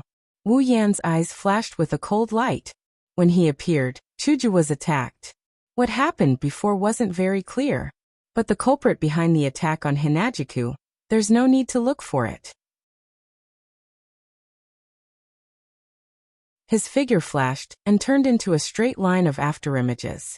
In the blink of an eye, he appeared in front of Gakuo. Gakuo's face that was unhappy with Wu Yan and the others for ruining his good thing froze. Raising his fist, Wu Yan punched Gakuo in the face. Gakuo's nose started bleeding. Wu Yan grabbed Gakuo's collar and pulled him back before he could fly away. Then he punched Gakuo in the stomach. Ah! Gakuo shrieked in pain after the 2 punches. By the time he reacted, he felt a sharp pain coming from his stomach. His nose also felt sour and sweet. All sorts of feelings welled up inside of him. After being punched twice by Wu Yan, Gakuo went limp. When Wu Yan let go of his collar, Gakuo fell to the ground and turned into a shrimp. Clapping his hands, Wu Yan kicked Gakuo on the ground. These 2 punches are the price for bullying Chuju. At this time, Chuju, Mikoto, and the others in the distance reacted and quickly ran towards Wu Yan. Chuju was the fastest one. If there was one person she missed the most in Academy City, it would be Wu Yan. After all, Chuju's heart was already on Wu Yan. How could she not miss Wu Yan? Although she was at Sundara and didn't want to show how much she missed Wu Yan, Chuju inadvertently showed her inner joy when she saw Wu Yan and how she stood up for her. Of course, this joy was deeply hidden by Chuju when she ran in front of Wu Yan. Where have you all been all this time? Chuju deliberately looked at Wu Yan with a dissatisfied face. She blamed Wu Yan for everyone's separation. Wu Yan smiled bitterly. We've been looking for you, okay? Humph, and you say you've been looking for me. Chuju snorted coldly. She looked at Mikoto, Ikaros and Astria. I was the last one. If I told you that finding Ikaros and Astria was an accident, would you believe me? Wu Yan smiled embarrassedly and said to Chuju. I don't believe you, Chuju said.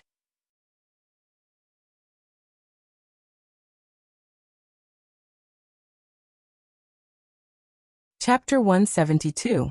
A reunion is always a joyous occasion. Although Wu Yan always has a bitter smile on his face, he's actually happy to be able to see Hinajiku again. Everyone got caught up in the atmosphere of reunion and introductions. For a moment, they forgot that there's still a person lying on the ground crying out in pain. After the initial introductions, Chuju became familiar with Kuroko, Ruko, and Uiharu. Kuroko, and Uiharu were very friendly towards Chuju because they noticed that the most outstanding and youngest officer in the school had the same personality as Mikoto, especially Ruko. Chuju was pretty and easy to get along with. Not only did she become a teacher at such a young age, she was also a police officer. Most importantly, she was a LV0 just like her. Ruko instantly became Chuju's fan. Oh right, how did you guys end up here? Chuju looked at Wu Yan's group in confusion. She already knew that Wu Yan's group was in the faraway School District 7. She didn't know why they suddenly came to School District 13, and even saved her from carelessness. Hearing this, everyone looked at Uiharu and Ikaros and explained to Hinajiku. Hinajiku finally realized that Uiharu in front of her was an amazing internet expert. Amazing! Uiharu. Chuju didn't hold back her compliments. Uiharu blushed and lowered her head, looking embarrassed. It's nothing. Actually, Ikaros-senpai is the one who's really amazing. Uiharu looked at Ikaros who was standing beside Wu Yan with a look of admiration. Using a small portable laptop, she was able to hide from everyone and mobilize all the surveillance cameras in School District 13. That's incredible.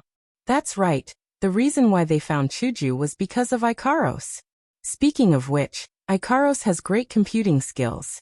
For someone like Ikaros who came from Synapse who invented all kinds of weird things, this level of computing is nothing but child's play. In this domain, in the world of things that fell from the sky, other than Nymph who wasn't good at fighting and specialized in dealing with electrons, Ikaros was the strongest. As for Astria, forget it. She's better off not falling down when walking and choking when eating rather than relying on her to operate a computer. Hinajiku of course knew about Ikaros' background. Hearing Uiharu's words, she patted Uiharu's shoulder and said under Uiharu's confused gaze, Uiharu, it's better if you don't compare yourself to Ikaros. It's unfair to you. Uichin nodded as if she understood, hiding the question marks on her head and her heart. What's up with this guy? Wu Yan asked Chuju as he kicked Gakuo who couldn't get up from the ground. With Hinajika's explanation, everyone finally understood what this Gakuo guy on the ground did. Especially Mikoto. Looking at Gakuo lying on the ground, her eyes were filled with unconcealable disgust. She was caught in a human cloning project, and her DNA was turned into an experimental subject. Facing a scientist like Gakuo who didn't care about other people and casually played with other people's bodies, Mikoto couldn't hate him more. So you're saying this disgusting thing is the culprit controlling the police officers? Blackie walked around the culture tank and looked at the disgusting brain inside. He furrowed his brows. Ueharu, do you have a way to restore the police officers? I'll give it a try. Ueharu didn't seem to have much confidence. That's to be expected since her strength lies in the internet. She didn't have much confidence in this kind of control device. Chuju thanked Ueharu and glanced at Wu Yen. Seeing Wu Yen staring at the brain in a daze, she nudged him in dissatisfaction.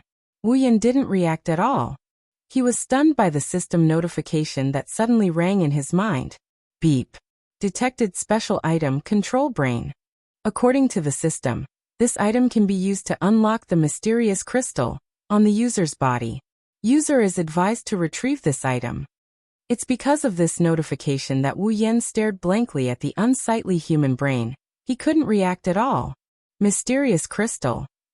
This is the crystal that he got from the world of Butler Whirlwind. If it wasn't for this notification, Wu Yen would have forgotten about it. He still remembered that Yi Cheng's mother had once said that a very powerful demon was sealed within this mysterious crystal. Now that the system told Wu Yen that the brain in front of him could be used to unlock the mysterious crystal, Wu Yen was of course stunned. Could it be that this monster would become his fighter after it was unsealed? Wu Yen couldn't stay calm anymore. Seeing that Ueharu was about to approach the control brain, Wu Yen couldn't stay calm anymore, and quickly called out. Wait, Ueharu! Ueharu stopped in her tracks, and she looked at Wu Yen in confusion. What's wrong? Senior Wu Yen.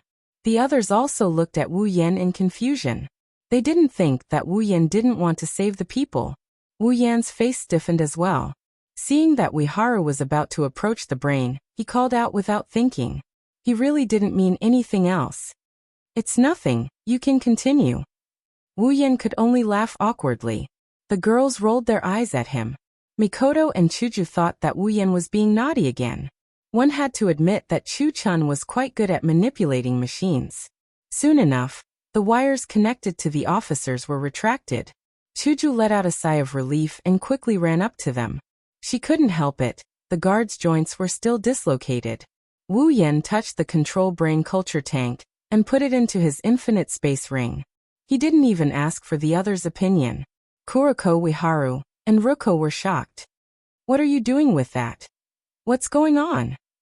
Gakuo, who was lying on the ground like a corpse, was so excited when he saw the control brain disappear. He ignored the pain and screamed loudly. Where's my invention? Where did you put my invention? Gakuo looked at Wu Yen in a crazed manner. He reached out his hand and he wanted to strangle Wu Yen. Wu Yen frowned and kicked Gakuo to the ground. Do you think you can still protect your so-called invention when you're in jail? Gakuo looked at Wu Yen with a twisted face.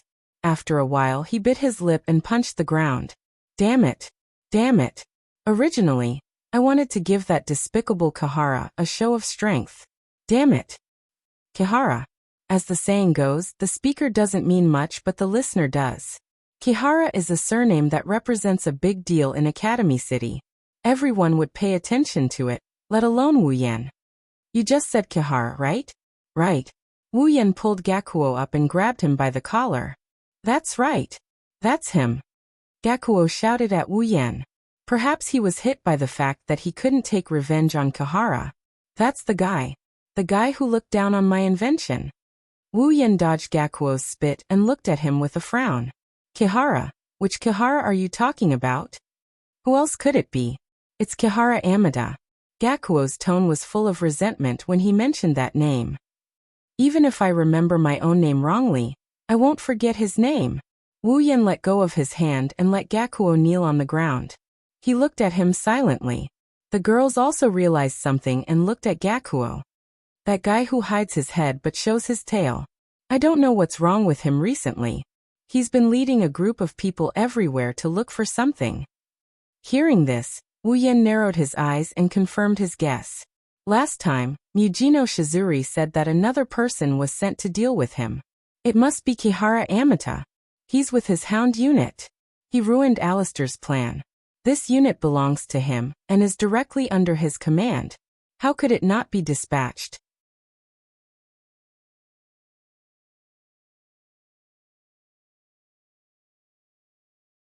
Chapter 173. Academy City, School District 13. Wu Yan stood on the side with Mikoto and Ruko beside him. Ikaros and Astria stood behind him. The three of them watched as Gakuo entered the transport vehicle. Kuriko and Ueharu were talking to some of the officers, and so was Hinajiku. However, compared to Kuriko's quiet conversation, Hinajika's side seemed to be having a heated discussion. It was mainly because the officers seemed to have heard something from Hinajiku, and they were all very excited. Wu Yan looked at them and didn't say anything. He could guess the general situation, so he didn't need to pay attention to it. He didn't have the mood to do so anyway. His heart was filled with helplessness. He thought the control brain was the key to unsealing the mysterious crystal. But just as he was about to figure out how to unseal the crystal, the system sent him another message. The control brain is only a part of unlocking the mysterious crystal. Happy for nothing. Truly happy for nothing. Wu Yan sighed helplessly and put this matter aside. No matter what, the most important thing right now is to save his sisters. He'll look into the mysterious crystal later. At this time, Kuriko and Ueharu came back. They were chatting with Mikoto, and Chuju seemed to have made up her mind.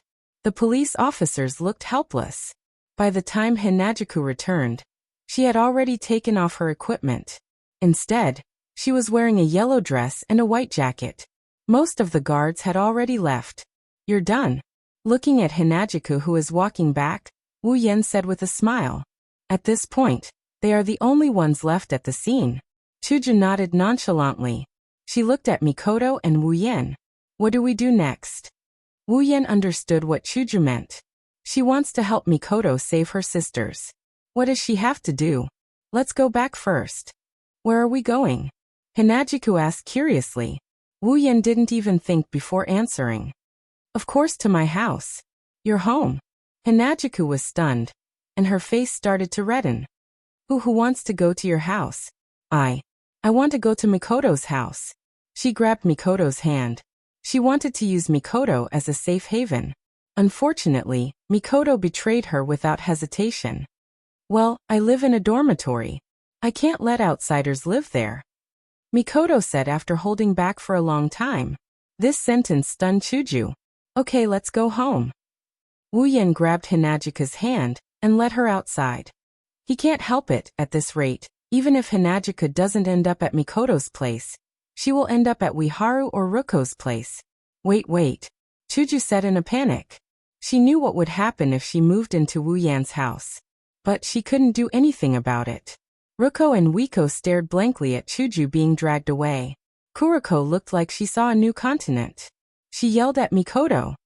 Wanisama. Look. That scum finally showed his true colors. Mikoto laughed dryly. What else can she say? She could only bury the slight envy in her heart. She shook her head and followed Kuriko and the others. Academy City, School District 7. At the same time, Wu Yan, Chuju Ikaros, and Astria were sitting in a circle. They were looking at a bottle in the middle of them with a serious expression. The bottle was filled with a golden liquid. Super Pal's group of four already went back to their dorms. After all, it's the end of school, so students are forbidden from going out. Wu Yan shook his head in frustration. He looked at Chuju, Ikaros, and Astria and bitterly smiled. Actually, I can do it alone. Hinajika squinted her eyes at Wu Yan until he turned his head away in an unnatural manner before she snorted a couple of times. Don't treat me like a kid. Wu Yan complained in his mind. A 15-year-old like you is just a kid to a 20-year-old like me. While he's complaining about this, he seems to have forgotten that he's already pushed down this kid in front of him. No matter how much Wu Yan complained, Chuju didn't plan to leave Wu Yan alone. Ikaros and Astria, Well, from their expressions, Wu Yan knew they didn't plan to leave either. I don't care anymore. Just don't regret it. Wu Yan lowered his head dejectedly. He ignored Chuju and Estria's victorious expression and touched his space ring. Wu Yan took out some items from the S.P.A.C. ring. Hinajiku and Estria covered their mouths in disbelief. Damn it! This is unforgivable. Chuju gritted her teeth. Her eyes were filled with anger. Ikaros and Estria stared at the thing on the floor in silence. Feet, hands, body, head, blood, blood, blood. That's the only way to describe what Wu Yan took out. Even though Wu Yan has seen it countless times, he couldn't bear to look at it anymore. Especially when he saw the face that looked exactly like Mikoto. Wu Yan's heart was filled with all kinds of complicated emotions. Even though he knew Accelerator would be cleared of his crimes, Wu Yan couldn't help but feel angry. If he could, Wu Yan really wanted to kill Accelerator. After taking a few deep breaths, Wu Yan neatly arranged his dead sister's body parts on the floor. Then he picked up the genetic life serum and poured some on her body. The golden liquid seeped into his sister's body like water. Then, under the gaze of Wu Yan, Chuju, Ikaros, and Estria, it slowly melted into her body. When the last drop of liquid entered her body suddenly turned into a ball of light. The light on the ground constantly twisted, disintegrated, integrated, and finally molded. After a short while, a familiar figure was formed. When the light faded, a face and body identical to Mikoto's appeared in front of everyone's eyes. Wu Yan, Chuju, Estria, and even Ikaros's heart were in their throats. They looked at Misaka's sister's tightly shut eyes and waited for them to bloom again. Misaka's sister didn't disappoint. Her eyelids twitched a few times under everyone's expectant gaze. Then, under Wu Yan and the others' surprised gaze, she slowly opened her eyes. It worked! Estria cheered in joy. Wu Yan and Mikoto exchanged glances and smiled. At the same time, they also let out a sigh of relief. It worked, that's good. Misaka's sister looked around with the same eyes as Mikoto. However, there wasn't much vitality in her eyes. It was like a plate of stagnant water. Where is this? Didn't Misaka die already? Misaka looked around in confusion. At the same time, she was wondering if this place was heaven or hell. His face was expressionless, and his voice was as calm as an ancient well. He stated this sentence with an incomparably calm tone. Even Wu Yan felt a bit speechless. Hinajiku and Estria looked at each other before looking at their sister. They didn't know what to say. Misaka's sister sat up straight and looked at Wu Yan and the others. She tilted her head. Are you guys the ones who died with Misaka?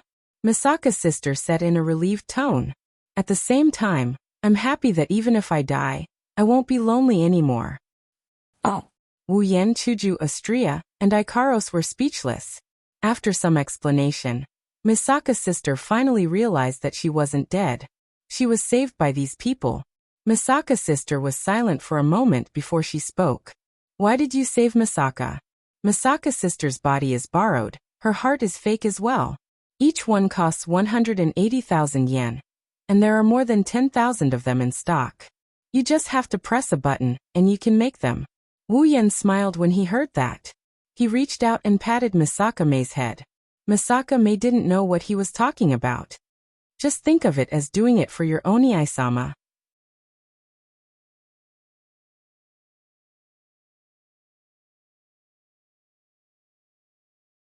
Chapter 174.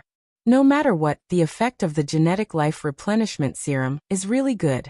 Wu Yan's smile didn't fade the entire night as he watched his sisters being resurrected one by one. At this moment, Wu Yan felt that the 1 million item points was well spent. After resurrecting all the sisters, Wu Yan released the other sisters from the biocontainment device and used the genetic life replenishment serum to complete their bodies.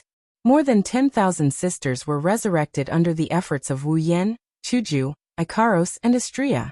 Wu Yan felt a great sense of accomplishment when he completed the last sister's life cycle and placed her into the biocontainment device. How could Wu Yan not feel a sense of accomplishment after saving nearly half of his sisters? Wu Yan can't wait to save all the sisters that are still alive. However, this matter can't be rushed. If he acts too hastily, He might expose himself to Alistair. If Alistair only had strength, Wuyan wouldn't hesitate to do so. However, Alistair's scariest part is his monstrous IQ. Who knows if he would be dragged into some scheme by Alistair if he was exposed. Like a seductress, he would be sold to the point that even his own mother wouldn't recognize him. Wuyan felt like his brain is better than his seductress hands. However, compared to Alistair, he really can't compare. That's why it's still too early to relax. After all, there are still a lot of sisters that haven't been saved yet. Every day more and more sisters are dying. Of course, Wuyan was happy that he managed to resurrect all of his sisters. It's obvious from the good sleep he had that night. However, Wuyan didn't feel that way when he woke up the next day. Good morning, Master. Ikaros, why are you lying on top of me again? Wuyan jumped up out of shock. However, he forgot that Ikaros was lying on top of him with her hands on both sides of his head. Wuyan got up and buried himself in a huge pile of soft flesh. The soft touch on his face, the oddly fragrant aroma that wafted into his nose, and the suffocating sensation that could take his life. All of these are reminding him of the situation he's in right now. Wuyan couldn't help but move his head and he burrowed deeper into the ground. Ma Master. Ikaros stared blankly at Wuyan. Suddenly, she turned around and left Wuyan. When Ikaros left, Wuyan, who put his weight on his head, tumbled and fell to the ground. The pain in his head woke Wuyan up. Realizing what he did, Wuyan raised his head and looked at Ikaros awkwardly. Wuyan froze. The usually expressionless Ikaros's cheeks were slightly red. Her eyes were shy. Her hands were hugging her breasts and she gave Wuyan a look before lowering her head. I'm not dreaming, right? Wuyan mumbled. Ikaros is actually shy about being taken advantage of. Master. Seeing Wuyan staring at her, Ikaros blushed again and lowered her head even more. Looking at the bashful Ikaros with her arms crossed in front of her chest, making her already extraordinary breasts look even bigger, Wuyan couldn't help but gulp down a mouthful of saliva. Ikaros's morning grumpiness is like a match thrown into a gas tank. The fire in him is burning. Ikaros. Under Xiaohua's control, Wuyan finally raised his hand and reached towards Ikaros. It's impossible for Ikaros not to see Wuyan's actions. When she saw Wuyan's hand reaching towards her, an inexplicable burning sensation rushed into her kinetic furnace, making her feel a little dizzy. If this was the original Ikaros, her body's auto-repair function would have activated and erased the cause of her kinetic furnace's abnormality. In other words, she would have erased all memories of Wuyan. But as someone who's seen the original, Wuyan wouldn't let that happen. When he first summoned Ikaros, Wuyan already found an item that could identify the state of the kinetic furnace. In other words, at that time, Wuyan was already preparing himself for the day when he and Ikaros would make love. After what felt like a century, the distance between Wuyan's hand and Ikaros's body kept shrinking. Finally, Wuyan's hand pressed against Ikaros's huge chest. Mama Master. Ikaros's face finally turned completely red. The pair of small accessories next to her ears swayed gently like a cat's ears, causing the fire in Wuyan's heart to burn even brighter. Ikaros. Panting a few times, Wuyan hugged Ikaros's body into his arms and pressed his hands on her plump breasts, kneading them. Master. No, there's a strange feeling. Ikaros didn't know what to do as she grabbed Wuyan's hands that went under her armpits and kneaded her breasts. Her indigo eyes started to turn misty. But not only did Ikaros's words not dispel Wuyan's desire, it actually encouraged it. After all, who's ever seen Ikaros this shy? Even in the original, no one's ever seen it. And so of course Wuyan's hands kneaded even harder. He even buried his head next to Ikaros's ear and licked her cheek. Master. Ikaros blankly felt the sensations coming from her body. Based on her calculations, the furnace should have burned to the point where it would have burned out, but for some reason, her furnace somehow managed to hold on. His tongue slowly licked from Ikaros's cheek to her neck, then from her neck to her cheeks. Listening to Ikaros's never-heard-before moaning, holding a pair of large breasts that he's never held before, Wuyan bit Ikaros's earlobe. Ugh. Ikaros didn't know why she's making such noises. She also didn't know why she felt strange when her master did such a thing to her.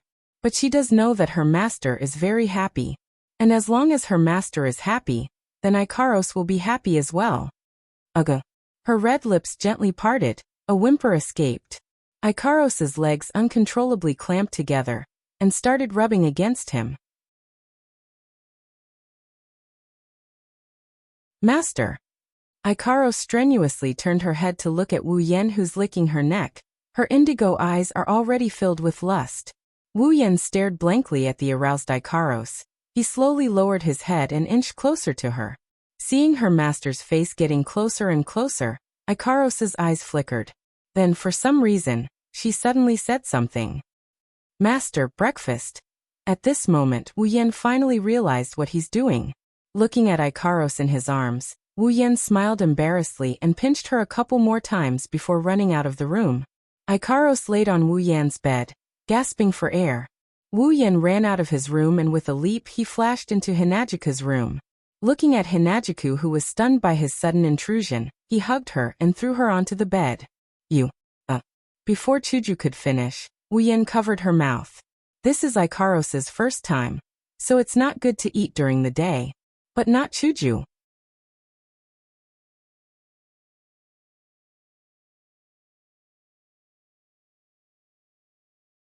Chapter 175. For the whole morning, Wu Yan stayed in Hinajika's room. The sheets wrapped around both of them wriggled, and Hinajika's sweet moans came from inside. Even with the blankets separating them, Wu Yan could still hear Hinajika's moans clearly. Ikaros and Astria also heard the sounds coming from inside the room. Astria buried her head in the middle of her food like a glutton. But if you look closely, you'll notice Astria's face is as red as a tomato. Astria wasn't an all-purpose angel like Ikaros, who excelled in combat and computing, but had poor emotional skills. Compared to Ikaros, Astria didn't have any computing skills, but her emotional skills were outstanding. Ikaros might not know what Wu Yan and Chuju are doing, but Astria definitely knows. Of course, Ikaros didn't know about it. Astria looked at Ikaros in shock. Her mouth was wide open as if she saw a UFO. It was an exaggeration. Ikaros's cheeks were pink, her skin was pink and her eyes were watery. Just like Astria, she buried her head in the middle of her food and kept eating. If she didn't share Wu Yan's perceptive ability with her, Astria would have suspected that Ikaros is an impersonator. Finally, the noise in the room stopped. Ikaros and Astria let out a sigh of relief. Of course, Astria knew why she was relieved. Ikaros, on the other hand, didn't know why she was relieved. After a while, Wu Yan walked out of Hinajika's room. His attire is neat and tidy. If it wasn't for his relaxed expression, others might have thought that he wasn't the culprit behind all of this. Master. Ikaros and Astria blushed at the same time when they saw Wu Yan. Then they called out to him softly. Wu Yan's expression turned awkward when he heard that. Coughing pretentiously, Wu Yan sat beside the two girls and greeted them as if nothing had happened. One can't help but sigh at how thick-skinned he is. Ikaros looked at Wu Yan with a blushing face. Wu Yan wanted to nibble on her again, but Ikaros acted like she didn't see it.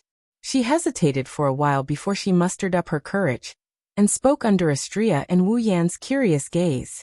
Master. If Master wants to do something fun, Ikaros can do it. Pft. Cough cough. Wu Yan and Astria spat out all the food in their mouths. They covered their mouths at the same time and started coughing violently. Master. Ikaros didn't know what to do with herself. Wu Yan raised his hand to signal that he's fine. He wiped his mouth and looked at Ikaros in shock. Ikaros, where did you learn that from? Hearing this, Ikaros lowered her head and clutched her short skirt with a bashful look. No one taught me that. I wanted to say it myself. You wanted to say it yourself? Wu Yan and Astria looked at each other in shock. Ikaros nodded and looked at Wu Yan. Her indigo eyes shone with a strange light. Because Master looked really happy, so Wu Yan went silent. He reached out and stroked Ikaros' hair. Ikaros, this kind of thing, if you don't want to, it's not like that. Ikaros interrupted Wu Yan before he could finish. Wu Yan was stunned. Ikaros looked away when she saw Wu Yan's stunned expression. Seeing how happy Master is, Ikaros is also happy. Looking at Ikaros in a daze, Wu Yan suddenly laughed. At the same time, he scolded himself for his stupidity. Ikaros isn't the same as she was at the start of the original work. She's an all-purpose angel who only entertains her master. How could he think that way? Rubbing Ikaros' head, Wu Yan met Ikaros' indigo eyes and he whispered, "Ikaros, I'm happy to see you happy." Then, Ikaros looked at Wu Yan expectantly. Her innocent gaze made Wu Yan feel uncomfortable. He helplessly said, "Next time. Let's talk about it when we have the chance, okay?" Ikaros fiercely nodded and started eating. Her chopsticks danced in the air. She seemed to be in a good mood. Wu Yan looked at her with a smile. He was looking forward to it too. After all, he likes Ikaros a lot too. Astria threw away her bowl and chopsticks. She jumped in front of Wu Yan and shouted, "Master! Astria can make Master happy too." Wu Yan's lips twitched. He looked at Astria, who was stunned by his words, and he didn't know what to say to her. This idiot, Master. I. Astria realized how embarrassing her words were. She opened and closed her mouth. I.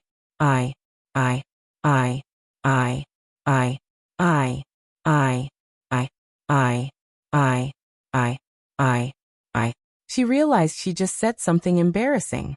Her eyes rolled up and smoke started coming out of her head. Speechless, Wu Yan looked at Astria, who was shaking her head from side to side. He reached out his hand and rubbed Astria's head.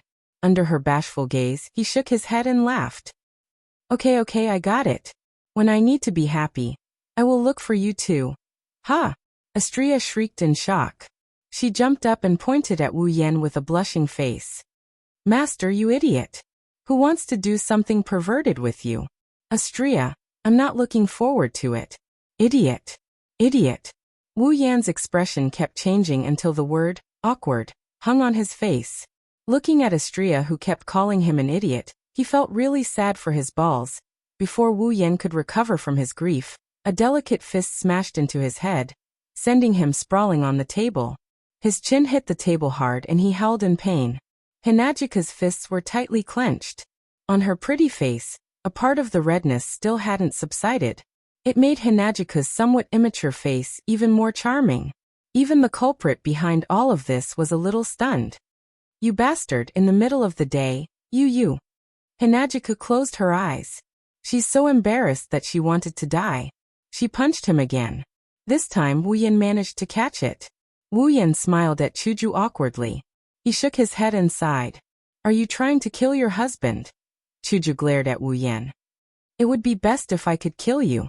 Scratching his head, Wu Yan helplessly mumbled, "What can I do?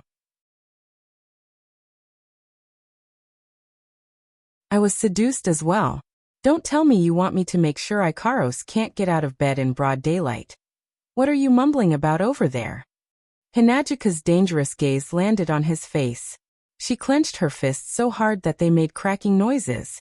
Looks like she's still holding a grudge against him for forcing himself on her again. And nothing. Wu Yan laughed dryly and shook his head. Chuju glared at Wu Yan.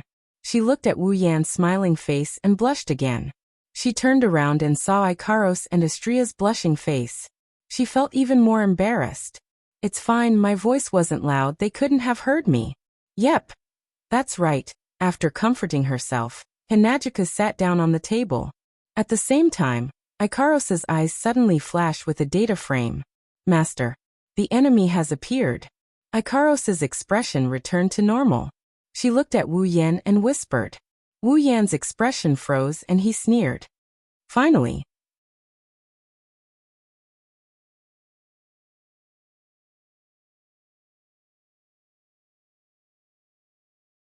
Chapter 176. Academy City, School District 7, Wu Yan's house. No, to be precise, this is the house that the system gave to Wu Yan when he first arrived in Academy City. Even though Wu Yan doesn't have the currency of Academy City, Wu Yan has a lot of gold coins in the Spalier world. Even though most of them are in his gold card, the amount that Wu Yan has on him is more than enough to buy a house. On the second day of his arrival in Academy City, Wu Yan was already planning to buy another house. After all, this house isn't big, it can't fit 2 people, but Wu Yan has 4 people. Therefore, this house was abandoned by Wu Yan without hesitation. Of course, it wasn't completely useless. At least it helped Wu Yan attract a lot of unnecessary enemies. Hound Dog Unit. Item. At this time, the two Umbu organizations in Academy City have surrounded this house. The passers-by around it have been dispersed by them for some unknown reason. Now, all of the people here are members of the Hound Dog Unit wearing synthetic armor. And standing in the middle of these people is the leader of the Hound Dog Unit, Kahara Amida. Also Mijino Shizuri, Kinuhata Sai, Frenda and Takitsubu Riku. Is the enemy inside? Kihara Amida said to a member of the Hound Dog Unit with an expressionless face. His voice is a bit low, but it's not hard to hear that he doesn't care. According to the detected data, a large number of military clones appeared last night and emitted electromagnetic waves with this building as the center. Combined with the other military clones' reactions to the missing body samples from the Masaka network, the enemy is most likely among them. Very likely? Kihara Amida suddenly smiled and looked at the reporting member. He grinned and said, "You mean to say that the enemy's whereabouts is only a possibility?" That member's back was soaked in sweat, but because he was wearing a thick armor, nothing could be seen. However, his trembling appearance could be clearly seen. Soon, with a gunshot, the member fell to the ground. The blood on his head flowed down his cheeks to the ground, evaporating the last bit of warmth. Kihara Amida did not even look at the corpse on the ground. He put away his gun, as if he had not killed a person, but a dog. Trash does not have the right to live in this world. This is one of the rules in Kihara Amida's heart. There is another rule. And that is, subordinates are nothing more than a group of scum that can be abandoned by their leader at any time after their value has been exhausted. The four members of Item frowned but quickly recovered. It seems like they also know about Kihara Amida's personality. It's just that they don't seem to like him, except for Mijino Shizuri. Kihara Amida looked at the other members and the mechanical dogs that were sniffing around on the ground. He asked, "What's the reaction of the smell detector?" "Yes. There is indeed a human aura inside." "That's enough." Kihara Amida clapped his hands. "As long as it's inside, no matter who it is, kill them all." "But the orders from the higher-ups." Kihara Amida glanced at the member who spoke, and that member stopped talking. Kihara Amida turned around and said, "The higher-ups only want the military clones. Why are they looking for them? They can just recreate them. As for whether the original source is willing to provide the DNA, that's not up to her." Wu Yan, who is hiding not too far away, heard Kihara Amida's words. His eyes flashed with a cold glint as he stared at Kihara Amida, with a murderous intent. Ikaros and Astria sensed Wu Yan's murderous intent at the same time. Their faces turned cold as data flashed in their eyes. "All right, let's stop here. If we go any further, we will be discovered by Takitsubu Riku." The girls stopped moving. Wu Yan nodded and looked at Ikaros and Astria. "Ikaros, Astria, try not to use your wings, got it?" Academy City is a scientific city, but Chairman Alistair isn't someone who believes in science. Before he founded Academy City, he was a magician. If Ikaros and Astria use their wings, they will be mistaken for angels. If Alistair finds out there are two angels in his territory, he will flip the entire Academy City upside down. That's why Wu Yan warned the girls. Of course, he meant try your best. If the girls are in any danger, he doesn't care if Academy City is overturned or not. "Yes, Master." Wu Yan nodded and exchanged a look with Chuju. The two of them leaped away, leaving Ikaros and Astria behind. Sky Queen mode on. After Wu Yan and Chuju left, Ikaros's pupils turned crimson red. A halo appeared on her head and her hair swelled up. The wings of light that appeared with her in the past didn't appear this time. Ikaros hid them in her clothes. Compared to Ikaros, Astria didn't change at all. She took out a sword hilt with a blue gauntlet. Chrysor, super vibrating photon blade. A blue lightsaber came out of the sword hilt. The body of the sword vibrated slightly, and the air surrounding the body of the sword was instantly wiped clean, leaving not even a bit of it behind. After adjusting themselves to their best condition, the two women took out 2 more capsules and swallowed them at the same time. Then a miraculous scene happened. Ikaros and Astria's bodies distorted. Two completely unfamiliar faces appeared on their faces. Even their bodies were distorted. The two of them became shorter by a few centimeters. Even Wu Yan wouldn't be able to recognize them if he didn't know what was going on. At the same time, the hounds had begun to invade the room. As long as they saw anything suspicious, they would fire at it with their submachine guns. Kihara Amida, on the other hand, was leading the way. Together with the other 4 members of Item, they headed towards the direction of Takitsubu Riku and the robot dog. When they passed by a room, the robot dog stopped. Takitsubu Riku pointed at the door and said with a complicated expression, "The target has been discovered." Mujino Shizuri and Kihara Amida laughed at the same time. Mujino Shizuri immediately raised her hand, and a meltdown atom burst through the door, breaking through the wall and smashing everything in the room into smithereens. However, Mujino Shizuri wasn't happy. Instead, her face turned dark. The veins on her forehead were throbbing. Kihara Amida narrowed his eyes. His eyes were filled with murderous intent. In the room, there wasn't even a bed, let alone a person. Only a few words were written on the wall in front of them, words that infuriated Mujino Shizuri and Kihara Amida. "Take your time, idiot." Meltdown atom was used. Mujino Shizuri turned her head to look at Takitsubu Riku after destroying the wall with the words, "Takitsubu, didn't you say the target is here?" Takitsubu Riku seemed to be at a loss of what to do. She closed her eyes and carefully sensed for a moment. Her head also began to turn. Then she stopped at the floor of the room. Looking at the few chips that were thrown on the floor, she pointed at them in astonishment. The target's AIM came from these chips. "What did you say?" Kihara Amida laughed in disdain. "You're saying these chips can spread the AIM field? Huh. That's the funniest joke I've ever heard." Kinuhata Sayai, who was standing at the back, was even more disdainful. "Didn't your dog also discover the target's location?" Kihara Amida's face turned dark. He clenched his teeth and kicked the smell detector robot dog into pieces. Right at this moment, something unexpected happened.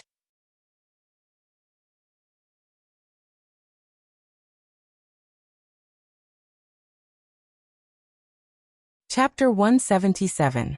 Screams of agony traveled into everyone's ears. Kihara Amida, Mujino Shizuri and the others who were staring at the chip were stunned. "What's going on?" Kihara Amida frowned. A very ominous premonition suddenly rose in his heart. People like Kihara Amida always believed in their intuition. He immediately waved his hand. "Go out and take a look." Just as Kihara Amida finished speaking, Takitsubu Riku looked out of the window and said, "Mujino."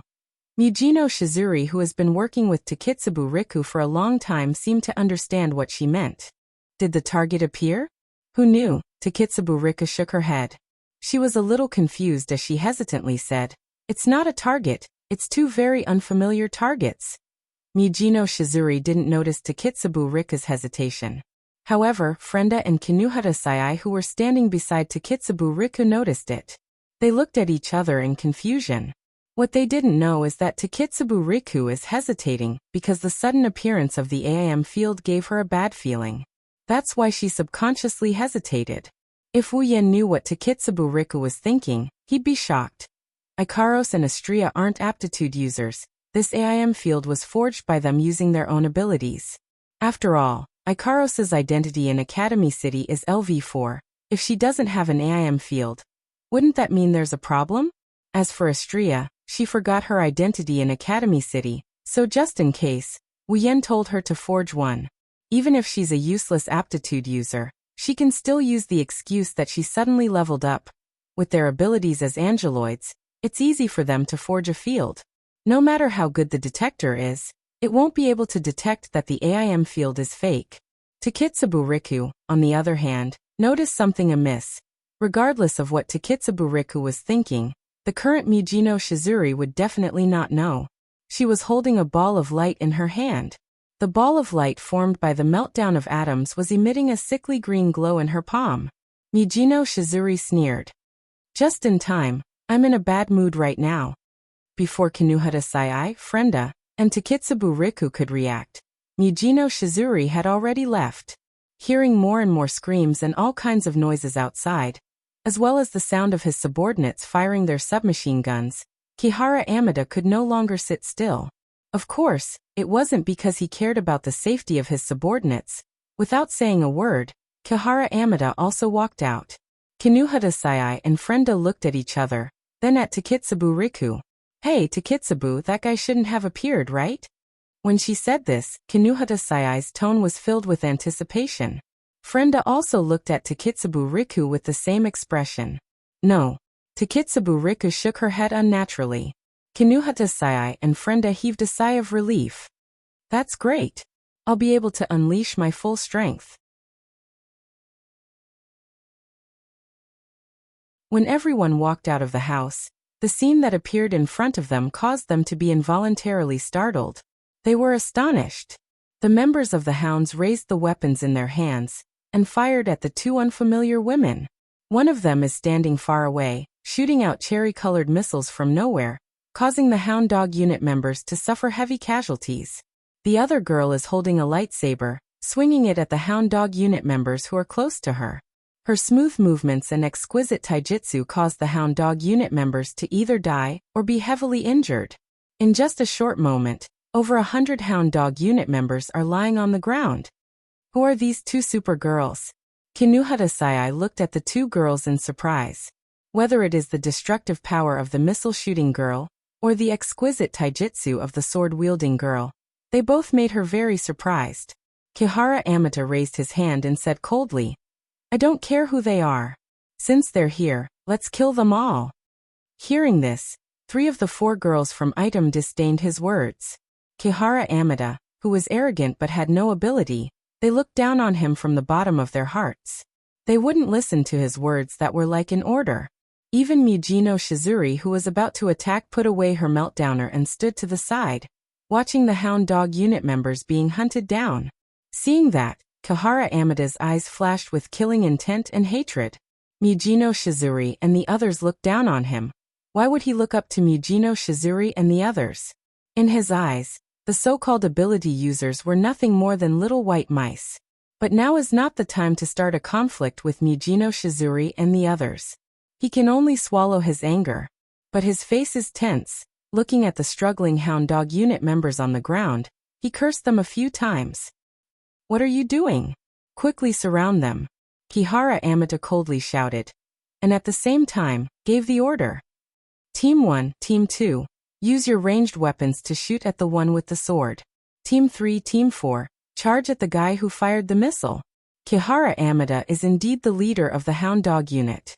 With just a few orders, the members who were panicking due to the heavy casualties started to attack in an orderly manner.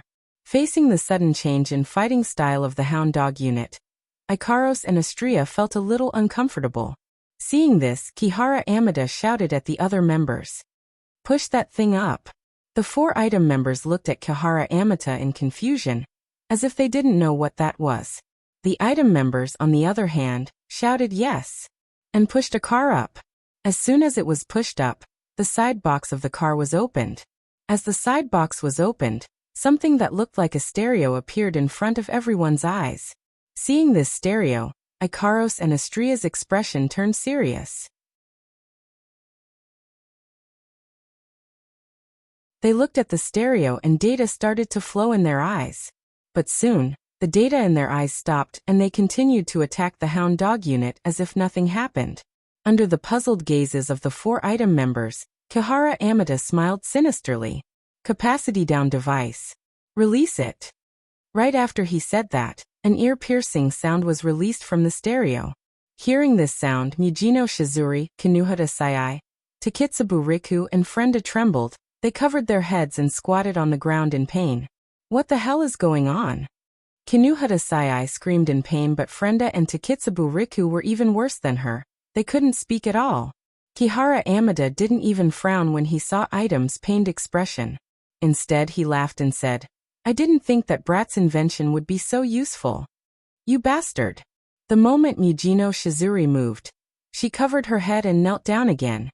She didn't even have the strength to glare at Kihara Amida. Kihara Amida smiled at them as if he wanted to take revenge. However, the screams that came again made his smile freeze on his face. In his mind, the two girls who couldn't move due to the capacity-down device and were torn to shreds by his subordinates were still alive and kicking, harvesting the lives of his subordinates.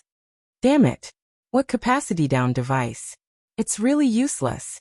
Kihara Amada's face was ashen. He didn't have the time to think about why the capacity-down device didn't work on the two women.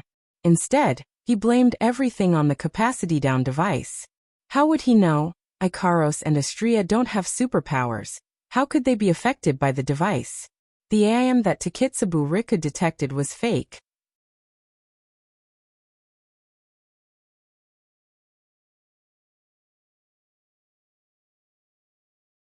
Chapter 178.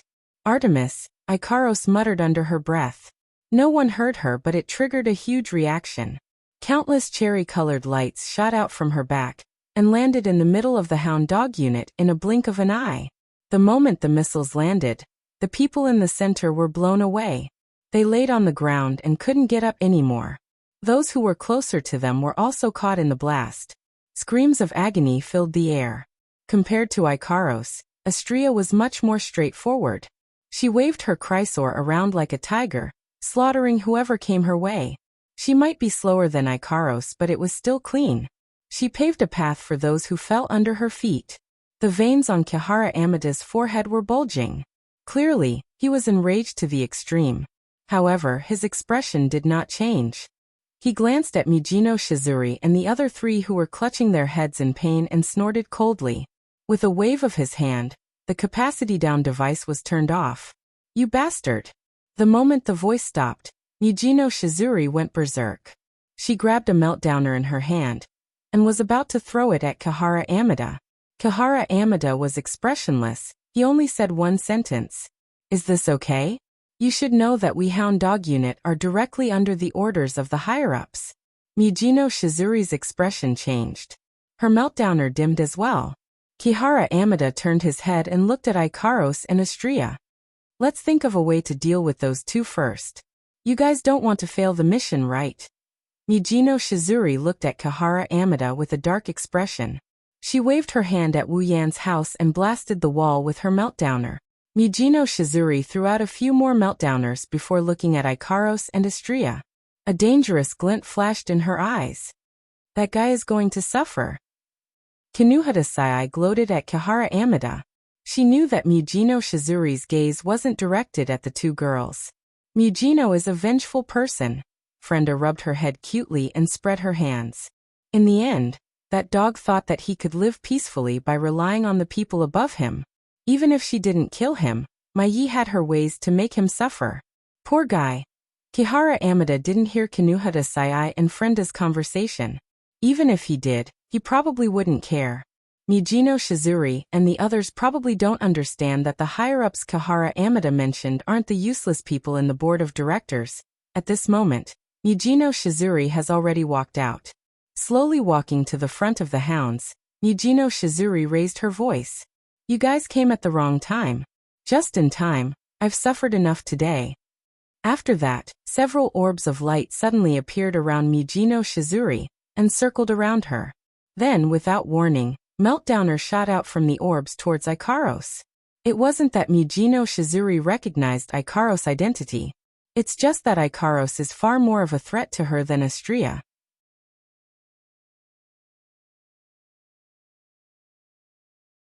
After all, Astria is a close-range fighter.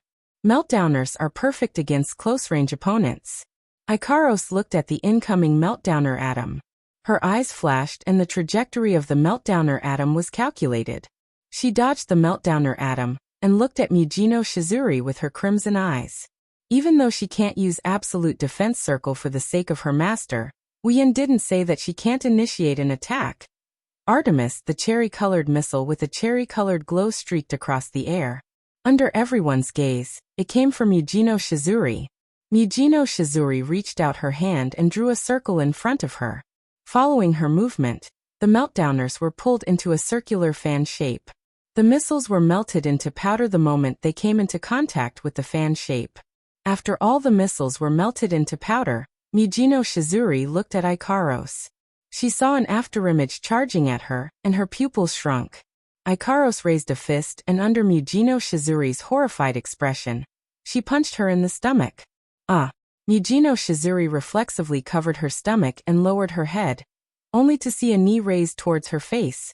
Under everyone's stunned gaze, Ikaros' knee landed on Mujino Shizuri's face and sent her flying. She fell to the ground and fainted. That's super impossible.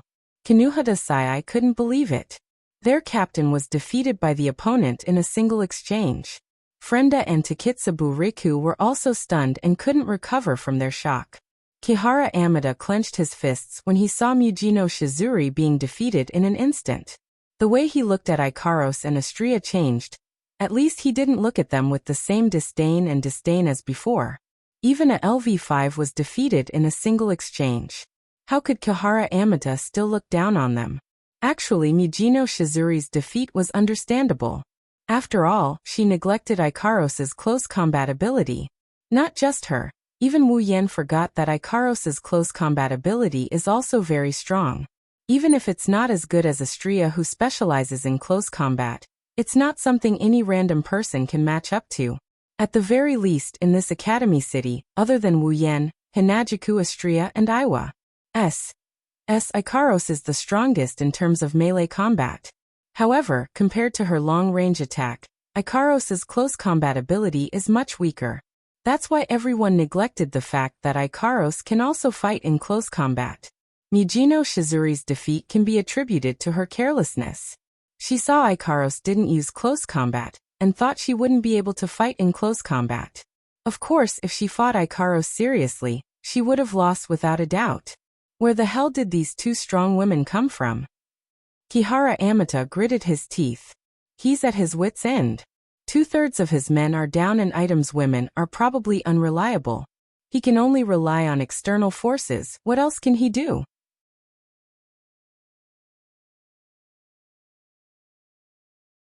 At this time, Kihara Amata's communicator suddenly rang. Kihara Amata was stunned. He picked it up and looked at it. His face was completely filled with anger. He slammed the communicator in his hand on the ground. Kihara Amata was breathing heavily. He even let out a few low growls. Damn it! I've been completely fooled. What's going on? Kinuhata Sai asked subconsciously. However, her eyes were still on Ikaros and Astria, who weren't far away from her. Kihara Amata lowered his head and said in a low voice. The research facility was infiltrated again. Infiltrated? Frenda was shocked. You mean? These guys are in cahoots. They used a trick to lure us here. And the mastermind invaded the unguarded research facility. It seems that these two women are just bait. After that, he ignored the stunned Kinuhata Sai, Takitsubu Riku and Frenda and shouted at the Hound Dog unit members. Everyone retreat. The Hound Dog unit members stopped in their tracks and slowly retreated to the sides. Too bad they didn't ask for permission from their master. Artemis, following the loud boom, the sound of missiles bombarding the area was heard. What followed was the screams of the Hound Dog unit members. They aren't going to keep them here, right? Frenda, Kinuhata Sai, and Takitsubu Riku, who rescued Mujino Shizuri, looked at each other and retreated. What does the Hound Dog unit's survival have to do with them? Retreat. All of you retreat. Only the screams of the Hound Dog unit members and Kihara Amada's furious roar could be heard. You're tuning in to the Limei's Wuxia Whispers YouTube channel. We're so grateful for your support, and don't forget to subscribe to join us on this incredible journey through captivating stories. Your generosity through donations truly makes a world of difference, as it's the primary source of revenue that allows me to expand and enhance this channel for you. Thank you from the bottom of my heart for being a part of this adventure.